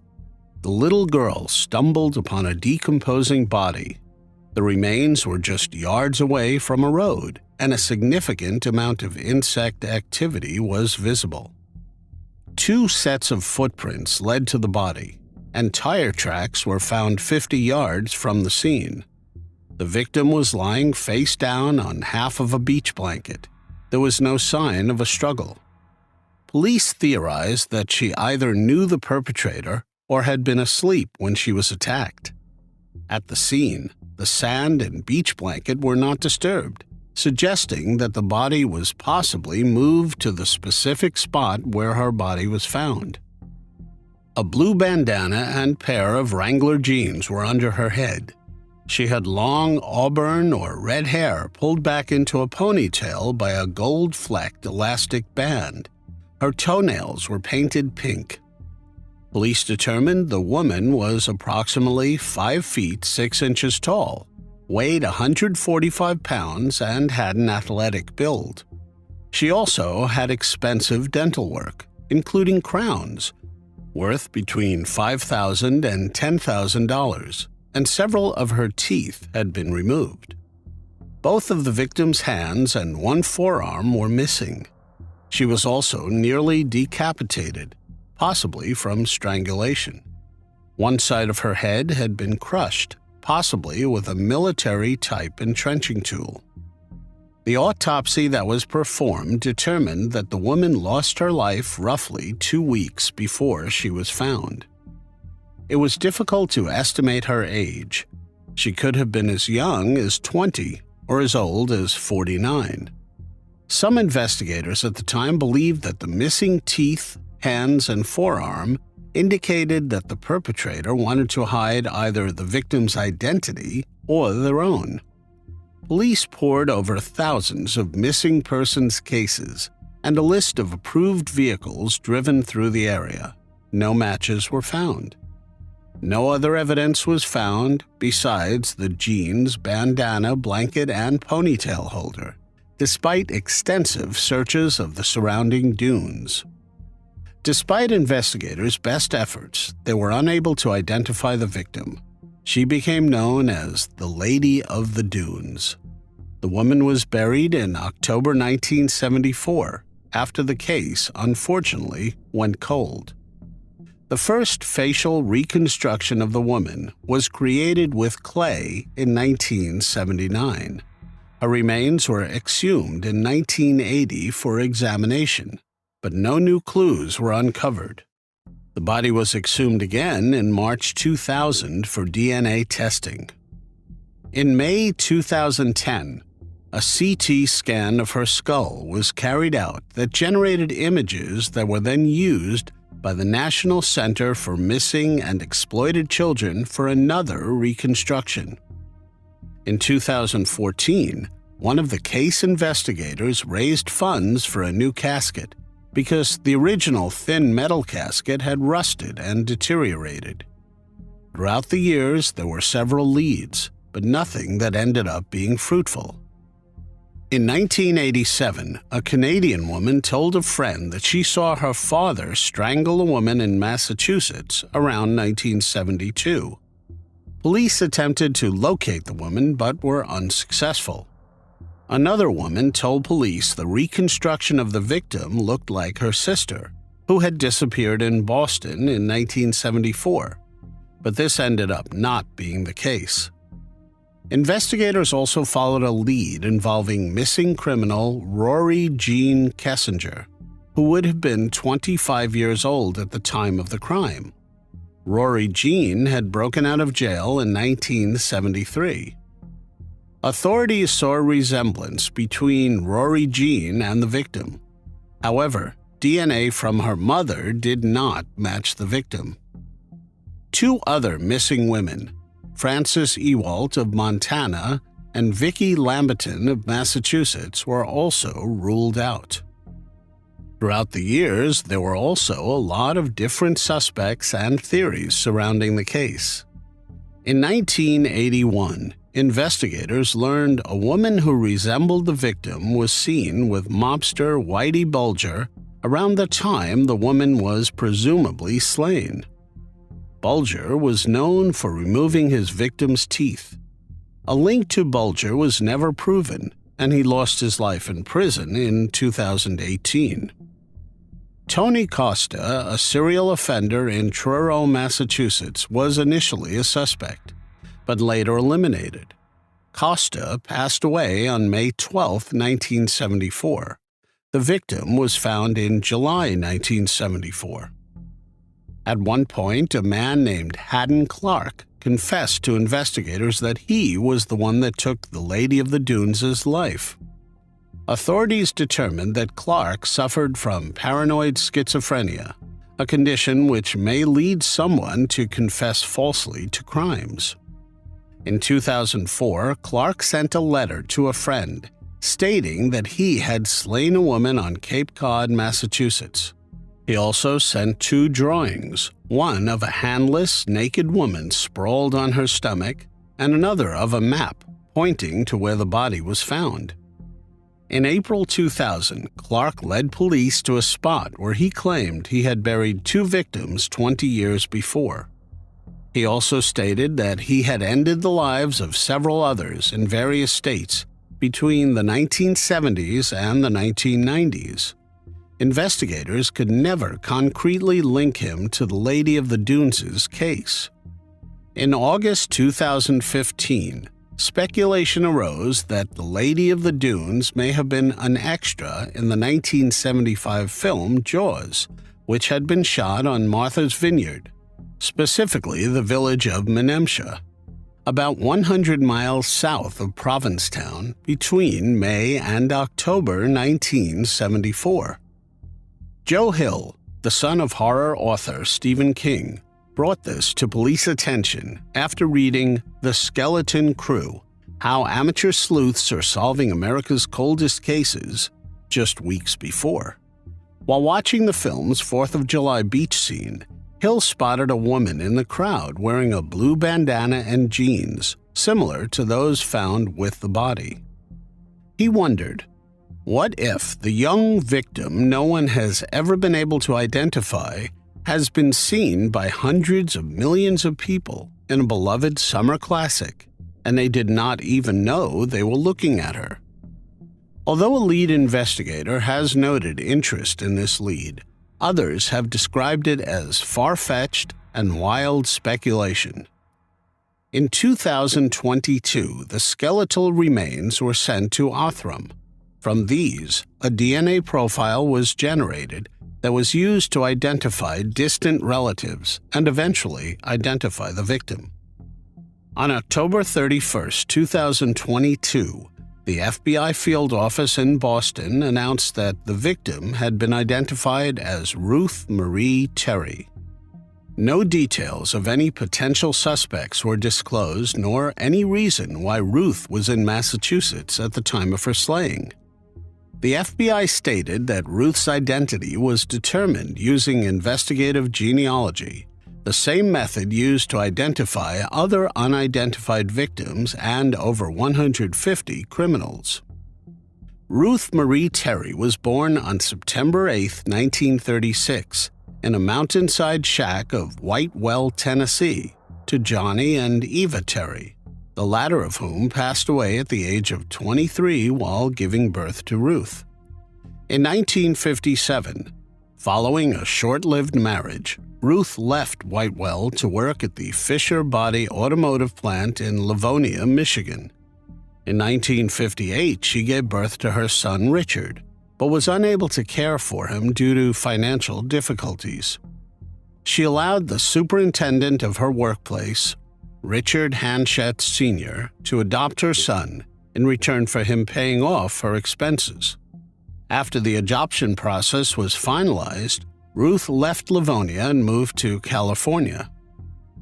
Ruth reached out to her son in 1972, but he was not ready to meet her due to a drug overdose which left him in a coma for 18 days. On February 16, 1974, she married Guy Rockwell Moldavan, an antiques dealer in Reno, Nevada. 4 months before she lost her life, the couple visited her family in Whitewell. Ruth's grandmother, Brittany Novenglonsky, later recalled that Ruth was not herself whenever she was with Moldavan, who exhibited possessive behavior.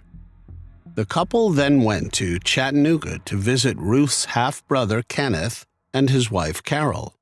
They later recalled Ruth and Moldavan saying they were going to travel the U.S. to look for antiques. Kenneth also noted that they spoke about visiting Massachusetts as they were leaving. In the late summer of 1974, Moldavan returned to Tennessee to tell Ruth's family that she had gone missing from the couple's California home. According to her sister-in-law, Jan Terry, he stayed for a short time and simply told them that he did not know where Ruth was. Ruth's brother James traveled to California and hired a private investigator to find her. The investigator told Ruth's family that all of her belongings had been sold and that she had left the state of her own will after becoming involved with a religious cult. In the 2 decades prior to her investigation, Ruth was listed as deceased in family obituaries. Some family members theorized that she was in a witness protection program and could not contact them. On November 2, 2022, the Massachusetts State Police announced that they were seeking information on Ruth's husband, Guy Rockwell Moldavan. He was born on October 27, 1923, and passed away on March 14, 2002. Moldavan was an orphan who was adopted by Abram Albert Zadorensky Moldavan and Sylvia Lily Silverblatt, and had a brother named Michael Semyon J. Moldavan. In 1942, Moldavan was living in New York City and attended the American Academy of Dramatic Arts. He was disqualified from active service in the military during World War II due to a mastoid infection. On May 11, 1946, while working as a professor, he married Jo Ellen May Loop in Bellevue, Pennsylvania. The couple lived in New York, California, and then Seattle, Washington, where Moldavan worked as a disc jockey. The couple divorced on July 16, 1956.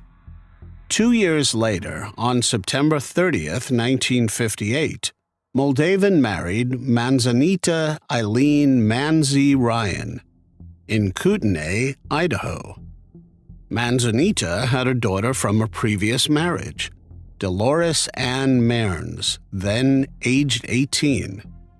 Both women disappeared in Seattle on April Fool's Day of 1960, with Moldavan becoming the prime suspect.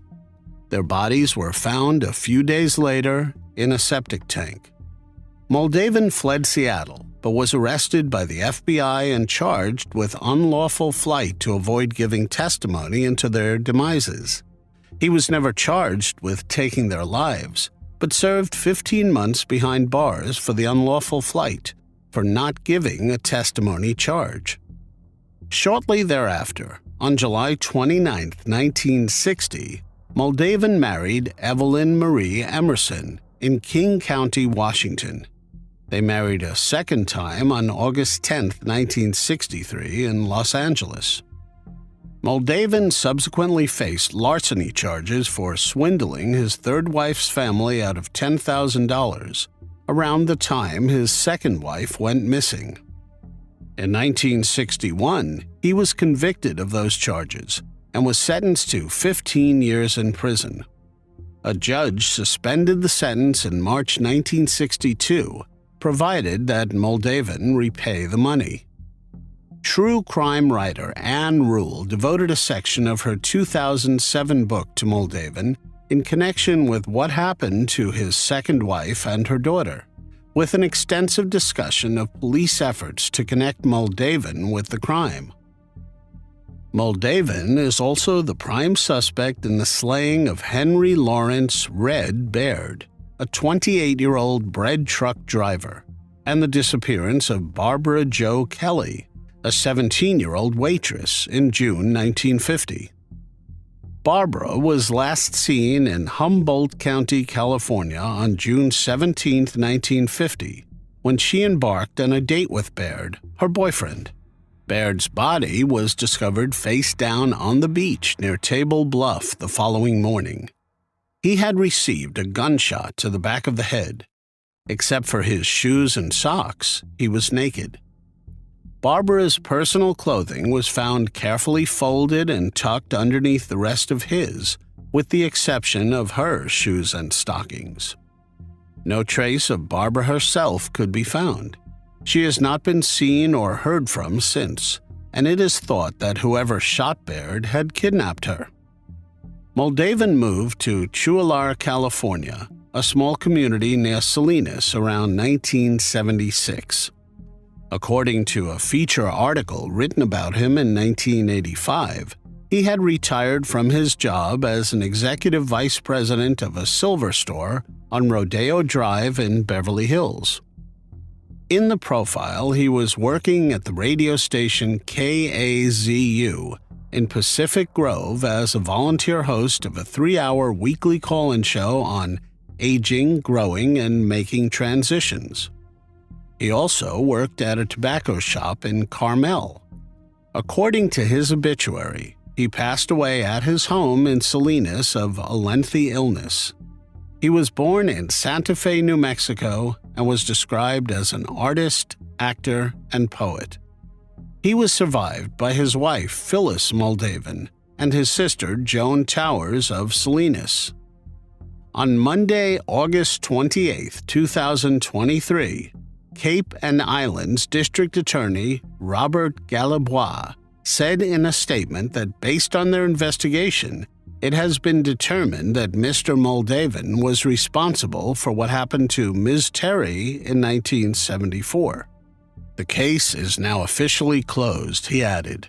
Investigators are now looking at the possibility that Moldavan could be connected to more crimes. It was Sunday morning, November 15, 2015, when a family living on Farley Lane near Lillian in Baldwin County, Alabama, made a shocking discovery on their private road. They found a car with the body of Devin Deshawn Kennedy of Pensacola, Florida, in the back seat. He had been fatally shot. Investigators with the Baldwin County Sheriff's Office worked the case and identified some persons of interest at the time. Lieutenant Andrew Ashton with the Baldwin County Sheriff's Office said, "We just did not have any solid evidence to link them directly and charge them at that time. It also was not enough to say they were not going to be suspects at all." That all changed when 32-year-old Dakota Darnell Herring was arrested on April 19, 2023, and charged with taking Deshawn's life. He had his first court appearance on April 21, 2023, where he told the judge he has spent the last 7 years incarcerated on a federal firearms charge. Herring was finishing up that prison term when Baldwin County investigators identified him as their prime suspect. Lieutenant Andrew Ashton said he was released from prison.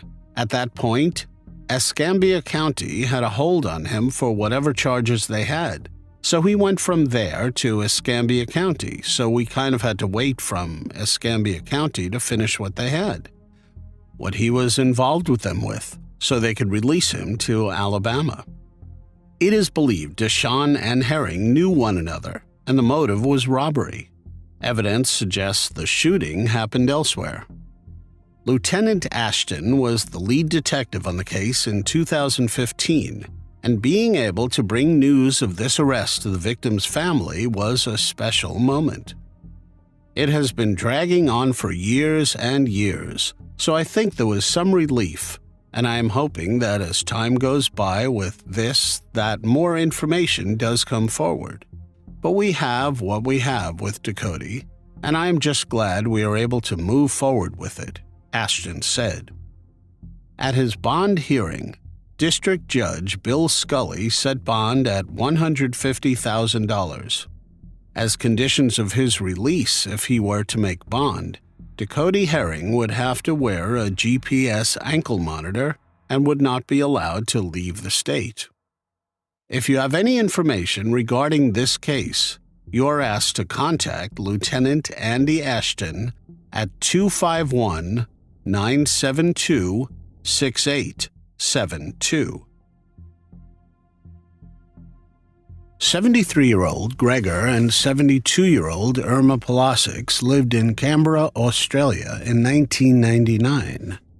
On the night of November 6, 1999, two masked men forced their way into the Palasics Grover Crescent home at around 9:30 p.m. The couple were bound with cable ties and savagely beaten before the man ransacked their home, stealing cash and jewelry. Gregor managed to free himself and call police, but Irma suffocated on her own blood and lost her life at the scene.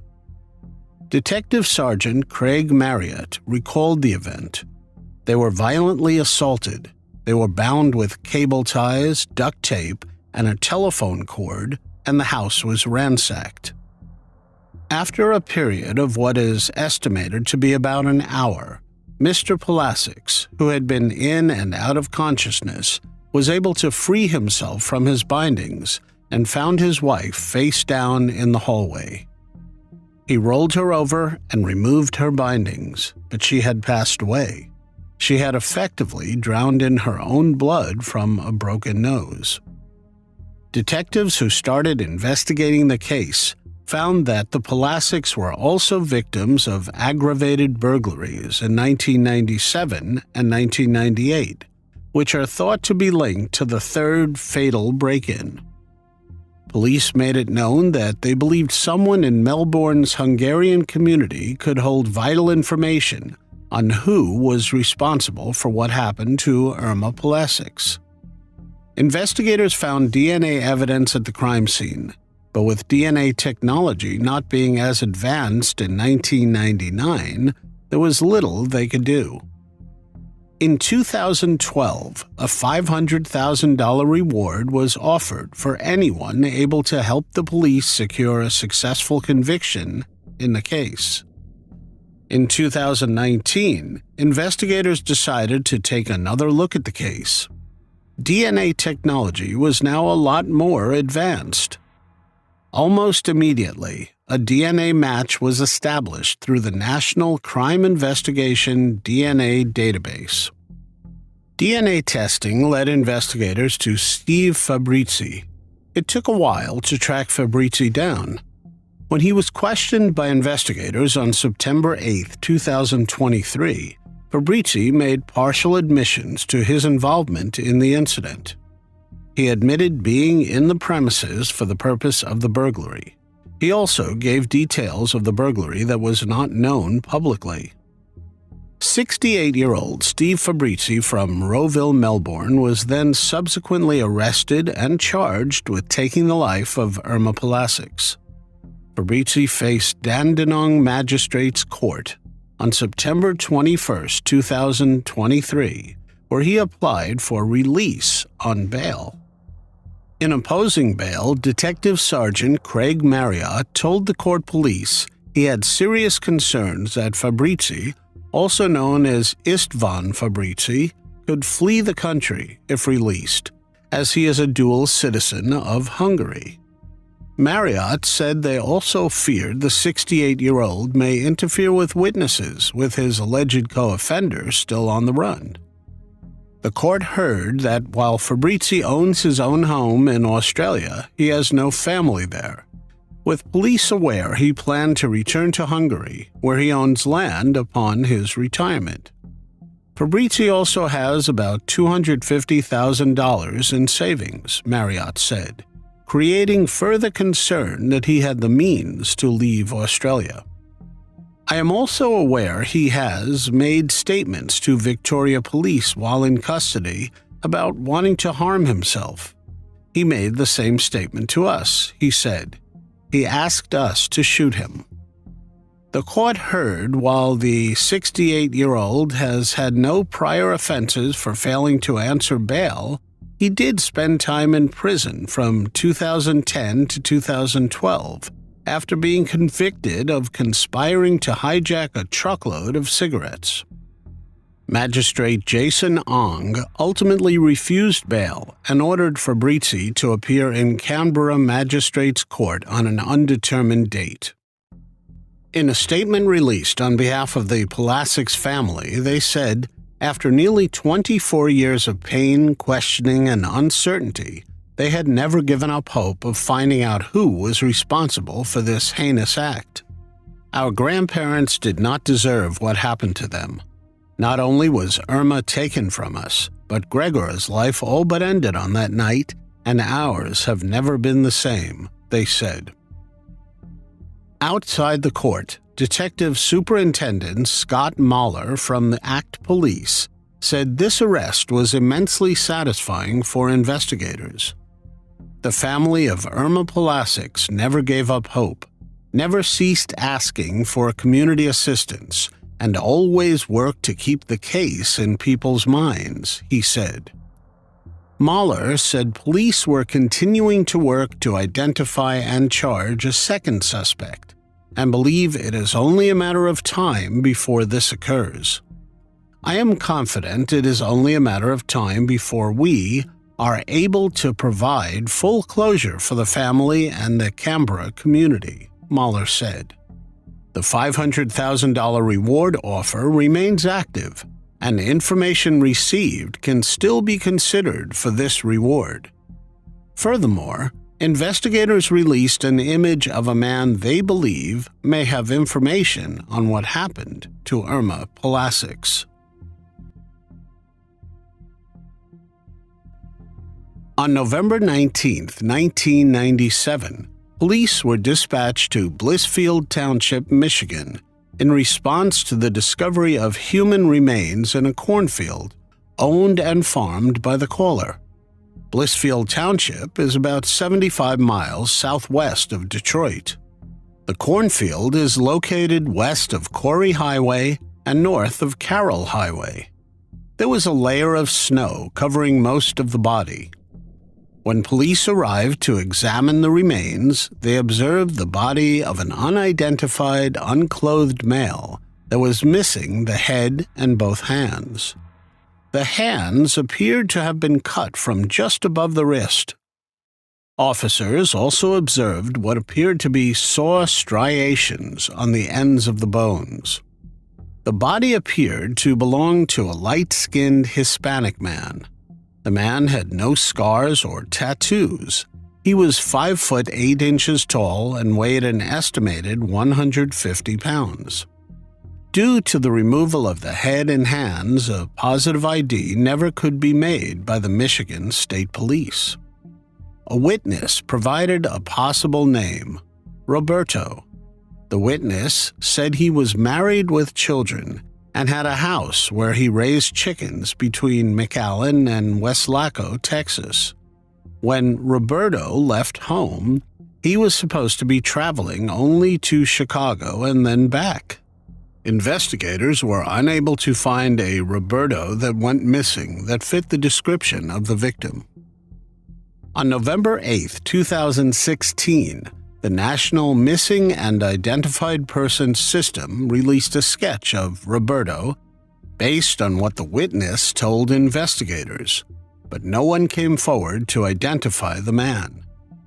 Finally, on January 24, 2023, 51-year-old Ricardo Sepulveda and 49-year-old Michael Sepulveda were arrested by U.S. Marshals in Ohio. They are brothers. Both of them were charged with taking the life of the unknown man.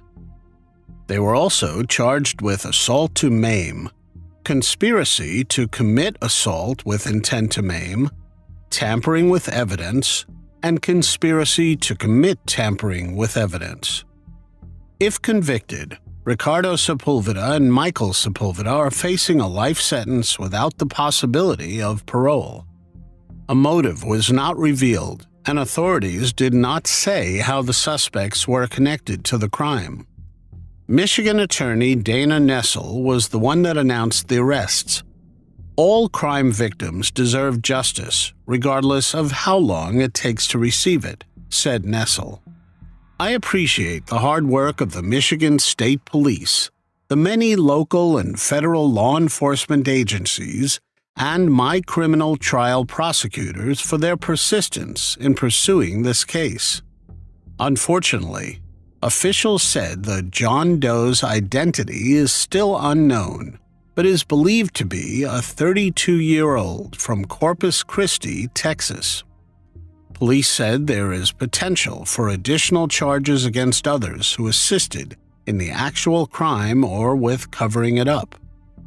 Anyone with information is asked to call Detective Sergeant Larry Rothman at 313-407-9379.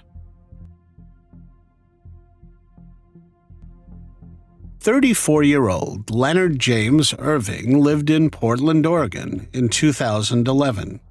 His family and friends referred to him as LJ.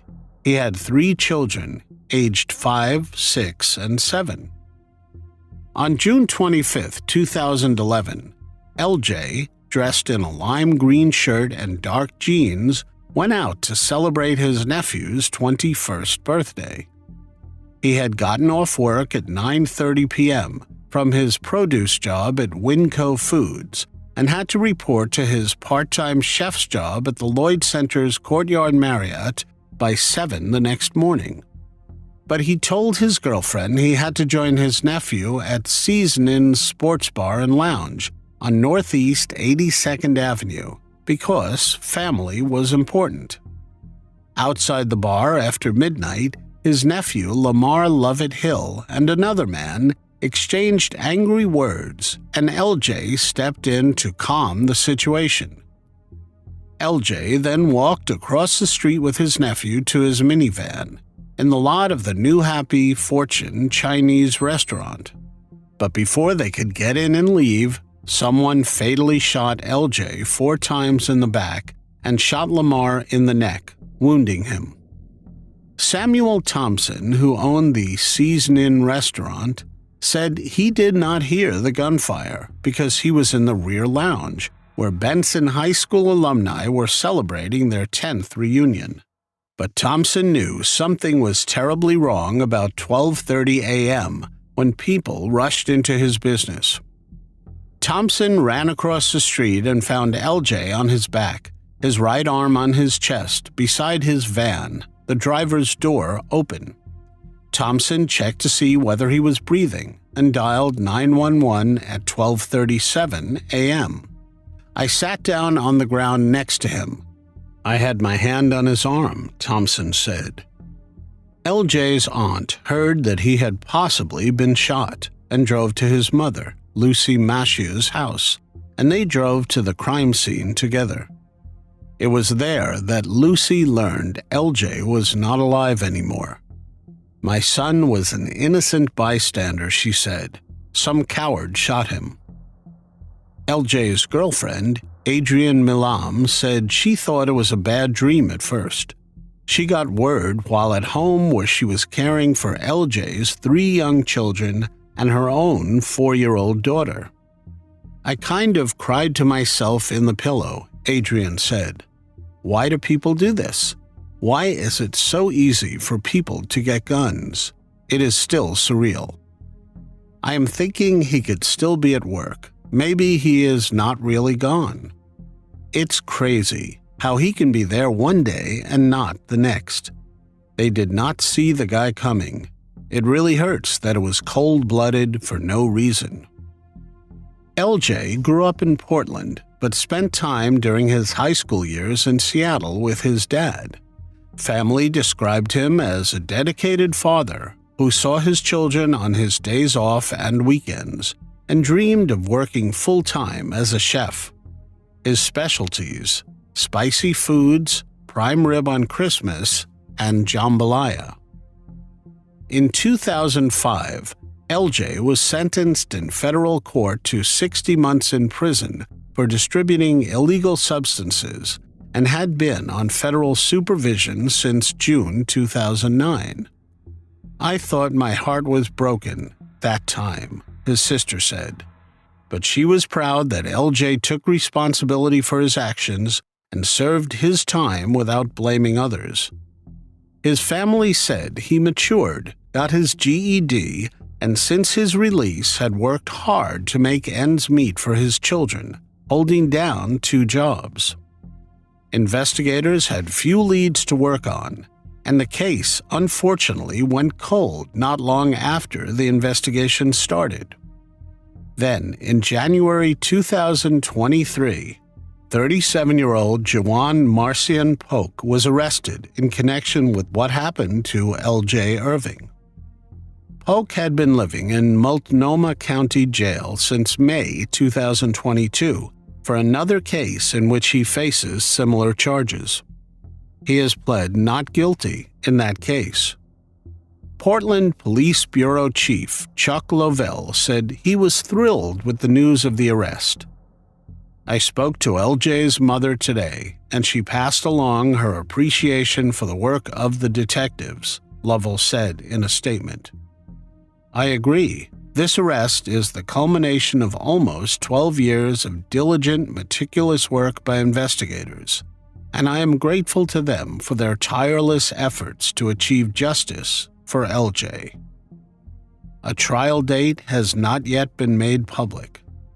Samuel Johnson, who was one of the first people at the crime scene, formerly worked at Self Enhancement, Inc., a nonprofit organization that works with at-risk youth.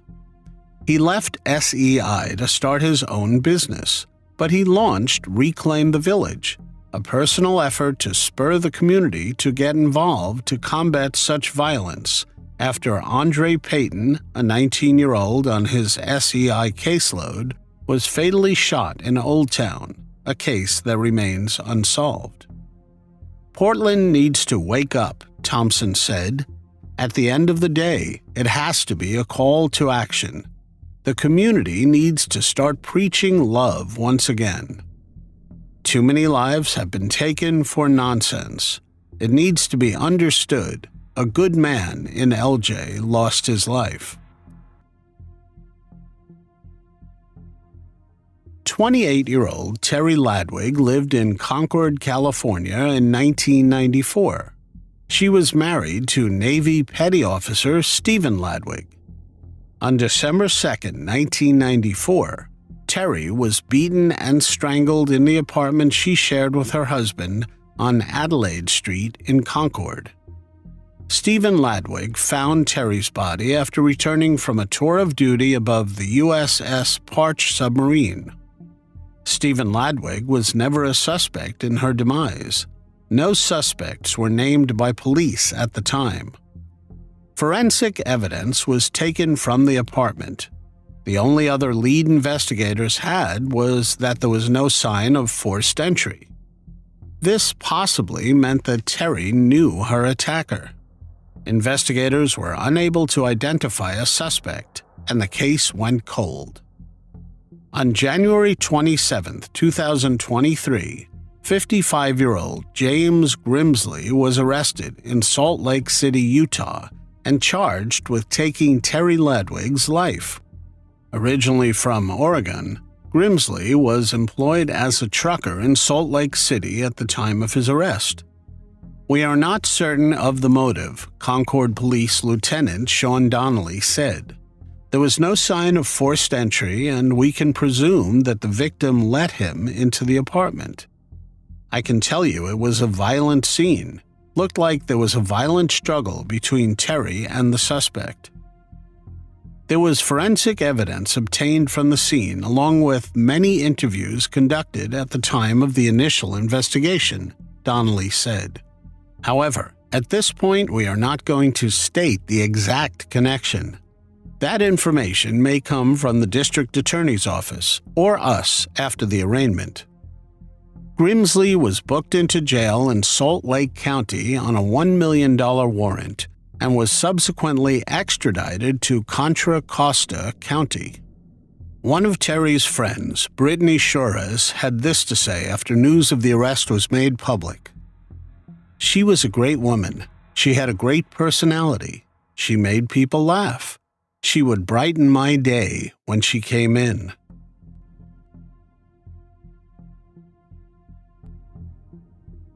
Six-year-old Ljubica Topic lived in Windsor, Ontario, Canada in 1971 with her parents and her 8-year-old brother, Michael. On the evening of May 14, 1971, Ljubica and Michael were playing outside their Drulod Road home. A man approached them just before 9 p.m. He offered Ljubica $8 to take a walk with him down the street, which she accepted. The man also offered Michael money to go ride his bike in order to distract him while he walked away hand in hand with Ljubica. Michael alerted his mother when the man and Ljubica did not return, and the police were called. 4 hours later, Ljubica's body was found, less than a mile from her house, in the backyard of a Hickory Avenue home. It was around 1 a.m. that an officer scanning yards with a flashlight found her body. The perpetrator left her body close to a gate leading to the back alley. Police found 2 of Ljubica's teeth along with an adult tooth next to her body. She had been severely and violently beaten. The adult tooth and other evidentiary items were collected by investigators so that it could be used later on. Witnesses came forward saying they saw a strange man hanging out at a restaurant across the street from the Topic house. He was never located. The case attracted national attention. Hundreds of tips came in from across Canada and the U.S. At one point, there were more than 500 persons of interest in the case.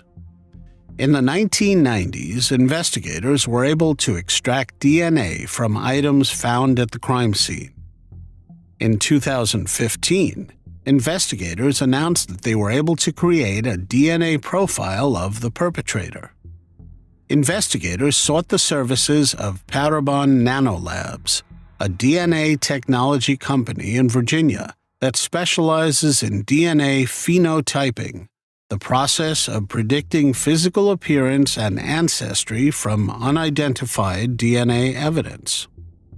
Law enforcement agencies use the company's Snapshot DNA phenotyping service for narrowing suspect lists and generating leads in criminal investigations. Parabon came up with two different images. The one showed what the suspect looked like at 25 years old when the crime was committed. The other image showed what the suspect may look like now at approximately 70 years old. In December 2019, Windsor Police Staff Sergeant Scott Chapman announced that Ljubica Topic's case was finally solved. Chapman said that Ljubica's case is among several cold cases that were solved using genetic genealogy. Our case was one of the very first Canadian cases that used the technique to identify an offender, Chapman said. On ancestry research websites such as GED Match and Family Tree DNA, users have the option to not share their genetic information with law enforcement, Chapman said. Police were ultimately able to identify the perpetrator through the DNA of a distant cousin that was found in a database. Parabon Nanolabs assisted with the identification. Windsor Police made the decision at the time not to reveal the unknown man's name. They only said that he recently passed away and settled out west after committing the crime. While police were applauded for finally solving the crime, the refusal to release the man's name was met with some public criticism. Finally, in 2023, Windsor Police changed their stance. It was announced that Frank Arthur Hall was the man responsible. He was 22 years old back in 1971. Hall lived less than 2 miles from the Topic family. He was never a suspect or a person of interest until the DNA match confirmed his guilt. Hall passed away in February 2019 in Edmonton, Canada, just a few months before the DNA match.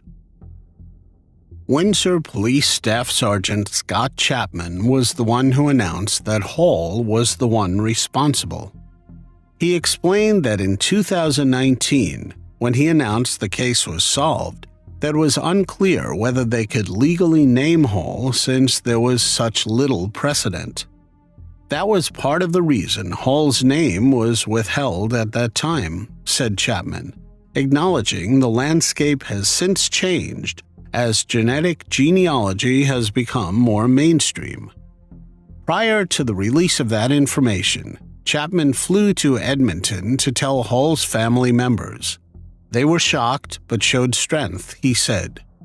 We have to keep in mind whatever Frank Hall did in his life is not a reflection on these people, Chapman said. They've been victimized by this information too. According to Chapman, police records are unclear as to whether Hall's home was canvassed as part of the initial investigation back in 1971. Hall was, however, known to police in Windsor and in other places, mostly for property crimes like theft. Though his name was not known to the public, other law enforcement agencies have been made aware of Hall since 2019. Now that Hall's name is out there, Chapman believes it could lead to more tips from the public regarding other cases. It will give potentially new life to different investigations, he said. It is entirely possible.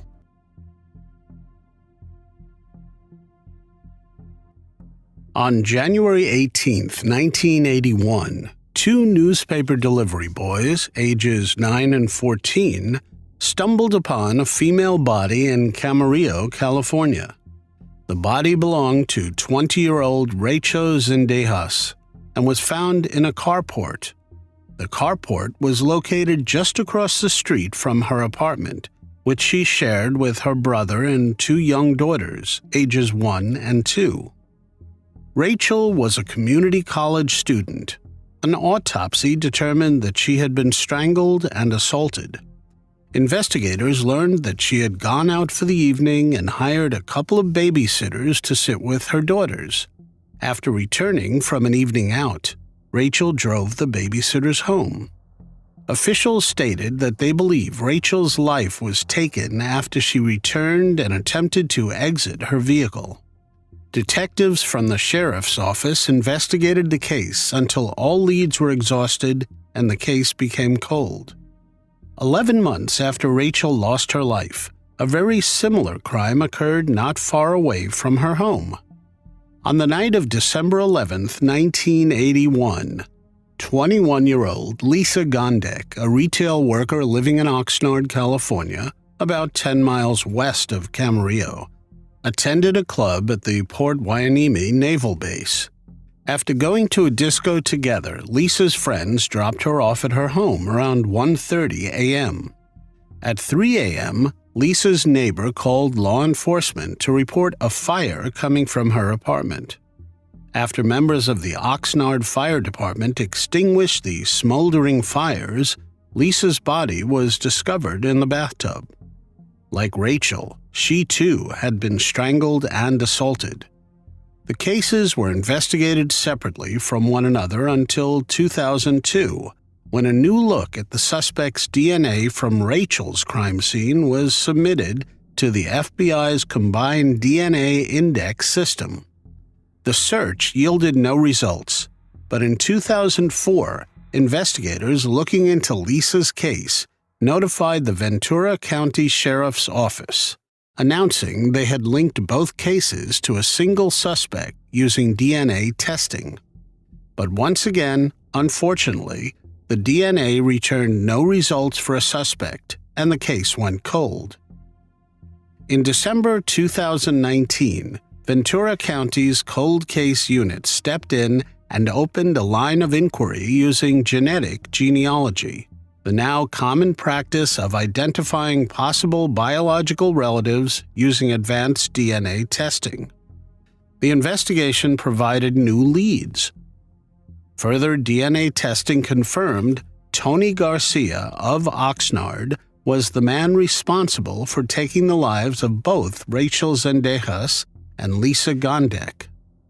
68-year-old Tony Garcia was arrested on February 7, 2023 in Oxnard, California. Sheriff Jim Freihoff stated that Garcia was born in Roswell, New Mexico, but was enlisted in the U.S. Navy and stationed at Point Mugu near Oxnard. He was discharged in 1980, but remained in the area, where he became a karate student and instructor for many years. The fact is, this suspect has been hiding in plain sight for over 40 years, said Sheriff Freihoff. Chief Benitez said they identified a number of common denominators between the suspect and the victims, but declined to say what they were. Benitez stated Lisa came to visit Oxnard from Connecticut for a planned 2-week trip to visit a friend in the U.S. Navy, and ultimately decided to move to Oxnard months before her life was ended. However, it remains unclear if Lisa and Garcia knew one another, and if he was the friend she came to visit. Ventura County District Attorney Eric Nasarenko said, "After more than 4 decades, justice is finally coming to the families of Rachel Zendejas and Lisa Gondek. As this case demonstrates, charges can be brought at any time, and there is no statute of limitations. We thank the Ventura County Sheriff's Office, the District Attorney's Bureau of Investigation, and the Oxnard Police Department for never giving up on finding Rachel and Lisa's slayer. Investigators are looking into the possibility that Garcia might be involved in other crimes and are appealing to the public for help. Anyone with information can contact the Ventura County Sheriff's Office Major Crimes Bureau at 1-805-383-8704 or email their cold case unit at coldcase@ventura.org.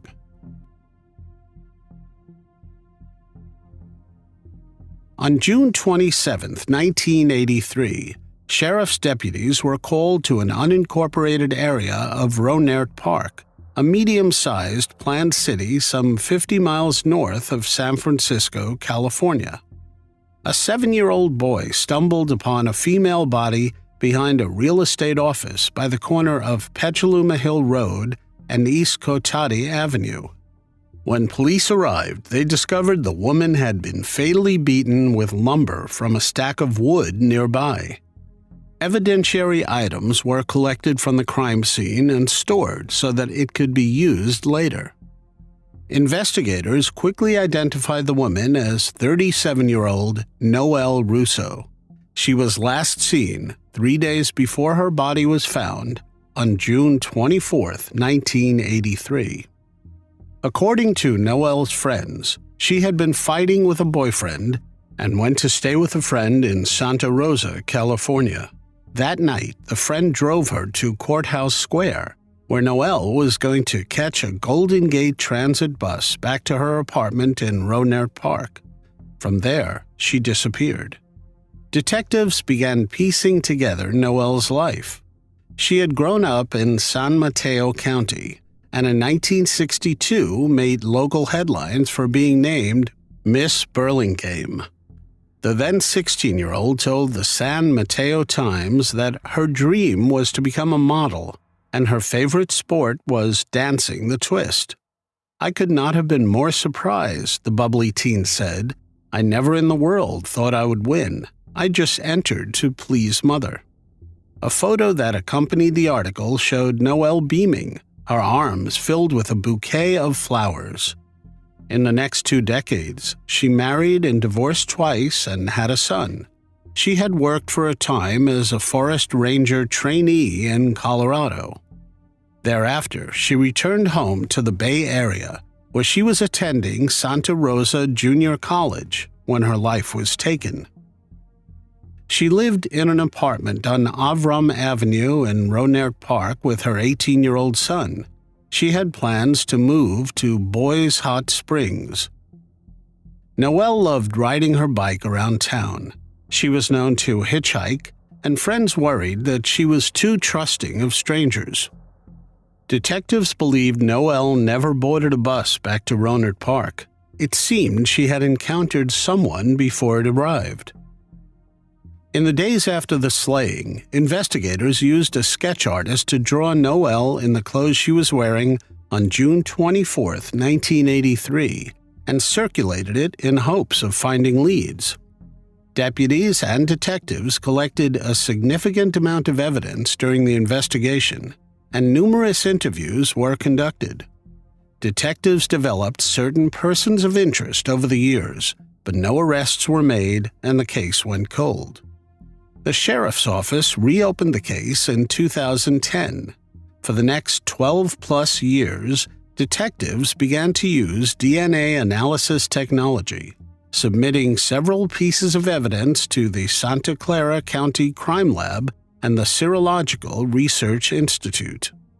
Finally, in a press release, authorities announced that 65-year-old Alfredo Carretero, Jr. was arrested on October 2, 2023. He was charged with taking Noelle Russo's life. Deputy Rob Dillon said, "Russo's family has been notified of the arrest and would appreciate privacy." Carretero Jr. was one of the original persons of interest in the case, the sheriff's office said. He was 25 years old when the crime took place. He was positively identified as the man responsible for what happened to Noelle, based on DNA and other evidence. Carretero Jr. is detained in the Sonoma County Main Adult Detention Facility without bail. Deputy Rob Dillon also said, "Throughout this investigation, detectives worked closely with the Sonoma County District Attorney's Office. The Sonoma County Sheriff's Office and Sonoma County District Attorney's Office are both dedicated to justice for victims, whether the case is new or old.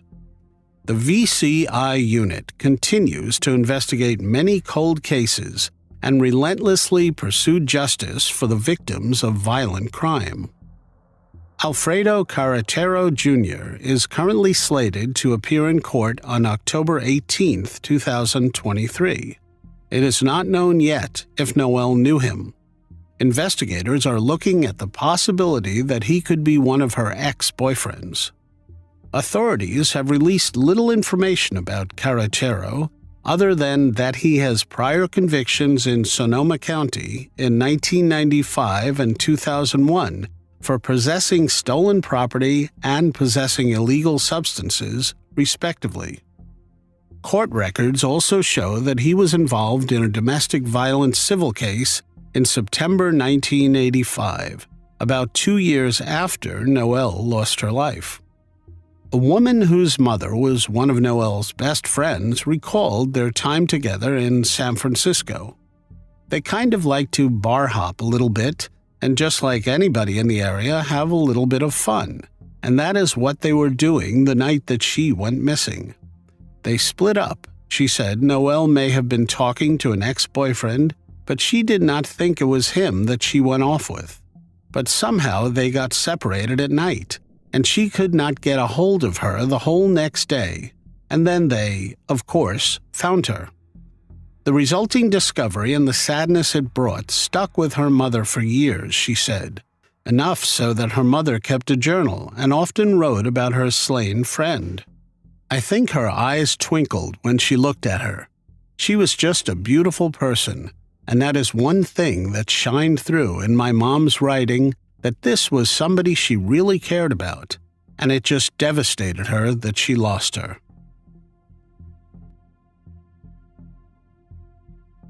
20-year-old Krista Martin lived in Wichita, Kansas. She lived alone in an apartment on South Osage Street. It was a place she had just recently moved into in the fall of 1989. On October 1st, Krista was reported missing after family members were unable to contact her. The next day, on October 2nd, police went to Krista's apartment to see if she was there. Inside the apartment, they found Krista's body. She suffered blunt force trauma to the back left side of the head. She had also been assaulted. Investigators could not find the weapon that was used, but did collect DNA evidence from the crime scene. It was noted that there were no signs of forced entry. At the time, DNA testing and CODIS systems were not available. Nonetheless, the DNA evidence was carefully preserved. In their investigation, police noted that there was a domestic disturbance call that went out in the vicinity of Krista's home a week before her life was taken. Officers were unable to confirm if this incident had any connection with Krista's case. Between 1990 and 1992, the case detective sent evidence to the FBI crime lab in hopes of identifying a suspect, but unfortunately, this effort yielded no results, leaving the case unsolved. In 2009, DNA evidence was submitted to the Sedgwick County Regional Forensic Science Center, which resulted in a potential suspect profile, but there were no matches in the CODIS database.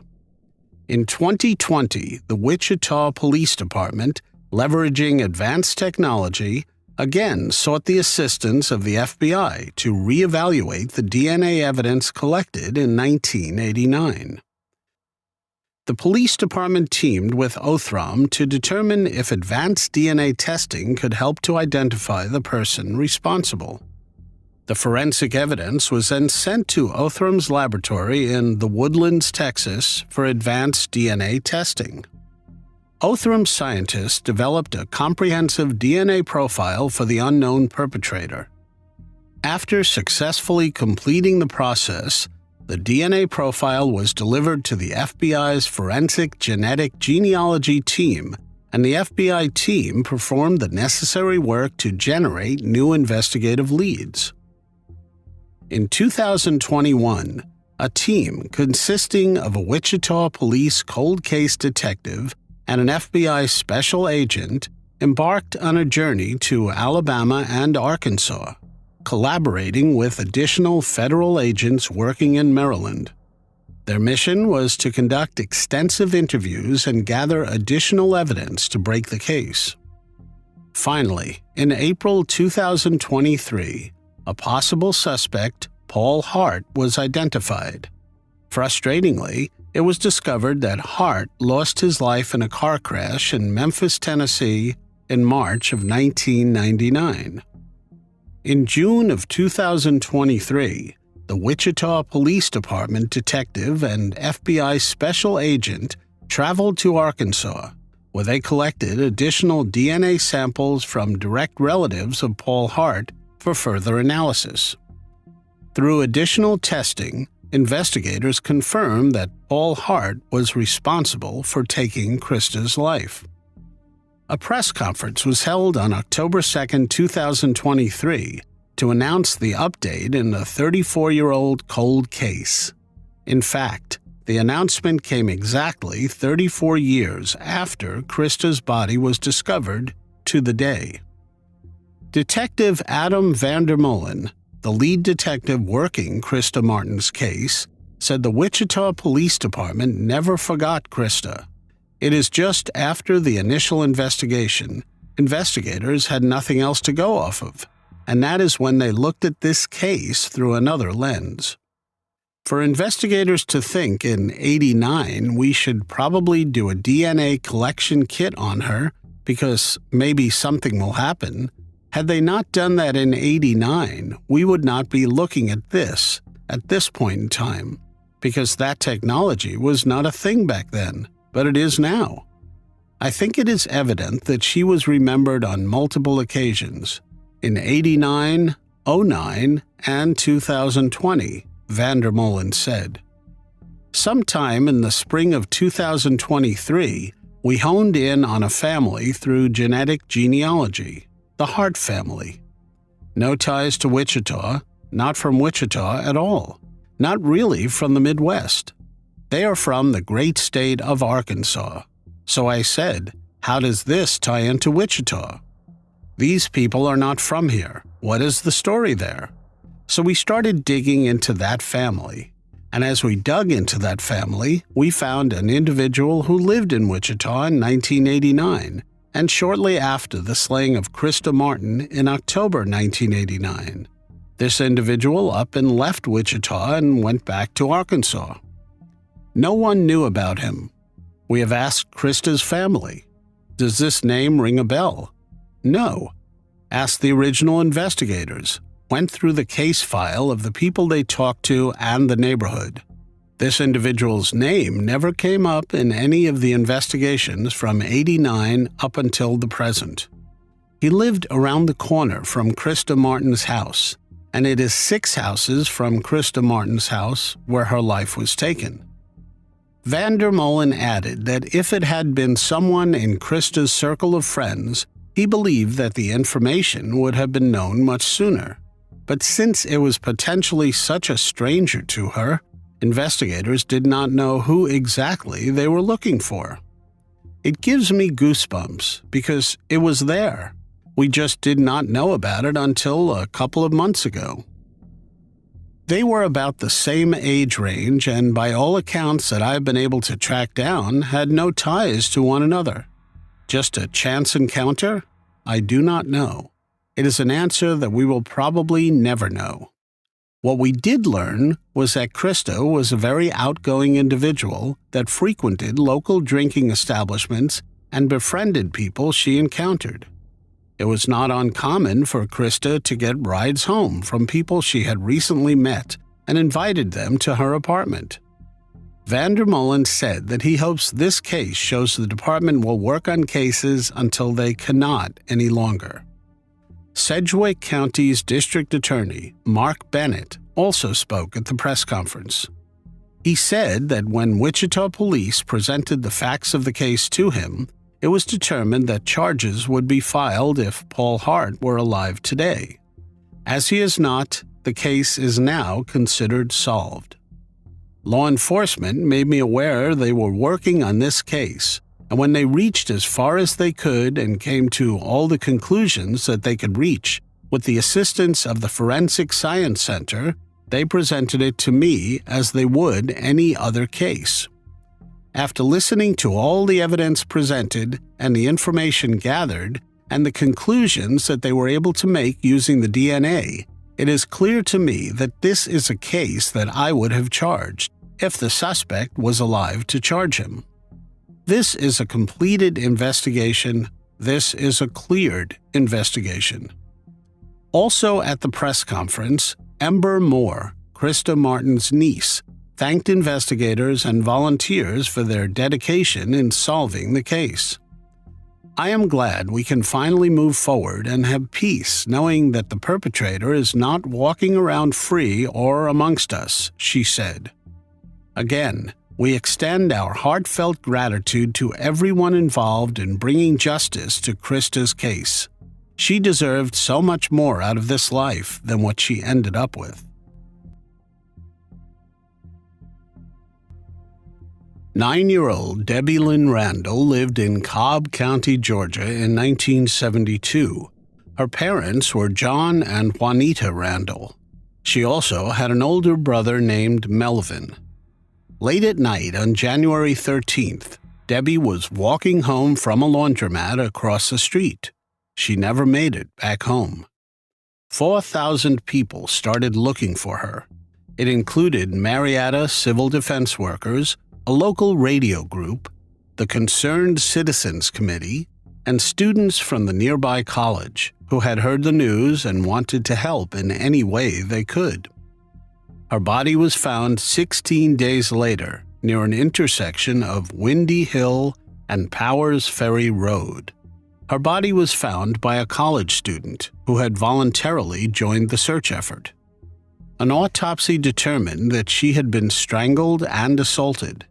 Crucial pieces of evidence, namely a hair and a piece of cloth with a flowery design, were stored by investigators. 2 young locals told authorities that they saw a dark pickup truck backed up in a parking lot near Debbie's house that drove away quickly. All that was left in the parking lot was laundry detergent. Investigators diligently followed up on all of the leads, but came no closer to identifying a suspect. The case eventually went cold. A 2001 test that the FBI conducted on the hair that was found at the crime scene narrowed the pool of possible suspects significantly. The piece of cloth was sent to a lab in 2015, and thanks to DNA testing, resulted in a DNA profile of an unknown man. DNA testing carried out in 2019, made possible by extra funding and a reanalysis of the cloth in 2022, brought investigators even closer to answers. Further DNA testing in 2022 then brought investigators into touch with people who were probably related to the perpetrator. Those relatives supplied DNA samples to assist authorities. More testing was done, and in 2023 brought up William B. Rose, who was 24 years old back in 1972 and lived in the same apartment complex where Debbie's family lived. Rose took his own life 2 years after he ended Debbie's life. Investigators made the announcement in September 2023 that Rose is the man responsible. Cobb County District Attorney Flynn Brody said, "It may take us some time, but with the new technologies that are coming out every day, we are going to do everything we can to solve our cold cases, to make sure we bring people to justice. The answer we are providing today will not bring her back.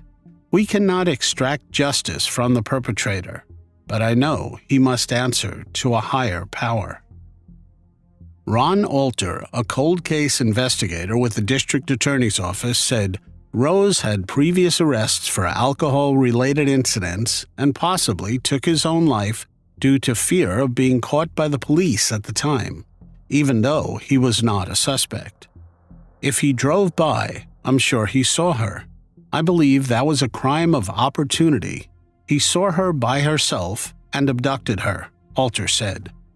The investigator confirmed investigators used ancestry websites to find familial matches to Rose from distant relatives and narrowed their suspect list from there. Debbie's brother Melvin Randall also spoke at the press conference. "I learned over the years that it does you no good to hate or hold grudges. Melvin is the only family member alive who heard the news. Debbie's mom passed away in 2018, while her father passed away in 2022. I would like to say that I wish my mother was here, but I know she knows in heaven now that it is finally over, and we just want to say we thank all of you for what you have done to make this day come to pass," Melvin said. "After a while, I blamed myself for it, because I was her big brother, and I battled with it for a while. But then I realized that there was nothing I could have done, and it just happened, and it was not my fault. I'm just grateful for the community. It is a relief that it was no one that we knew, and it was just great that it is over. It has weighed heavy on us for a long time." Despite the losses he has endured and the painful circumstances around all of them, Melvin Randall said he was not angry with either Rose or his family. "I know they are struggling, going through this too. It was tough for us, and I am sure it is just as tough for them. I wish all of them well, and God bless them, and I do not have any animosity toward them." Morris Nix, a retired detective with the Cobb County Sheriff's Office who worked the case, said, "Technology does not get old, it does not retire, it does not get sick, and it does not quit. Technology was seeking William Rose, and it found him in the grave."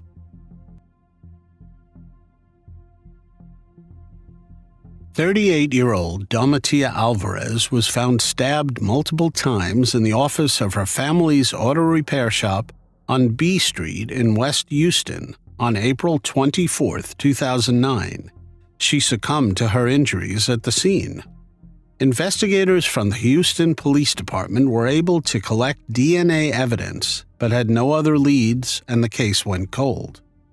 In 2021, the police department's cold case squad re-examined the evidence in the case as part of a case review project. They identified Jorge Trevino Cardenas through DNA evidence and found additional information implicating him in the case. 50-year-old Cardenas was charged with taking Domatila's life on January 26, 2023. Authorities said he is currently serving a sentence for an unrelated crime. Investigators did not reveal a possible motive and also did not say if Domatila and Cardenas knew each other. Anyone with additional information in this case is urged to contact the Houston Police Department at 713-308-3600 or Crime Stoppers at 713-222-TIPS. 35-year-old Crystal Rogers lived in Bardstown, Kentucky with her boyfriend, Brooks Houck, their 2-year-old son, Eli, and her 4 children from her previous marriage in 2015. Known as the bourbon capital of the world, Bardstown is a small town with a population of just below 14,000 people. Crystal was the eldest daughter of Tommy and Sherry Ballard. By all accounts, they were very close. She worked 2 jobs to make sure her 5 children were always well taken care of. Crystal, Eli, and Brooks visited his family's farm on the weekend of the 4th of July. It is a 245-acre farm located about 9 miles south of downtown Bardstown. Crystal dropped 2 of her children off at her ex-husband's house and left 2 children with a babysitter. On the morning of the 4th of July, 2015, Brooks woke up and Eli was next to him, but there was no sign of Crystal. She had completely vanished. Her car was not on the driveway. Interestingly, Brooks did not report her missing. He continued to celebrate 4th of July with his family at the farm. According to him, he was not initially worried about her absence, since she often went out with friends and stayed out late, sometimes not coming home until the next morning. Crystal's family, however, was immediately concerned. They began to worry after multiple attempts to contact her that day without her answering her phone. Crystal's mother, Sherry Ballard, reported her missing 2 days later, on July 5th. She told the newspaper afterwards, "I told Brooks I'm going to the police department to report her missing, and he said, that is what you should do." Also on July 5th, Crystal's father, Tommy Ballard, found her maroon 2007 Chevrolet Impala. It was parked with a flat tire by mile marker 14 of the Bluegrass Parkway. The keys were still in the ignition, and her purse and cell phone were also found inside. The driver's seat was not in its usual position. Crystal's family immediately knew that she had not been the last person to drive the car. Unfortunately, the discovery of Crystal's vehicle did not offer any clues as to her whereabouts. Her family subsequently announced a $25,000 reward for information leading to her disappearance. Sherry Ballard said through tear-filled eyes, "We love her, and we are trying to find her, and we just want her to come home." The community also stepped up in a big way, with family and strangers from all over setting out to search every inch of Nelson County and the surrounding area. Family member Sammy Johnson said, "We have searched the rivers, we have searched farms, houses, sinkholes, wells, any place she might be."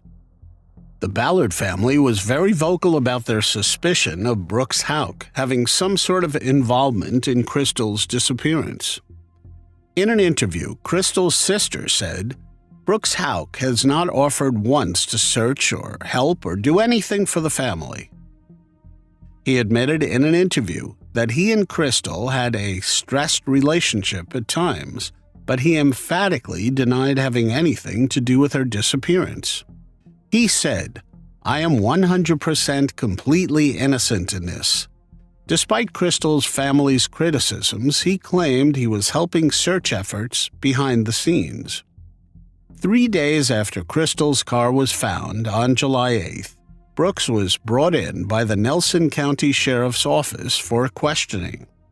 Brooks said that he and Crystal had a date night the evening she was last seen.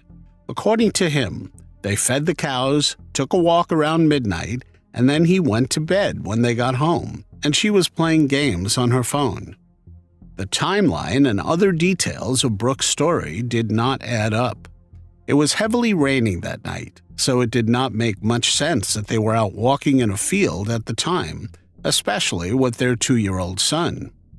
Nelson County Detective John Snow led the questioning and noticed the gaps in his story, but Brooks remained adamant that he had nothing to do with Crystal's disappearance. In the recording of the interview, Detective John Snow was questioning Brooks about a late-night phone call with a specific number on the night that Crystal had vanished. The call took place when Brooks, Crystal, and the children were in their truck heading home. The detective asked Brooks who it was that was calling him. Brooks reluctantly told him that the number belonged to Steve Lawson. Detective Snow asked who Steve Lawson is, and Brooks replied that it was somebody that worked for him. Brooks told the detective that he could not remember why Steve called him so late. Detective Snow then instructed Brooks to call Steve from inside the interrogation room. Steve's explanation was that he had called Brooks about a rental house. He said that Brooks told him to speak to Katie, who handled the properties, and that she would get back to him. Brooks interjected and corrected him by saying it was Crystal. After the phone call, Detective Snow asked Brooks why he told Steve Lawson that she would call him back when she apparently had been beside him in his truck at that moment. Brooks made an excuse that he did not want to bother Crystal that late with work stuff. Nick Houck, Brooks's brother and a Bardstown police officer, called Brooks on his cell phone when he knew Brooks was being interviewed by detectives and told him not to speak with police. The next day, Nick was called by city officials to testify in front of a grand jury, which led police to suspect he also had involvement in the disappearance of Crystal. It is at this time that Nick stopped cooperating with the sheriff's office. However, he agreed to a polygraph test after being interviewed by Kentucky State Police. Nick finally took a polygraph test on July 20th after being contacted by the FBI. The examiner expressed grave concerns about the results of the polygraph test with Bardstown Police Chief McCubbin. When confronted with the results, Nick denied that he was lying, saying, "I don't give a damn what your computer said. You are calling me a liar, and I don't like it when people call me a liar." Also in August 2015, Tommy and Sherry Ballard, Crystal's parents, started on the path of trying to get custody of Eli, the 2-year-old son Crystal had with Brooks Houck. That day in court was also the first time the Ballards saw Brooks Houck since Crystal was reported missing. Tommy Ballard said after the court hearing, "He made eye contact with me. I made eye contact with him. I just want to see my grandson. I'm not worried about nobody but my grandson and my daughter." The decision was made at the time that Eli will stay with Brooks.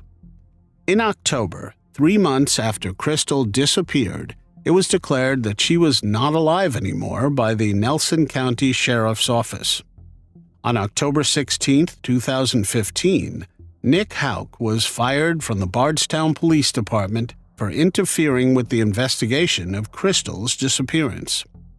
He was accused of warning his brother that detectives planned to interview him and advising him not to speak with them. Nick later told the Kentucky State Police that he only contacted his brother to tell him that they might be trying to trip him up, and he should protect himself. Kentucky State Police officially named Brooks Houck a suspect in Crystal's disappearance in October 2015. A police officer said, "I have 8 pages of circumstances that led me to look in Brooks Houck's direction."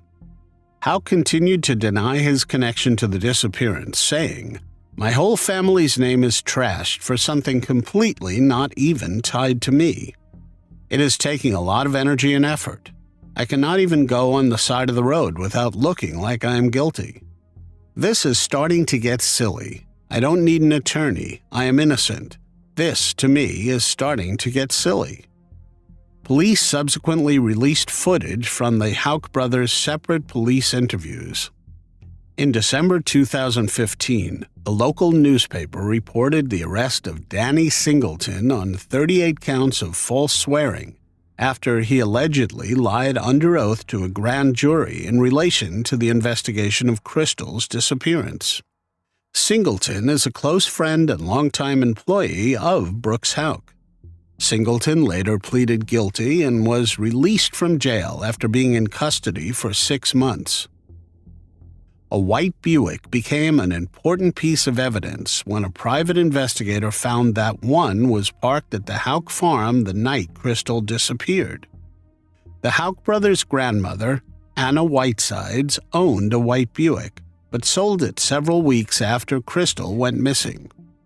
In June 2016, authorities issued a subpoena for the 82-year-old to testify in front of a grand jury. The subpoena stated the car may have been used to dispose of a body, cleaned, and sold in an attempt to prevent evidence from being discovered. Anna Whitesides invoked her Fifth Amendment rights, refusing to testify in front of a grand jury for fear that she might incriminate herself. Whitesides' lawyer said, "There are lots of things, particularly in a high-profile case, where there is as frantic an investigation as there is here, that could ensnare an 82-year-old woman." According to attorney Jason Floyd, Anna Whiteside's statement to the police and the car buyer's information was enough. A judge later ruled to keep all future proceedings involving Whitesides confidential. Houck's grandmother had never been charged or arrested in connection with Krystal's disappearance, despite multiple search efforts over the year Krystal remained missing. Then, in August 2016, a more intensive search of the Houck family farm was performed. Police searched 300 acres with at least 14 cadaver dogs. Detective John Snow said a crime involving Krystal is believed to have happened at the Houck farm. Houck's grandmother, Anna Whiteside's home was searched, as were the homes of Nick Houck, his brother, and his mother Rosemary Houck, where several pieces of farm equipment were seized as potential evidence. The search was done in order to find DNA, a body, or other potentially useful evidence. John Snow said afterwards, "I'm hopeful. I think we are moving in the right direction. It's been a long road and it may be even longer, but I think we're getting close." In July 2017, Brooks Houck's new girlfriend, Krystal Maupin, was arrested after she was caught on camera ripping up signs connected to Krystal Rogers' case. Since Krystal's disappearance, signs in support of the family had been scattered all around Bardstown.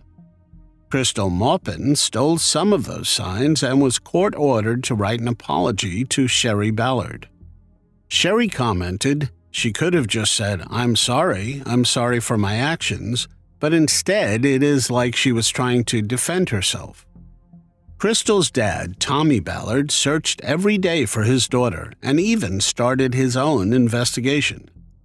16 months after her disappearance, on the morning of November 19, 2017, her dedicated father was preparing to go on a hunting trip on the family property on Ed Brent Lake. His 12-year-old grandson, Krystal's eldest son, was with him. An unknown assailant approached Tommy Ballard and shot him in the chest. He did not survive. Tommy Ballard was 54 years old. The Nelson County Coroner's Office said Krystal's father was shot once in the chest, with the bullet entering his chest and exiting his back. Krystal's mother, Sherry, believed he was targeted because he was close to a breakthrough in their daughter's case. She told a newspaper that her husband lost his life because he looked for their missing daughter. She said her husband was always brainstorming new locations to search for Krystal and was the biggest champion in the fight to find her. Sherry Ballard believes he was targeted and even said he thought he was being followed in the days leading up to him being shot. The police searched Anna Whiteside's home again after the fatal shooting incident, but found nothing. Commissioner Rick Sanders hired 2 retired troopers to investigate a handful of unsolved and high-profile cases in Bardstown, including that of Krystal and her father, Tommy Ballard. In the meantime, Krystal's mother still tried to get custody over Eli, Krystal's youngest son, as Brooks was the primary guardian. Issuing a final ruling on the custody battle, Nelson Circuit Judge Stephen Hayden argued that there is clear and convincing evidence significant hostility exists between the Ballard family and Brooks, such that it poses a significant risk of emotional harm to the child. Sherry Ballard and her late husband filed a petition for grandparent visitation just weeks after Krystal went missing. Sherry told a local newspaper, "I've done everything possible that the courts have asked me. I still have no visitation for my grandson. That is my daughter's son, and I refuse to acknowledge that he is not my daughter's son. I feel like they want me to just erase him from my daughter's life, and I am not doing that anymore. I refuse to do that." After several trial court custody hearings, a judge initially granted Sherry visitation times with her grandson on alternating weekends. But a 3-judge panel overruled that decision in November 2018, agreeing that contention between Brooks and Sherry had boiled over to a point that it is not in the boy's best interest to spend time with his grandmother. Several hearings have followed that ruling. A new sheriff, Ramon Pineroa, was elected in Nelson County in November 2018 after former sheriff Ed Mattingly stepped down. The sheriff's office had been the lead investigating agency in Crystal's disappearance. Ramon Pineroa had stated his commitment to solving Crystal's case. In an interview, he said the agency had a good idea of what happened to Crystal, and his mission is to find enough facts and evidence to make an arrest. As the years had come and gone, there was a yearning for justice. Crystal's family never gave up the search for her and never stopped fighting for justice as her story continued to be shared on true crime podcasts and TV series. The Mother of Five's case has spawned documentaries and podcasts and plenty of news coverage. The Disappearance of Crystal Rogers is a crime series. The latest docu-series is part of the first episode of Season 3 of the popular Real Life Nightmare. Bourbon Town Mystery, produced by the HLN Investigations team, takes a deep dive into the disappearance of Crystal. Numerous podcasts have also focused on the Crystal Rogers case. Ever since her disappearance, Crystal's family had plastered signs around Bardstown and the neighboring communities asking for any information. The mystery of what happened to the 35-year-old had puzzled law enforcement, tortured her loved ones, and haunted the small town of Bardstown for many years. In July 2019, the lead detective in Crystal's case, John Snow, retired. In one of his last interviews, he was asked if Crystal's body would ever be found. He replied, "I think eventually she will be found. Yes." Nelson County Sheriff Chief Deputy Jody Gilliland was then named the new lead detective the following month. In 2019, Crystal's family held a vigil and said not a day goes by without thinking about her. Her mother said, "People say it gets better, but it does not. Every day is hard." The prayer vigil was held in remembrance of Crystal, but the family said it is also to keep her story alive in the hope of getting answers about her whereabouts. Her favorite color, pink, was everywhere. Pink t-shirts, pink ribbons, and a pink balloon released to close out the event. Sherry Ballard said it felt good to see the community continue to come out and support her daughter after all these years. She added, "I'm going to bring my daughter home, no matter how long it takes." Sherry Ballard said even before Crystal disappeared, her whole family was close. "It has been hard on the kids, but I do not want them to lose hope. God performs miracles, so there is always hope." As for leads in the case, Sherry said she is confident in the police that they will find Crystal. According to court documents, another hearing in the custody case of Crystal's youngest child was held on September 10, 2020, where new testimony was heard. In October 2020, Judge Hayden denied temporary visitation rights to Sherry Ballard. The court did not interview the child. Hayden ruled that the child has a strong relationship with Brooks, whom the judge described as a loving father. In court hearings, Brooks testified that the child only spends time with him, his mother, and his new girlfriend, whose name is also Crystal Maupin. Judge Hayden wrote, The court believes the testimony by Sherry Ballard was sincere and that they would not do so on purpose, but is unconvinced they would be able to keep that vow given their demonstrated hostility toward Brooks. He continued, "It would be fair to say there exists a significant rift between the parties that will likely never be healed." July 2020 marked 5 years since Crystal was last seen in Bardstown.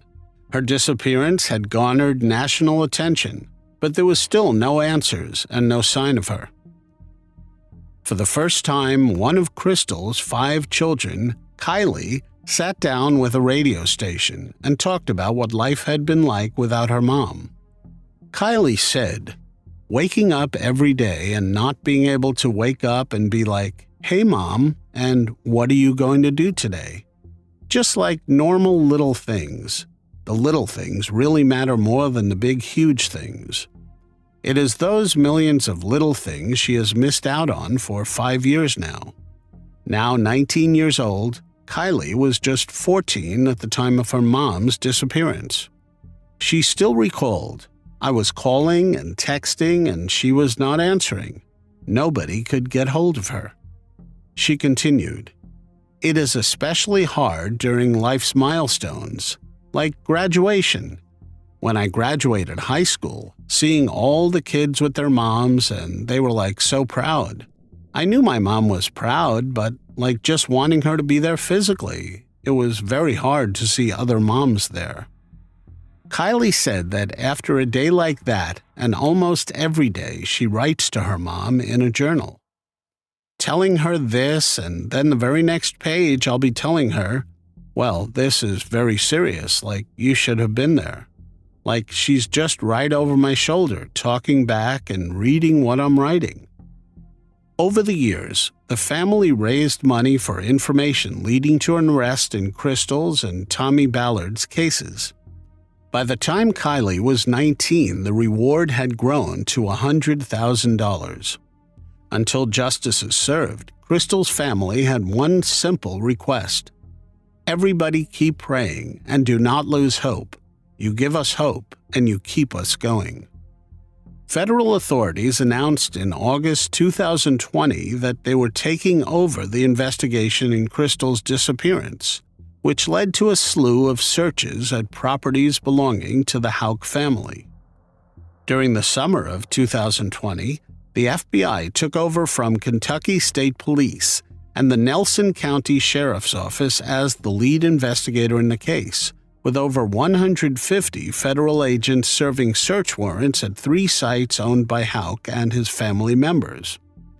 An FBI Louisville spokesman previously said all 3 locations had already been searched to various degrees over the years. The search took place in the Woodlawn Springs subdivision, where Brooks Houck's construction company built several houses shortly after the disappearance of Crystal. Federal agents, with the help from Nelson County Highway Department vehicles, were continuing to zero in on a driveway and tuck away pieces of concrete and materials from outside a home. A photographer of a local newspaper saw investigators using a jackhammer on the driveway of a home. Throughout the search, police were allowing only a few cars into the subdivision and reporters were kept out. Crystal's mom commented on this search, "I do not think they would just randomly pick a driveway unless they had a reason to do that. When my daughter went missing, Houck was building in that neighborhood." The FBI had not disclosed any details of their findings at this location, but on August 27, 2021, they did announce that an item of interest had been recovered from the concrete at one of the homes. During this most recent search, the FBI also stated that they know there are people in Bardstown who have information on this case, and added that it was time for those people to come forward. One of the properties was the home of Brooks Houck, and another belonged to his brother Nick. On September 7, 2021, the FBI announced that the search in Bardstown had ended, with several items of interest sent to a lab in Virginia for testing. Sherry told a local newspaper she had a lot of hope that her family will soon finally learn what happened to their daughter. She said, "And I do have a lot of hope that this is where the investigation needs to be at, and that they may be able to provide me answers this time." Regarding the thought of finally finding out what happened to her daughter, Sherry said, "I want it, but it is going to be so hard for me. I just hope that I can handle that when they come to meet me with the news, even though I have waited for 6 years. I need closure. Her kids need closure. And to physically hear it, it's going to be so hard on us." The FBI has not released more details on the items of interest that were sent to the Virginia lab for testing. FBI spokeswoman Katie Anderson told a newspaper in October 2021 the agency had nothing new to share on the Crystal Rogers investigation. In 2021, the FBI said it was also offering up a $25,000 reward for information leading to the identification, arrest, and conviction of the individual or individuals responsible for Crystal's disappearance. Crystal's case remained unsolved. One reason was that it was turned over several times between agencies. Sherry Ballard said in an interview in 2022, her daughter's children were then 22, 21, 19, 17, and 9. Crystal was a very good girl. She was a very good daughter. She was nice to everyone she met. She even let a friend stay with her because the friend didn't have a place to go. That is the type of person she was. We are a very close family, and I'm not doing anything different that any mother would do for their daughter at all." Crystal's mother added, "I am just praying we will get some kind of closure." She still remembers in vivid detail the day she went to the police station to report Crystal missing. "I remember them telling me it could be a year before we find any answers. And I was just shocked. I was just like, there's no way I'm waiting a year to find my daughter," Ballard said, holding back tears. In October 2022, the FBI launched another search at Brooks Farm, this time for 5 days. Afterwards, they said they won't comment on exactly what was collected. The land is owned by the mother of Brooks Houck.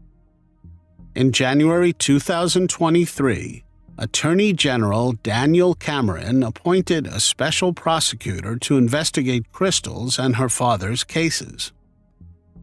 On July 3, 2023, the 8th anniversary of her disappearance, the agency tweeted it made significant progress in bringing this case to its rightful conclusion. "We continue to pursue every available lead until those responsible for Crystal's disappearance are held accountable." On September 7, 2023, the investigation took a sudden turn when it was announced that a suspect had been charged in connection to the case.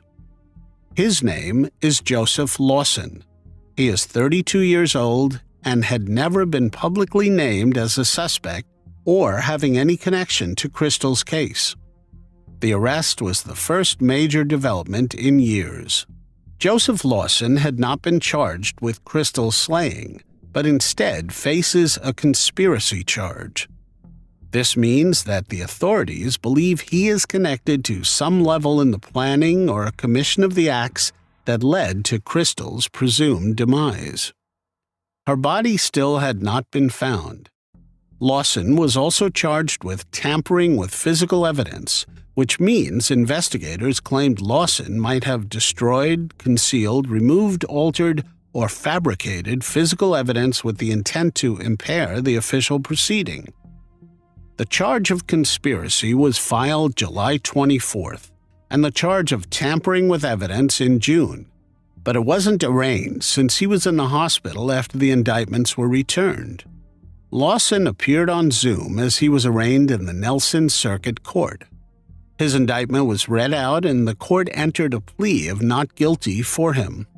His bond was set at $500,000 cash for the conspiracy charge and $50,000 bond for the complicity to tampering with physical evidence charge.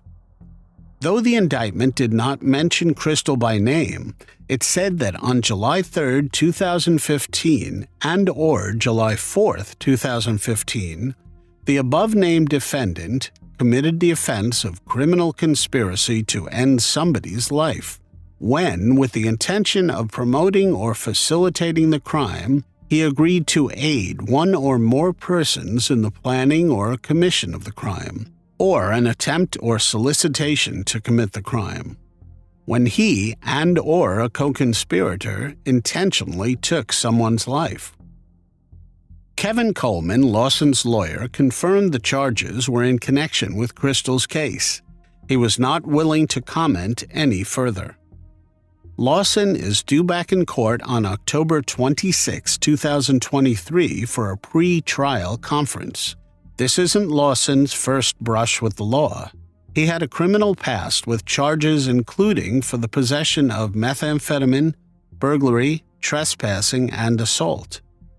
Whether Steve Lawson, who phoned Brooks Houck on the night Crystal disappeared, is related to Joseph Lawson was not confirmed by investigators.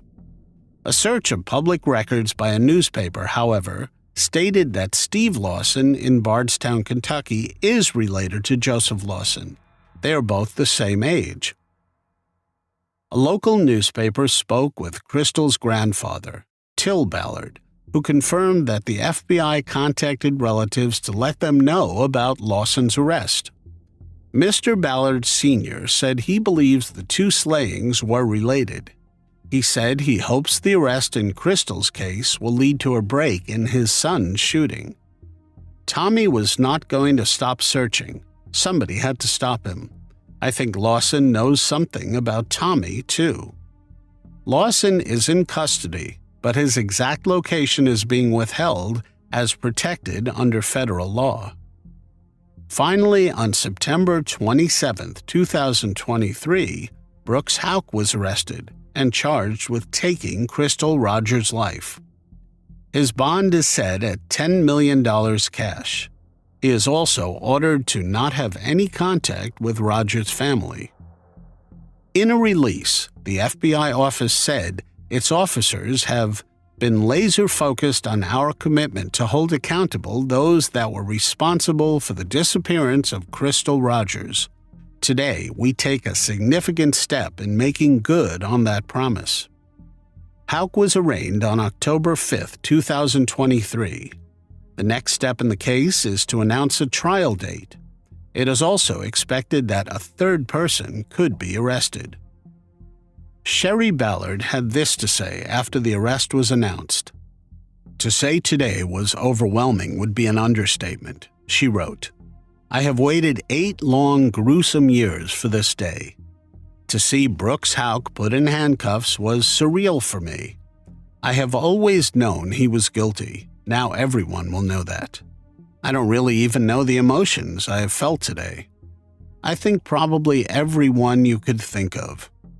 I have to say thank you to the FBI. God sent me an angel when they came to my door. I personally know the work a certain agent put into this case and the long, tiring hours he spent to make this day happen. Never once did he forget the fact that I was a mother and a wife going through the most tragic time that a mother and wife could go through. I cannot imagine the toll this took on him. This day would not have happened without him. Thank you to all the help he had within his office. His co-workers worked very hard. I want to thank them for looking out for me and my family. Thank you also to the Nelson County Sheriff's Office for assisting in making sure this day happened. Thank you to the prosecuting attorney and his office." Jeremy Stoner was born on July 16, 1980 in California. He had 3 siblings, 2 older brothers, Jason and Joshua, and 1 younger brother, Justin. They lived in Vallejo, California, a city with its own charm and beauty. Jason was a happy and playful child. He loved his family and his friends. He enjoyed going to school and learning new things. He liked to ride his bike, play with his toys, and watch cartoons. He had a bright smile and a big heart. On Saturday morning, February 21st, 1987, 6-year-old Jeremy was playing outside with his two older brothers, aged 9 and 11, near their house. Jeremy and his brothers were being watched by a relative while their parents were at work. Their relative had to leave suddenly to take her sick daughter to the emergency room. The boys were told to stay home until their parents returned. Instead, they headed over to a neighbor's house. While there, a neighbor scolded Jeremy for spilling ketchup, and they left. The boy's mother returned home at 4 p.m. to find the house empty, and she assumed the boys were playing at a neighbor's, as they often did. But when the two older boys returned without Jeremy 2 hours later, the family launched a search effort. With Jeremy nowhere to be seen, they called the police. Vallejo police quickly determined Jeremy had been kidnapped. The last sighting of him was believed to be at a Dairy Queen on Springs Road, about a 5-minute walk from the family home. A worker there told investigators they saw Jeremy with an adult man around 7:30 that evening. 4 days later, on February 25, 1987, Jeremy's body was found on Sherman Island in Sacramento County. 4 people driving down Sherman Island Road in the Delta found themselves stuck in the mud. The driver got out to look for something to wedge under the tires. Instead, she discovered the body of a little boy. He had been assaulted, stabbed, and strangled. They called the police and told them about the discovery they made. Investigators arrived at the crime scene soon after. They collected all the evidence they could and stored it for future use. The news of Jeremy's demise spread quickly in Vallejo. The people were outraged and heartbroken by what happened to him. They felt sorry for his family and wanted to support them in any way they could. They gave them flowers, cards, and hugs. They searched for Jeremy when he was missing. They held a candlelight vigil for him. They also prayed for him and his family. The mayor of Vallejo at that time was Terry Curtola. He said that the people of Vallejo became part of the Stoner family for 4 days. He reiterated that they searched, cried, and prayed for him. It was not long until a suspect walked right into the Vallejo Police Department. About a week after Jeremy lost his life, an unemployed security guard named Sean Quincy Melton told police he may have information about the case. By his own admission, Melton said he wanted to impress detectives with his amateur investigation. He wanted, in his own words, to be a big shot. Video of his interrogation, though, showed the slow transformation of Melton from a swaggering sleuth to a bewildered crime suspect. He had a troubled past and a disturbing mindset, as evidenced by his authorship of a book titled The Wolf's Den, which depicted child exploitation. Although he claimed it was a work of fiction, some doubted that it was entirely detached from his own experiences. Sean Melton voluntarily visited the police station to provide information related to the case. He indicated that he had heard rumors and witnessed certain things that might aid in locating the perpetrator. However, the police held suspicions about his involvement in the crime. Their skepticism regarding Sean Melton was based on a legitimate reason. Before his visit, his psychologist had alerted the authorities and revealed that Sean Melton had confessed to having disturbing fantasies involving young boys.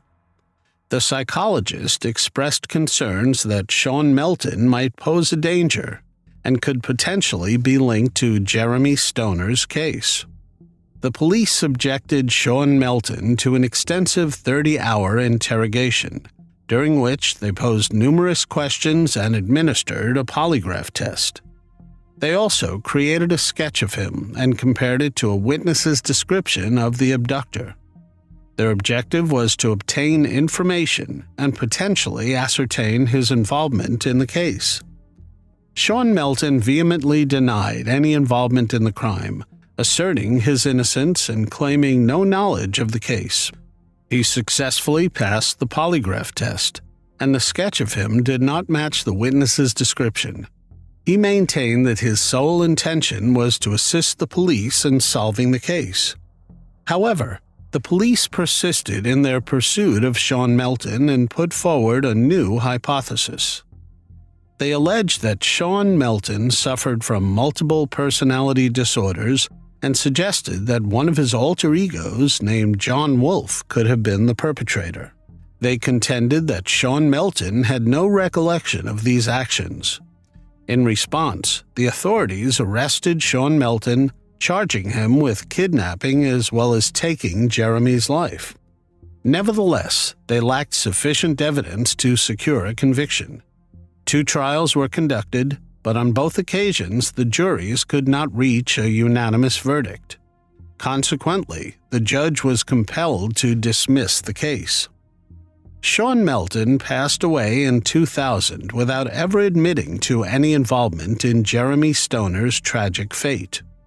The case of Jeremy Stoner remained unsolved for many years, classified as a cold case due to the lack of progress and the absence of fresh leads or evidence. However, in 2023, a significant development occurred in Jeremy Stoner's case.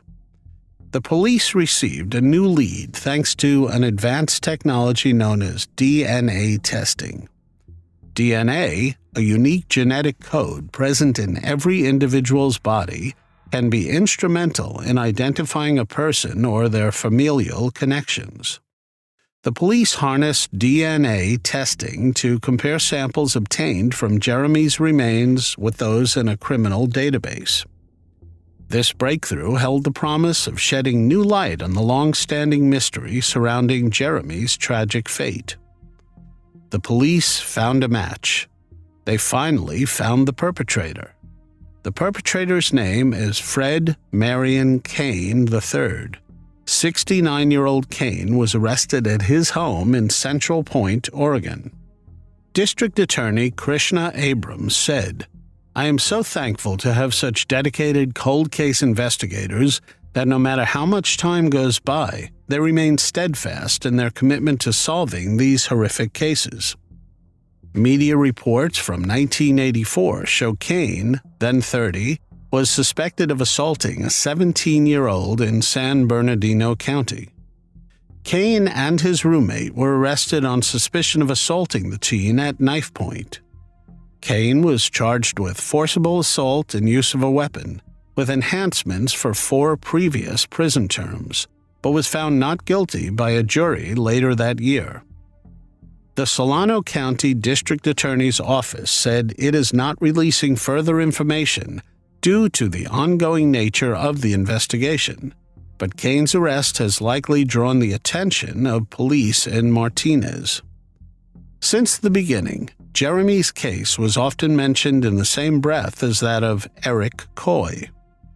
In late January 1987, just a month before Jeremy's disappearance, 9-year-old Eric went for a bike ride between his Martinez home and that of a relative's. Eric knew the route well and rode it often. He left home around 11 a.m. with the expectation he would call, as he always did, once he reached his relative's home a few blocks away. When he did not call home, a search was undertaken. His body was found close to Martinez Junior High School. He had been stabbed nearly a dozen times and succumbed to his injuries. To this day, Eric's case remains unsolved. Anyone with information regarding the case is asked to call the District Attorney's Cold Case Unit at 707-784-8477. Kane made his first appearance in court in Solano County on September 28, 2023. The family of Jeremy Stoner was in the courtroom as Kane was brought in. Jeremy's mother, Karen Tabler, said, "I do not know if it is relief. Not feeling good, that is for sure. She added that it was hard to be in the same room as Kane. Paul Secura, the Chief Deputy District Attorney for Solano County, said, "Well, I do not think you ever get closure. I have been around a long time. I have never seen families get true closure, but I feel like it will be some comfort that someone will be held responsible." Kerry Ann Cummings. Kerry Ann Cummings was a 25-year-old transient from Eureka, California in 1997. Kerry was in a mental institution but decided to not get treated further. She did not want to go back to her family, even though they begged her to come to them.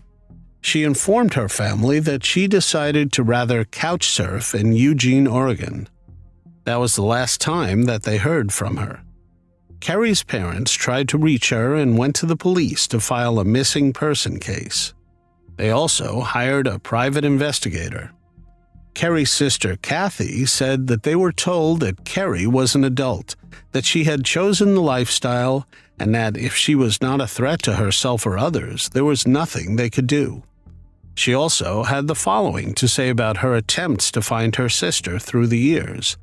As the internet expanded, I took to searching the Name Us website when I was missing her, scanning for mention of her tattoo and searching through the pictures of the Jane Does. She was dearly loved. In November 1998, a year after Kerry Ann went missing, Wayne Adam Ford entered a police station in Eureka, California, with a Bible in his one hand and a woman's body part in a plastic bag in the other hand. He confessed to taking the life of 4 women, but he did not know any of their names. 3 of his victims were identified. 26-year-old Tina Renee Gibbs. She was born on April 20th, 1972. Her life was taken on May 16th, 1998, near Las Vegas. Her body was found on June 2nd near Buttonwillow, California. Lynette Dion White, 25 years old, of Fontana, executed on September 25, 1998 in Ontario, California, then dumped in an irrigation canal near Lodi. Patricia Ann Thomas, 29 years old.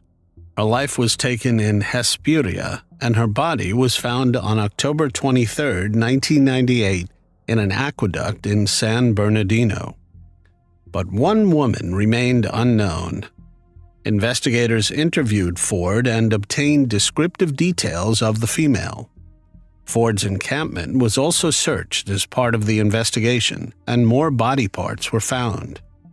Using DNA, the detectives were able to match the body part Ford brought in with a torso found by duck hunters north of Eureka in October 1997, the previous year, and the additional remains found by officials on Clam Beach in January 1998, 9 months before, as well as in his encampment.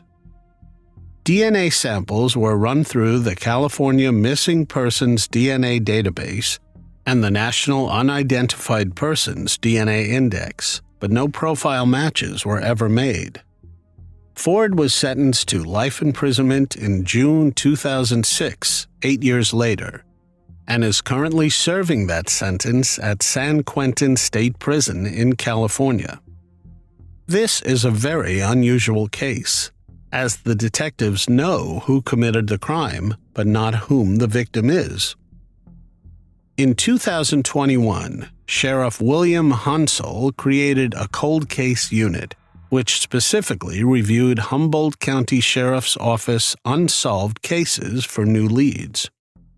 In December 2022, they partnered with a forensic genealogy lab called Othram to determine if advanced forensic DNA testing could help establish the identity of the unknown female or a close relative. Using a technique called forensic genome sequencing, the company was able to create a profile for who they thought may be a close relative by creating a family tree. At last, they found a match to a close relative of the unknown female.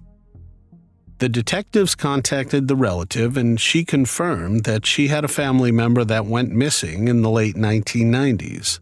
She then put them in contact with the sister, Cathy, of the missing person, Kerry Ann Cummings. Cathy provided investigators with a DNA sample, which was then compared to the DNA sample from the unknown female's remains, and finally, after 25 years, they identified the missing woman in 2023. Cathy had the following to say about her sister. Kerry was beautiful, funny, smart, and an artist. She was great at making us laugh. It is devastating what mental illness can do in a span of only 2 short years. Sheriff William Hansel commended his team by saying, "While we cannot take away the pain of loss, we hope that this identification can help bring closure to Kerry's family and the community. I am thankful for the dedication of our investigators who never gave up on Kerry and continued to seek resolution for the outstanding cases that remain to be solved. The Humboldt County Coroner's Division is now in the process of releasing Kerry's remains so that she can be buried with the rest of the family." In the 80s, Catherine Sposito attended high school in Brooklyn, New York. After school, she relocated to Prescott, Arizona to attend Prescott College. She was an avid hiker and artist who had made many friends in her new home.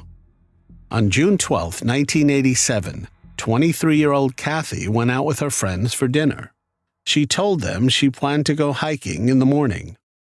The next day, June 13th at around 7 a.m., Cathy rode her mountain bike to the trailhead and began hiking up the path.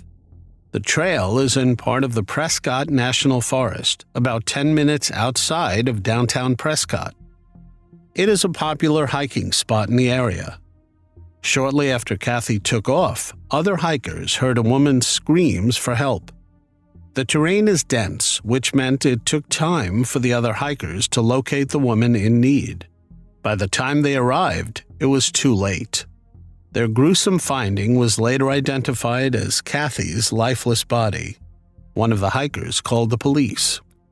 Cathy's slaying rocked Prescott and Yavapai County as Thumb Butte Trail had always been seen as safe. The post-mortem stated that Cathy's demise was due to blunt force trauma to the right side of her head. This was the result of 2 rocks and a ratchet wrench that were found at the crime scene. Cathy was also shot in the face through her eye with a .22 caliber weapon. The bullet did not penetrate her brain. There was also a stab wound on the side of her head. The weapon and sharp item used to stab her were not found. The police started their investigation in their search for the offender. There were very little clues and no witnesses, which made it very difficult. Over the years, investigators said it is possible that there could be more than one perpetrator. Yavapai County Sheriff David Rhodes said, "You have to keep all doors open. My team could be closer to reaching answers than ever before. I think if the case is solved that it will definitely be DNA that did it. Advancements in DNA testing like familial DNA could crack this case wide open." There was a reward of $10,000 being offered by Yavapai Silent Witness, an organization in Yavapai County and the state of Arizona, to help the flow of anonymous information in solving crimes. Cathy's older brother, Sal Sposito, flew in from New York to visit the crime scene with detectives. He asked that people come forward with any information. A high school classmate of Cathy wrote in an email to fellow alumni, "I hope you will forgive the grim posting, but I am sharing it here in the interest of generating prayers and hopes for closure for one of our lost friends, Cathy Sposito. You may recall from past discussions here that Cathy was brutally slayed in 1987 and the case was never solved." The alum and her husband had visited Prescott the previous weekend. She wrote that while visiting Prescott, Cathy was on her mind. When the couple strolled out of one of the downtown shops, the classmate was stopped in her tracks by a large poster in the window with Cathy's photo. She realized that the police there continued to search for her offenders. She had a discussion with the shopkeeper, who told her some new leads have recently emerged and that have revived hope of solving the case. The alum also saw the same poster in a number of local windows throughout the town and found it pleasing to see that Cathy's memory and the quest for justice remained alive. She ended her email, "I thought that you would want to know about it and to keep Cathy's soul and this case in your prayers." In 2021, Sheriff Rhodes said, 34 years is a long time, and many people have moved on with their lives, but our detectives and cold case investigators have not forgotten what happened to Cathy. They are actively working this case. We know someone has information on what happened to Cathy. We just hope they do the right thing and come forward. Cathy's brother said in an interview in 2021, "You never want to give up hope." He remembered the day he heard the tragic news. "It was shocking, something nobody wants to go through. This was no accident. Somebody with a lot of rage and anger wanted to put an end to her life." Sal Sposito said their dad passed away in 2010 without answers, and their mother passed away a few years after that. He ended the interview by saying, "I always said our mother passed away due to a broken heart because of what happened to Cathy. She took it the worst." At last, on August 25, 2023, Sheriff David Rhodes announced at a news conference that DNA evidence indicated the perpetrator in the case of Cathy Sposito. He was identified as Brian Scott Bennett. Sheriff Rhodes told reporters, "I am saying today with high confidence, Cathy was slayed by Brian Scott Bennett. She was the victim of a serial predator who took his own life years later in 1994. Bennett would have been 53 years old now. He was a junior at Prescott High School at the time of Cathy's slaying. He was only 16 years old and had moved from Calvin, Kentucky to Prescott. He only spent a year and a half there before withdrawing from Prescott High School in 1988. After school, he was briefly in the Army before deserting in 1989. Bennett was convicted of forgery charges in 1991 and received 3 years probation. He was not convicted of any violent crimes according to the sheriff's office. Bennett served time in an Arizona prison for the forgery and became a fugitive in 1993. Investigators said that Cathy was Bennett's first victim. Authorities now believe he was also behind a 1990 assault of another woman in her 30s at the time. It happened on the same trail at the same time of day. In April 1990, she was camping with her boyfriend. She went for a hike. Within minutes, Bennett snuck up from behind and held a rock over her head while threatening to take her life. He attacked her before running off into the woods. The woman survived, and her name is being withheld for privacy reasons. Sheriff Rhodes continued the press conference and said that a DNA sample from the second attack on the same hiking trail ultimately led investigators to a family member of Bennett. This was in 2017, when advanced and more accessible DNA technology led investigators to link the DNA results to the second attack. They then worked backwards to Cathy's case. According to Sheriff Rhodes, the DNA was submitted to labs and a female descendant of Bennett was identified following a family tree analysis. The investigation led them to Kentucky and then to Bennett. To rule out a relative, authorities exhumed Bennett's body in November 2022 to obtain a complete DNA profile and positively matched it to the DNA profile from both attacks on the hiking trail. The familial forensic analysis continued.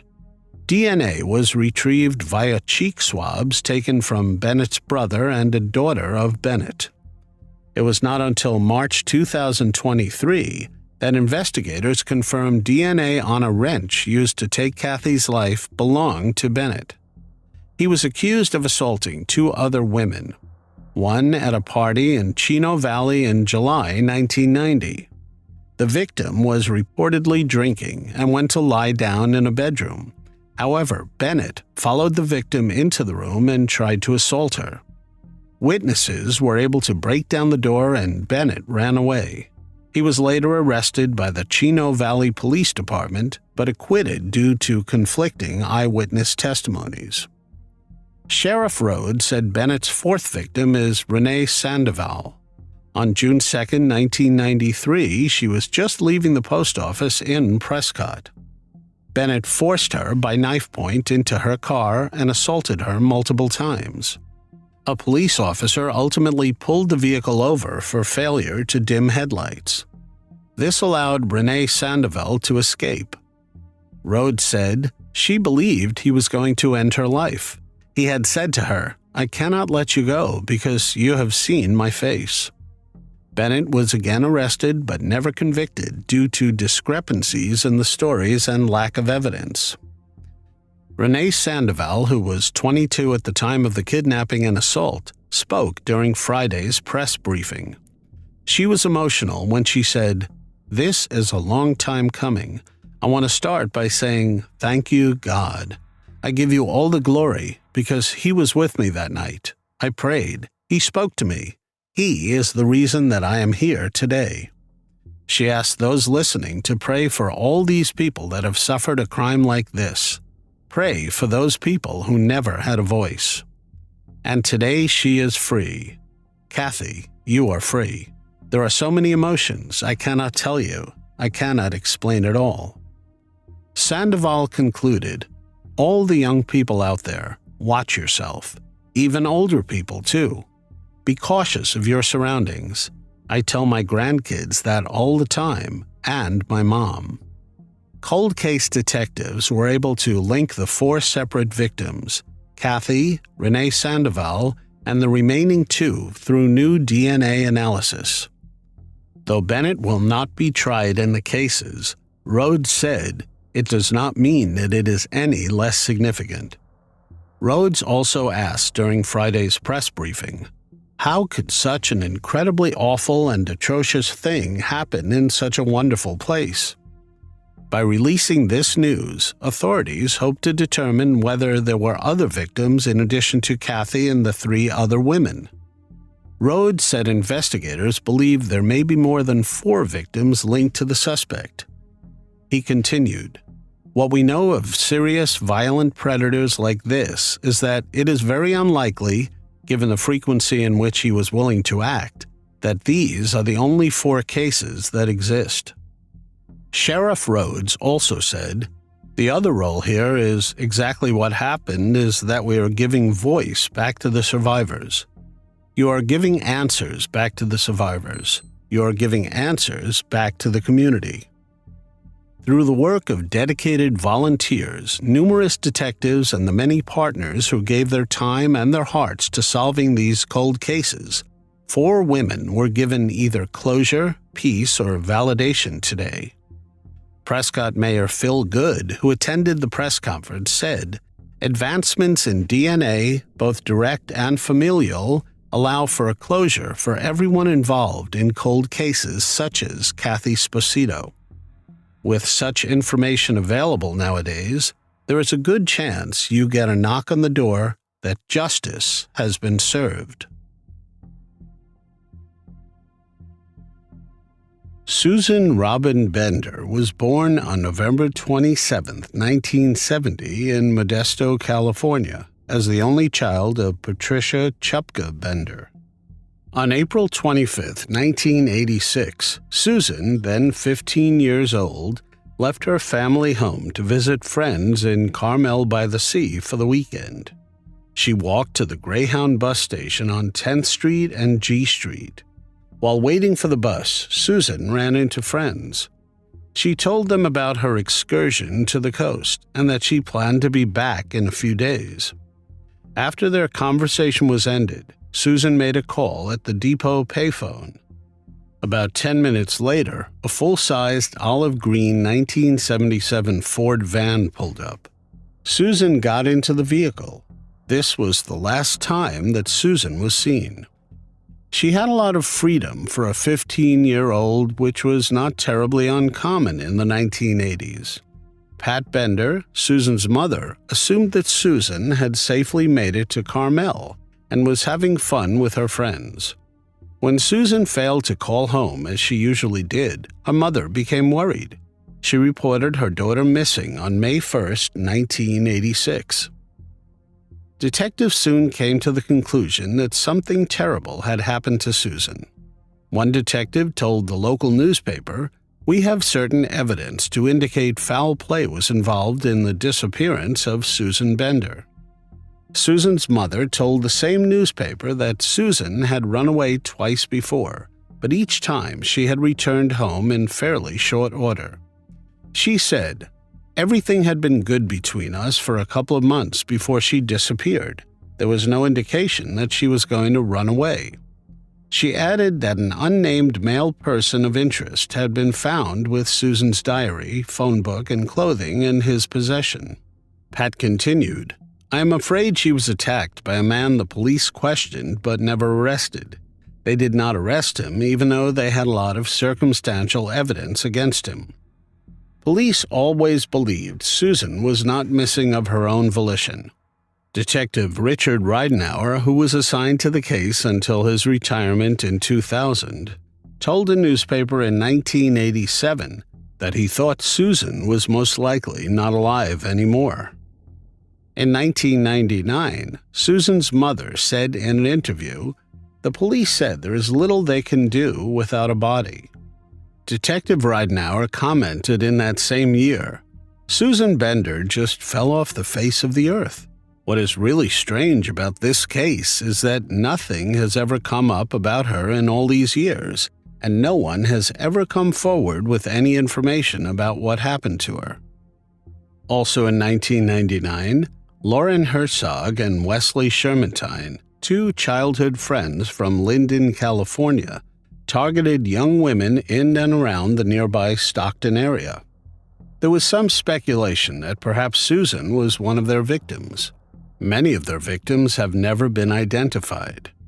Authorities did not know if the men had anything to do with Susan's abduction, but it is possible as she vanished in the time that they were busy with their evil deeds. Susan's disappearance fit their modus operandi for victims, but despite years of investigation into Herzog and Shermantine's crimes, there had never been a link to Susan's case. They went on a spree in the 1980s and 1990s. They took the lives of several females and may have had more than 15 victims. In the meantime, Susan's case remained unsolved. For nearly 4 decades, investigators spoke to family and friends who fought to keep Susan's story alive. Sandy Silveria, a friend of Susan, commented in 2021, "Where is she? What happened to her? Whoever did this, they have to be held accountable." In October 2021, the Modesto Police Department announced that they reopened the case in the hopes of finally locating the long-lost teenager. The department said in a statement, "In reviewing this case, we identified potential areas of opportunity which may assist in moving this case forward. This includes the use of advancements in technology. Given the circumstances of the crime, we also believe there may be individuals, previously unidentified, who may have pertinent information surrounding Susan's disappearance." Modesto's cold case investigators were hoping that the many years since Susan's disappearance had increased witnesses' willingness to speak out. The police department said in a statement in 2022, "It is important to remember that Susan was a child with a family. Unfortunately, that family has gone 36 years without closure or justice. It is our job as an agency to assist in providing some level of closure with the ultimate goal of getting justice." Then, on Thursday, August 17, 2023, the Modesto Police Department announced the arrest of Raymond Lewis Stafford. He is 76 years old. Stafford was arrested on August 15th in Wills Point, 50 miles east of Dallas, where he had been living for around 5 years. Stafford appeared to be hiding in plain sight for decades. Detectives got an arrest warrant on August 10th, but it was not until Tuesday that members of the Van Zandt County Sheriff's Department in Texas showed up at his home and took him into custody. He was arrested without incident and subsequently booked into the Van Zandt County Jail and charged with taking Susan's life. Modesto police did not give further details about what they believe happened to Susan. Stafford is currently incarcerated in Texas, awaiting extradition to California. Exactly how detectives zeroed in on Stafford as a suspect has not been detailed. Modesto police are differing questions to the Stanislaus County District Attorney's Office, saying there was no other information they could release. Newspapers and local radio stations did reach out to the Modesto Police Department and Stanislaus County District Attorney to learn what led to the suspect's arrest, but did not receive a response. No information was released about how exactly Susan might have met her end, whether there is any chance of recovering her body, or what new evidence resulted in the charges against Stafford. In a news release, Modesto police expressed their gratitude to the Stanislaus County District Attorney's Office, the California Department of Justice, and various Texas authorities for their help in the long and challenging investigation. It said, "The collaborative efforts of these agencies have been instrumental in bringing closure to Susan Robin Bender's case. As detectives suspected foul play right from the start, they had a suspect nearly from the start." According to court records filed in Stanislaus County, investigators at the time traced the green van to Stafford after he was arrested on suspicion of an unrelated burglary a month after Susan vanished. He had not been publicly named at the time. In the course of their investigation, they learned that Stafford had briefly worked with Susan's mother, Patricia Bender. At the time, she said that she believed Stafford may have formed a relationship with her daughter after calling their home phone. Court documents showed that Pat worked for Stafford for a few days back in 1985 at his security business. They also said she admitted to dating Stafford on a few occasions. Thus, Stafford was well known to Susan. It was his rental van which Susan had been seen getting into at the bus stop. She got into his van without hesitation, according to her friend, who witnessed everything at the day of her disappearance at the bus station. A woman who lived with Stafford in the 1980s said he confessed that he strangled a female with a cord or wire and buried her near the Big Oak Flat entrance to Yosemite. He said, according to court records obtained, that he drove to a campground near the Big Oak Flat entrance to Yosemite National Park and dug the grave. Less than a year after Susan disappeared, Stafford, then 38, ran for Modesto City Council. He was asked by the local newspaper about his criminal record, but told the paper in July 1985 it was a result of him being in the wrong place at the wrong time. His arrests were listed as operating an unlicensed private investigator business and carrying a badge saying he was a private investigator. Stafford said that his campaign was focused on policies to protect children from predators. He added, "We do not spend any time getting the people who are harassing our children." Unsurprisingly, he lost the election. 5 months later, in December 1986, Stafford was convicted of setting a business on fire and pled guilty to making a false police report. He reportedly faked a kidnapping to avoid appearing in court. In 1994, he emerged once again on law enforcement's radar. He was put on an offender's register under the alias Greg Tunningley for abusing a 13-year-old girl in California. New court records identified the man as Stafford. Pat revealed she always suspected Stafford was behind her daughter's disappearance after she discovered the pair had carried on a secret relationship. Pat said, I have known from the start. When my daughter came up missing, I have known that he was the person responsible. The investigators did not listen to me. Pat added that thought had lived with her for the past 37 years. She continued, It was like I was lost. Honestly, it was like I was the walking deceased woman. It hurt when I heard people talking about their grandkids and their kids. Pat said the memories of her 15-year-old daughter were what kept her going. She remembered, Susan was outgoing. She was funny.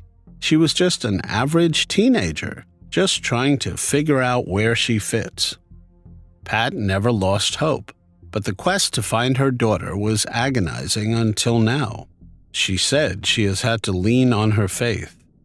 She stated, I'm grateful. I'm glad that the system has finally decided to step up and do something instead of have me wondering. Those closest to Susan hope to learn where she is in hopes of giving her the farewell they always felt she deserved. Now, in the final act, her mother says the one thing she has never wrestled with is forgiveness toward Stafford. I know this is going to sound kind of strange, but I have forgiven him for what he did to my daughter. I really have, because I would not want to carry that with me for the rest of my life. Pat said this arrest has lifted a dark cloud from her shoulders. Now I am not looking forward to how the trial will play out. I just want Susan's body found. She concluded, My message is a simple one. Start listening to your kids. Sarah Ashley Hill was a 33-year-old mother of two who worked as a waitress at a local diner in Patrick County, Virginia in 2018. She was known for her cheerful smile, her kindness, and her love for music and dancing. She had a close relationship with her sister April, who often helped her with her children. Sarah was one of 5 siblings and the only one with that pretty red hair and bright blue eyes. Her siblings used to tease her and tell her she was adopted. In June 2018, Sarah was staying with her friends in North Carolina. At 1:30 a.m. on June 6th, she called April on her cell phone and told her she was near Mount Airy on Blue Hollow Road and needed a ride. Sarah did not explain why she was walking at that time of the morning. April was at work almost an hour away and could not just leave. She was a registered nurse at U Chatham Memorial Hospital in Elkin. By the time the family arrived in Mount Airy, Sarah Hill was nowhere to be found. They assumed she had gotten a ride elsewhere, or maybe found a way to access her own car, a white 2000 Ford Taurus. The next day, April sent Sarah a text to see if she was okay, and if she still needed a ride. April got no reply. April called again, and messages went to voicemail. After 2 weeks, Sarah's phone had been turned off. It was very unusual for Sarah to be out of contact, according to April. They talked at least once a week, sometimes more often. April noted that Sarah was addicted to illegal substances and was friends with a lot of shady people. April wondered if it played a role in her sister's disappearance. A month after Sarah was last seen, she was finally reported missing. Detectives immediately started investigating. After her disappearance, her white Ford Taurus turned up at a store on NC 89 near the Blue Hollow Road intersection. It was caught on video footage the store owner obtained while trying to catch shoplifters, but Sarah was not identified among any of the individuals suspected of wrongdoing there.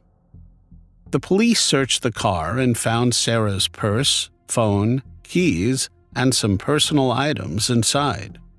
However, they did not find any fingerprints, DNA, or other clues that could link anyone to her disappearance. The police considered all possible scenarios for Sarah's disappearance. They investigated if she had any enemies or problems with anyone who might have harmed her. They checked if she had any debts or financial troubles that might have driven her to run away.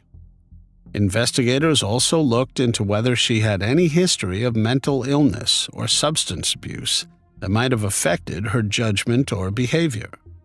They explored if she had any romantic affairs or domestic disputes that might have led to violence or jealousy. However, they did not find any evidence to support any of these theories. During the investigation, in January 2019, the Surry County Sheriff's Office checked several locations throughout the county, which included 3 different properties on King Park Circle, Mount Airy, North Carolina. In retracing Sarah's last known steps, investigators believed she was in a location in nearby Stokes County where she had been hanging out with a guy. This person of interest acted suspiciously, including refusing access to his home. It was discovered that the man had previously been charged with assault. In 2022, they were led to an Ashbury Road property in Stokes County, North Carolina, where Sarah was last seen at the time of her disappearance. On Monday, October 17, 2022, the Surry County Sheriff's Office, in conjunction with the Stokes County Sheriff's Office and the North Carolina State Bureau of Investigation, executed a search warrant for the property of 1791 Asbury Road, Westfield, North Carolina. Detectives brought in specialized personnel to utilize heavy equipment to move dirt and terrain and stabilize an existing structure. Human remains were located beneath the floorboards. The remains were sent to Atrium Health Wake Forest Baptist Medical Center. On October 20, 2022, an autopsy was performed and confirmed that the remains were of Sarah Ashley Hill. On October 11, 2023, the Stokes County Sheriff's Office announced that Leroy Hoover had been arrested and charged with taking Sarah's life. Hoover is currently in the Stokes County Jail with no bond awaiting trial. He has other cases also pending in Stokes County.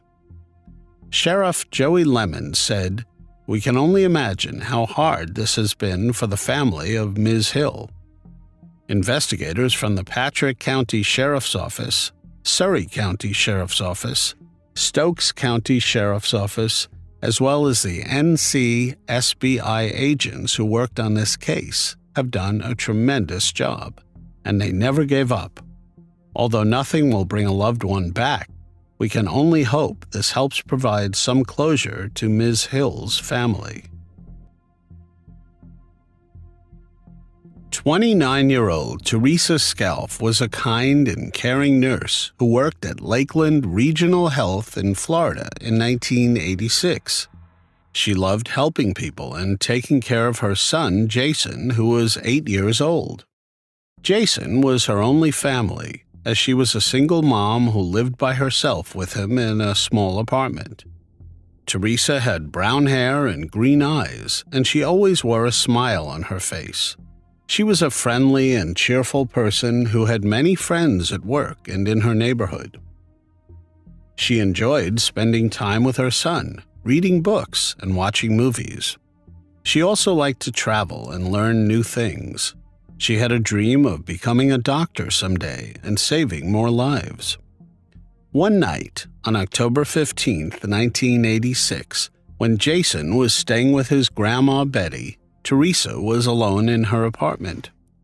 It was a dark and stormy night, and the rain was pouring down. An unknown man broke into her home. He had a knife, and he wanted to harm Teresa. He had left his fingerprints on the doorknob and the windowsill. He had also left his DNA on a cigarette butt that he had discarded on the floor. He assaulted Teresa with his knife and attempted to force himself on her. Teresa fought back with all her strength. She tried to protect herself with her hands, but he injured them severely. He was stronger than her, and he inflicted a severe injury on her throat. He ended her life and left her body on the floor. He fled from the apartment. The next morning, when Teresa did not show up to work, her mom, Betty, became concerned and went to see her. She found Teresa's body in a pool of blood. She called the police, and they arrived at the apartment.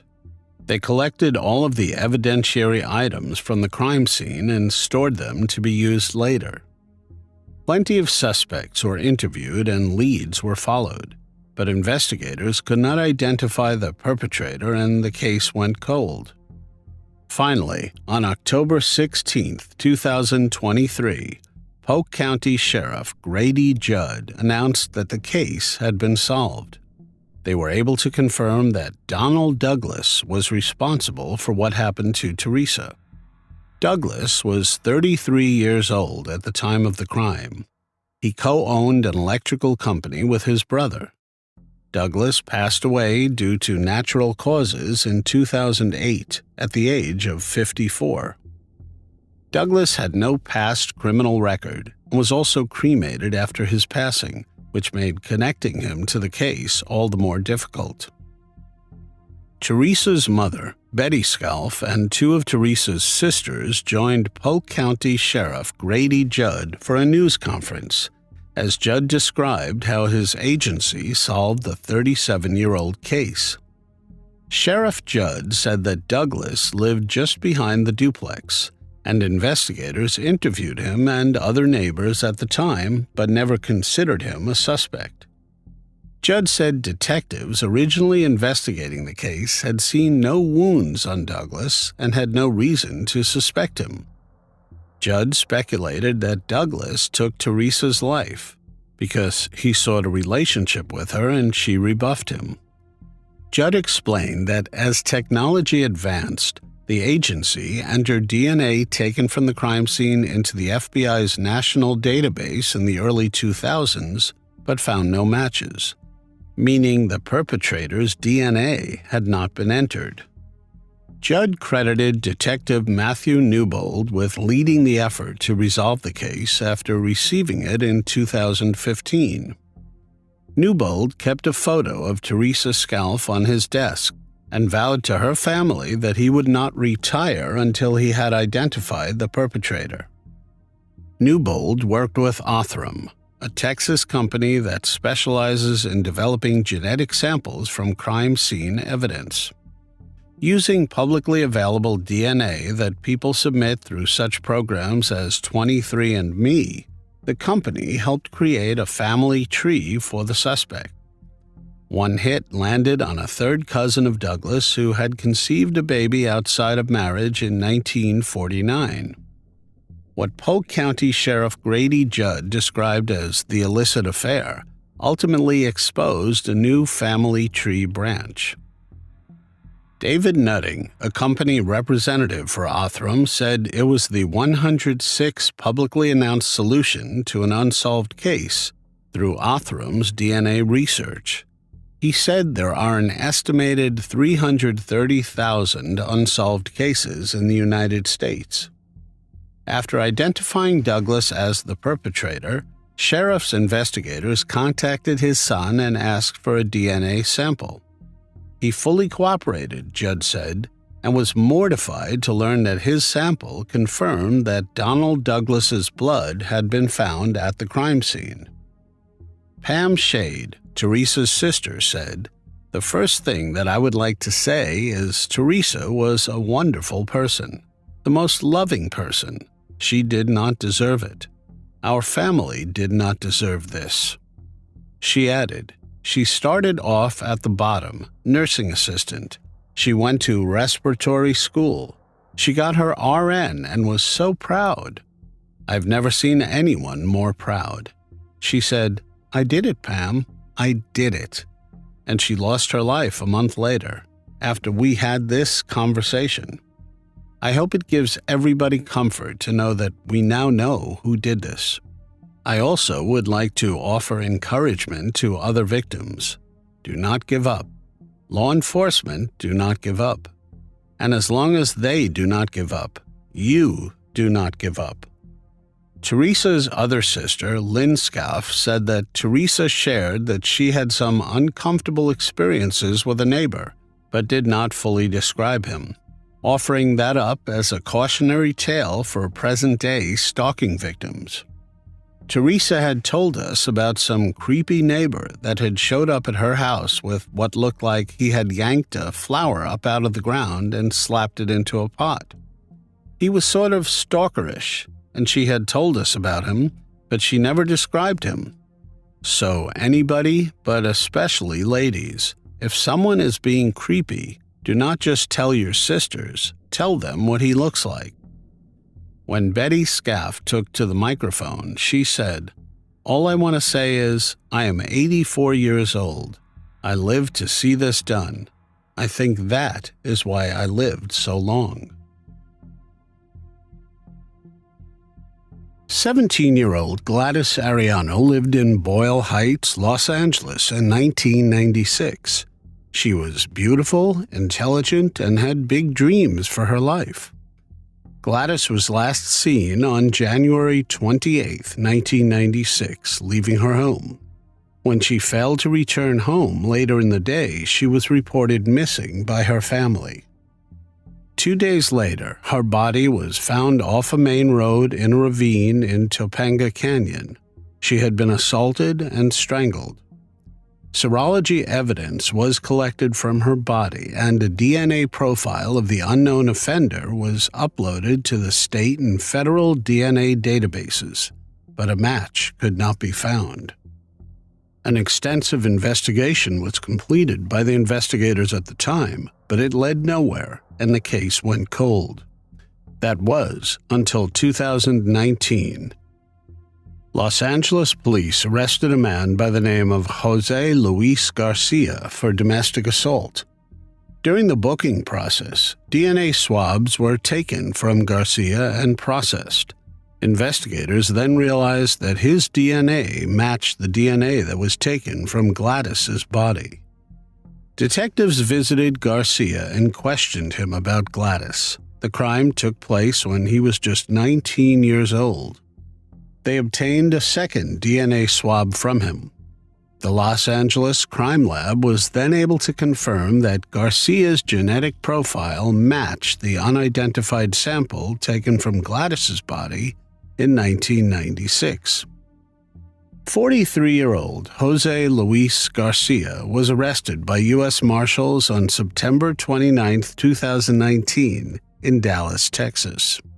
He was extradited on October 14th to Los Angeles County, where he was held on a $1 million bail. Detective Hugo Renaga said, "This case is typical of the type of cases that the unsolved detectives are faced with on a daily basis. We are gratified that we are successful in bringing this tragic case to a close." Renaga confirmed that investigators were looking into the possibility that Garcia was involved in other crimes as well. Gladys's niece and goddaughter, Samantha Moreno, spoke movingly of the need to remember her godmother, as well as all other women who were victims of violence. Recognizing her life is important. Beautiful Latina souls from Boyle Heights should never be forgotten, Moreno said. Acts of violence against women should never be forgotten. Samantha Moreno thanked the detectives who never lost sight of finding justice. Gladys Arellano's case was worked on by retired detectives Joe Purcell and Sean McCarthy, who both work part-time on the Sheriff's Department's Unsolved Case Unit. Thank you for not giving up on our Gladys, who was a loving daughter, sister, aunt, and godmother. Gladys was only 17 when her life was taken. She had a beautiful soul. She was beautiful, intelligent, gorgeous, and she had a radiant smile. She had such big dreams for her life. My grandparents would have been so proud of her." Moreno said she was grateful Garcia was off the streets after nearly a quarter century. "We want nothing more than for him to pay for his brutal crime," she said. "We recognize that this will not bring Gladys back, but we are relieved to know that there will be justice for Gladys. This is a victory that we acknowledge in her honor, and we look forward to more victories." Jose Luis Garcia was found guilty of all the charges against him on July 18, 2023. It was a day the loved ones of Gladys Arellano had been waiting decades for. "It is never enough for having taken a life of such a beautiful soul," said Elizabeth Arellano of her sister Gladys. Gladys Arellano's sister and best friend told the court what Garcia did nearly destroyed them, as they wondered for more than 25 years what happened to her. "It was tough, but it felt really good to finally get it off your chest and actually, like, seeing him and, releasing it. And having some kind of comfort," said Vanessa Arellano, Gladys Arellano's younger sister. Janet Ramirez, Gladys Arellano's close friend, said the plea deal gives her some comfort, but it is not enough. 19 years is never enough, but I have comfort knowing now she can rest, that the perpetrator is going to be behind bars, because for 25 years I've lived with the guilt of not knowing what I could have done different, Ramirez said. Jose Garcia was sentenced on August 15, 2023 to 18 years and 8 months in prison for taking Gladys's life. Garcia pleaded no contest to voluntary manslaughter, kidnapping, and domestic assault, according to the district attorney's office. He waived his credit for the just over 1,000 days he has spent in jail since his 2020 arrest. Retired Sheriff's Detective Joe Purcell handled the cold case investigation. The fact is that we can give justice to people and to society. It is really important not to let these cases go unresolved. We need to have people pay the debt they owe to society, he said.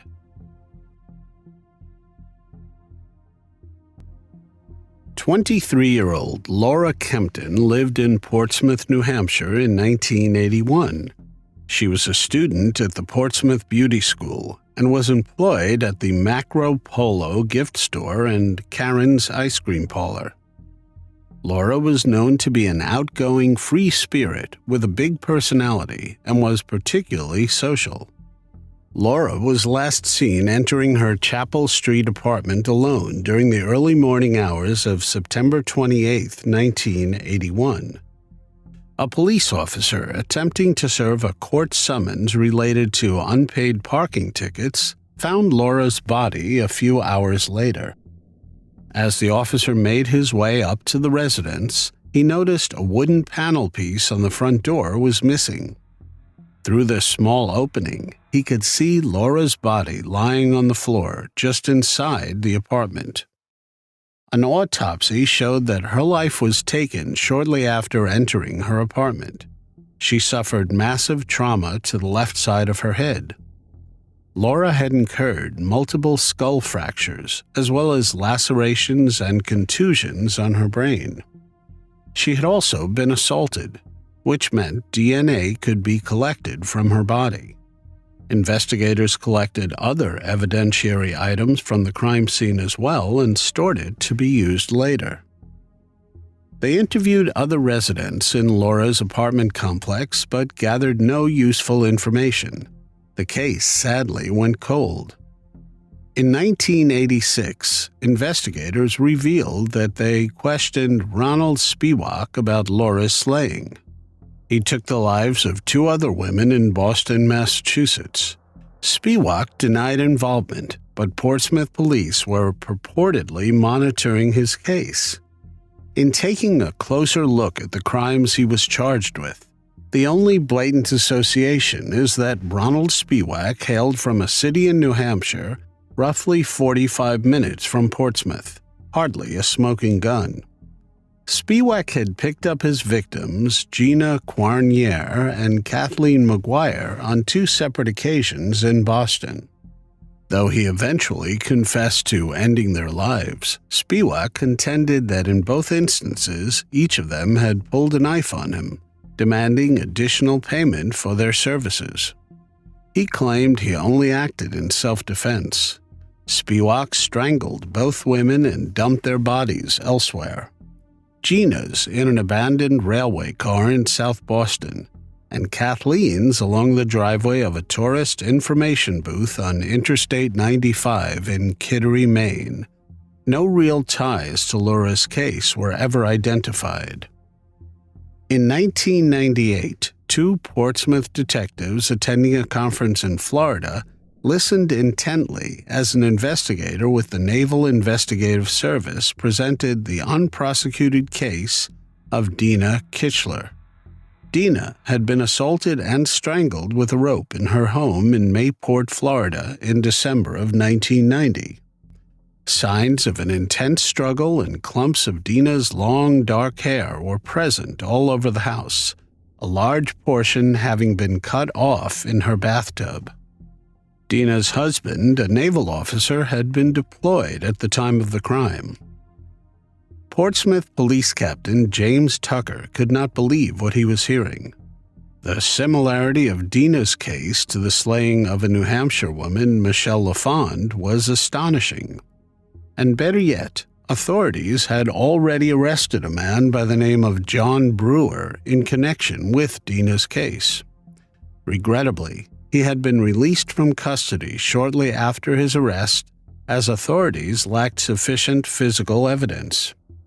But as new details emerged in regards to the Dublin, New Hampshire case of Michelle LaFond, John Brewer found himself back in custody before long. Portsmouth investigators were able to pinpoint a definitive link between Brewer and Michelle LaFond. In searching through records, James Tucker located a job application that John Brewer had filled out, listing Michelle's husband, Gary, as a reference. Police matched DNA from hairs collected in the Kitchler case to DNA taken from a DNA sample in the LaFond case, and John Brewer was arraigned and charged for both cases. News of the indictment swept the Granite State, and it was reported that Brewer had been linked to 3 other cases, 2 in Portsmouth and 1 in Florida. It appeared that Brewer was living in New Hampshire at the time that Laura Kempton's life was ended, but his modus operandi proved perceptibly divergent. No real correlations were ever made. Perhaps it was just a hasty assumption due to the fact that the detectives who had brought Brewer to justice were from Portsmouth. Other rumors swirling among the small seacoast town pinned what happened to Laura on a couple of young men in the area known to be violent drug suppliers. Previously gracing the pages of the police logs with more minor offenses, members of the operation led by a Portsmouth local, Thomas Ferraggi, had escalated to far more intemperate crimes. Ferraggi in particular had been arrested for assaulting several women. Eventually, he was indicted in March of 1982 for fatally shooting 24-year-old Valerie Blair in the neighboring town of Rye. Blair was found in Audiarn State Park, having been shot 5 times in the head and face with a .22 caliber pistol.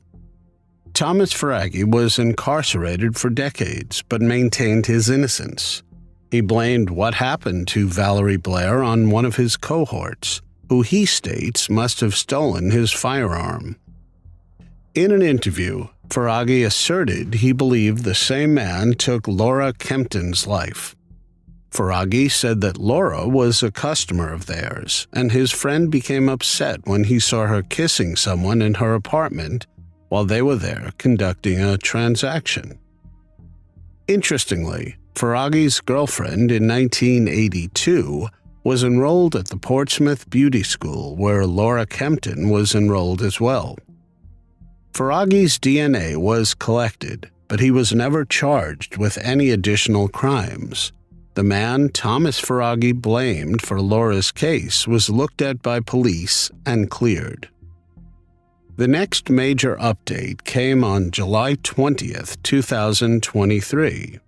It was then that investigators announced Laura's case was finally solved after 42 years.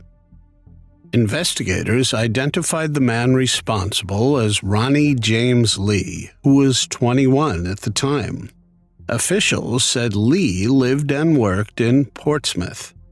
Assistant Attorney General Rachel Harrington said, "There is no indication that he knew or was acquainted with Laura Kempton."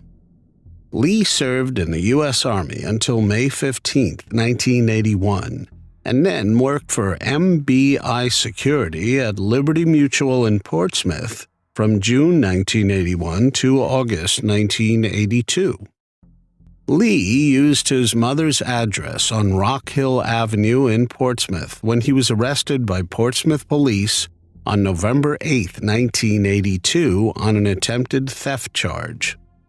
Lee's criminal history includes being linked to 4 residential burglaries and 1 commercial burglary in 1983, including 2 burglaries he pleaded guilty to.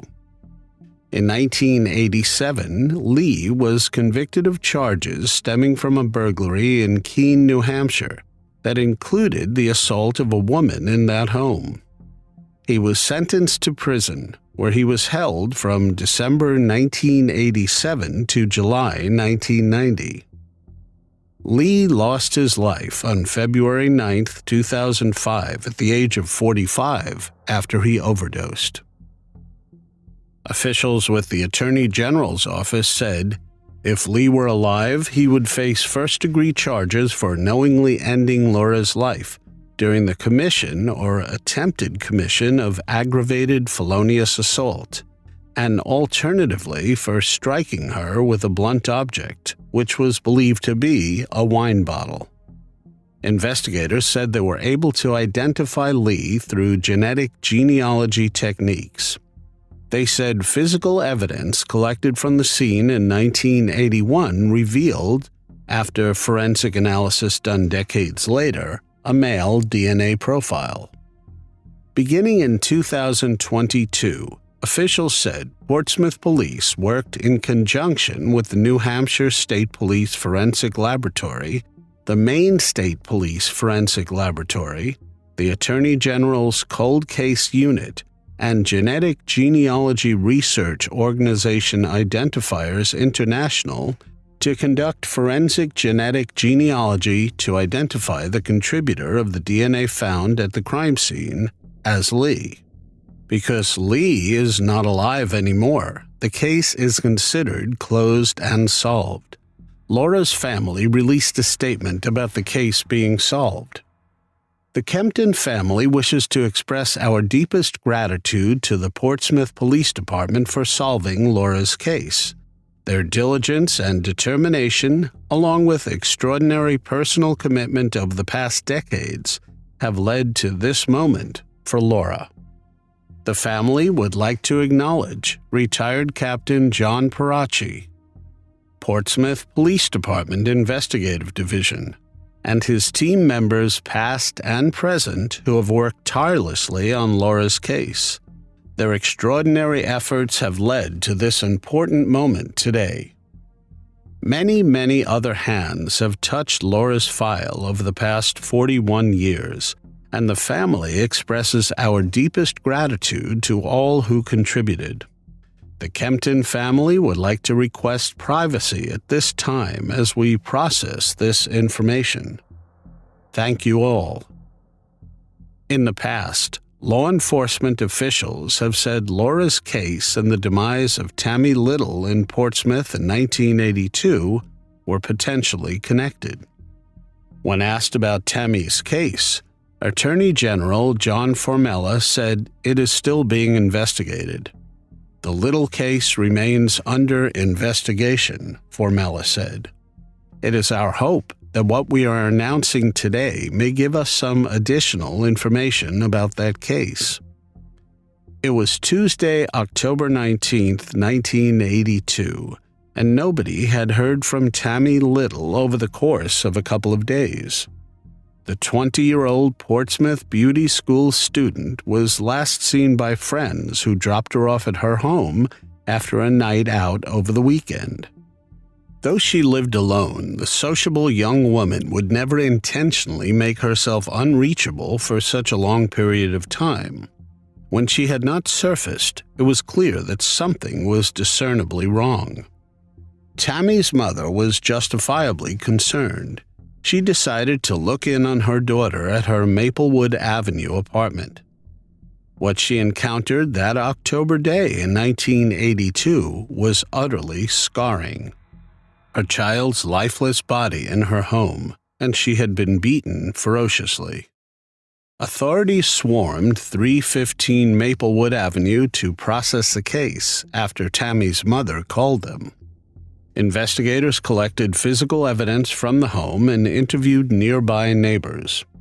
An autopsy was performed the following day, revealing that Tammy had succumbed to massive head injuries, having been viciously bludgeoned.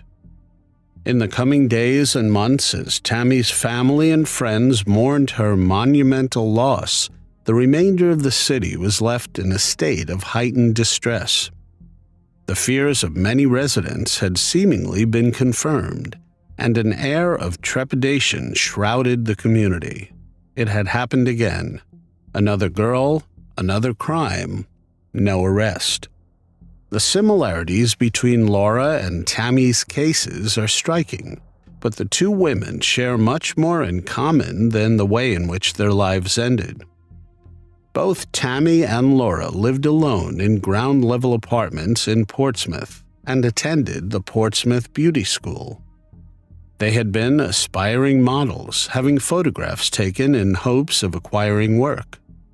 Both women were outgoing and frequented a couple of the same bars downtown, and they lost their lives in the early morning hours of a weekend day in the fall. They lived just a mile from one another.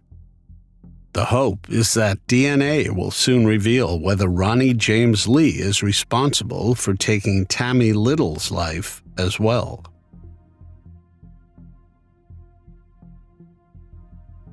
23-year-old Sherald Monique Taylor lived in Weldon, North Carolina in 2002. She was married to high school sweetheart John Osby. They had a 7-year-old daughter named Justice. Justice woke up on the morning of August 16, 2002, and realized that Sherald had not waken her up in time for the school bus, and she missed it. Justice went to her mom's bedroom, and it was there that she discovered that someone had taken Sherald's life. An autopsy showed that she had been strangled and presumably assaulted. It was not made public if there were signs of forced entry, or if investigators were able to collect forensic evidence from the crime scene that belonged to the perpetrator. Despite an extensive investigation by authorities, no arrests were made and the case went cold. Justice and John grieved together for 17 more years. Then came December 2019. After going missing, John Osby was found fatally shot and rolled up in a blanket near Sycamore Street in Weldon. Investigators were unable to track down the person that shot him, and for years the family was left wondering if they would ever get answers to what happened to John and Sherald Taylor. That changed when Sheriff Tyree Davis hired Detective Sergeant Somoji as Halifax County's dedicated cold case investigator in January 2023. His job was to pore over the office's unsolved cold cases, looking for anything that investigators may have missed in the past, and using new technology to find clues that were out of reach before. Detective Somoji first looked into John Osby's case, before realizing Sherald's life had been taken by someone years earlier. He identified the person responsible for what happened to Sherald. Finally, on July 21, 2023, 46-year-old Lewis Turner Jr. was arrested and charged with taking Sherald Taylor's life. He was living in Northampton County, North Carolina. It is not known yet if he is responsible for shooting John Osby. It was revealed that Turner was a friend of Sherald and her family back in 2002 when he took her life. Turner was 25 years old when the crime took place. He has 2 other criminal charges on his record, assaults from when he was a teen. In both those cases, he got probation. After being arrested and charged with voluntary manslaughter, Turner was held at the Halifax County Jail under $250,000 bond. Scott Hall, patrol captain of the Halifax County Sheriff's Office, outlined the reasoning behind the voluntary manslaughter charge. This was not a premeditated crime with malice. Based on the facts of the case and elements of the crime, we charged accordingly. Sheriff Tyree Davis remarked how he cried tears of joy at being able to arrest a suspect in connection with Sherald's case. I received the call that we were able to solve one of our cold cases, a cold case from over 20 years ago. No one knew about this information, and we could not say anything until we notified the family first. However, I was instantly overcome with emotion and tears started to flow. As a member of the State Commission, I was sitting up front with the other board members and I tried to hold things together. I did so just by wiping the tears away, but once I started sniffling, I knew I needed to leave the room. Folks, I can tell you that these tears were tears of joy. These were tears of excitement. Excitement not only for Ms. Taylor's family, but also excitement for her friends, co-workers, schoolmates, and anyone that she has ever crossed paths with. I was excited for the community because this is a beacon of hope for all those families that need closure too, he added. Sherald's daughter, Justice Osby, had this to say after the arrest. Unbelievable, unbelievable. We never knew this day was coming. Justice said she is grateful to everyone who helped bring Turner to justice, and she is glad that she can finally have some closure. She said, "I am just so thankful for everyone that participated and helped me get closure for my family, because today is a good day."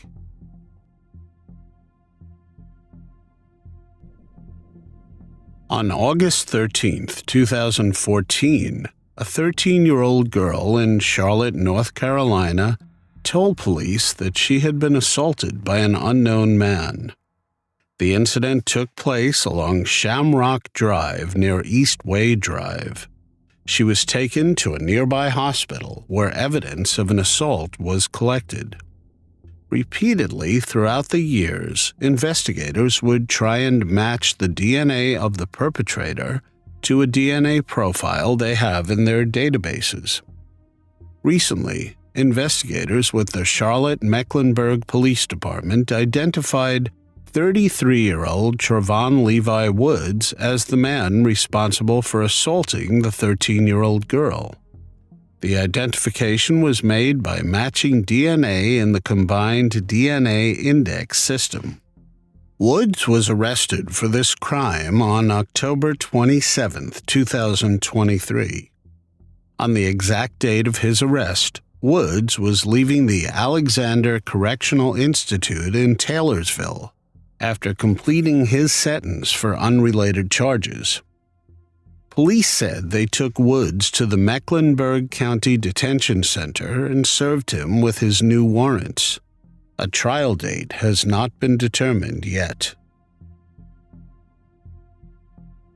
19-year-old Army Private Amanda Gonzalez was stationed on a U.S. Army base in Hanau, Germany in 2001. She was working as a battalion cook. When she failed to report for duty on November 5, 2001, soldiers broke down the door to her room to find her body on the floor of the barracks. She had been strangled and assaulted. Amanda was 4 months pregnant when her life was taken. Amanda grew up in Madisonville, Texas, and had many friends, her family said. In high school, she had a reputation for being caring and sticking up for her fellow classmates if they were bullied. In 2000, she surprised her family by showing up at their home with a recruiter to tell them she was joining the Army. She planned to use her GI Bill to pay for college and become a physical therapist for children. That same reputation of caring for others earned her the nickname Firecracker when she joined the military.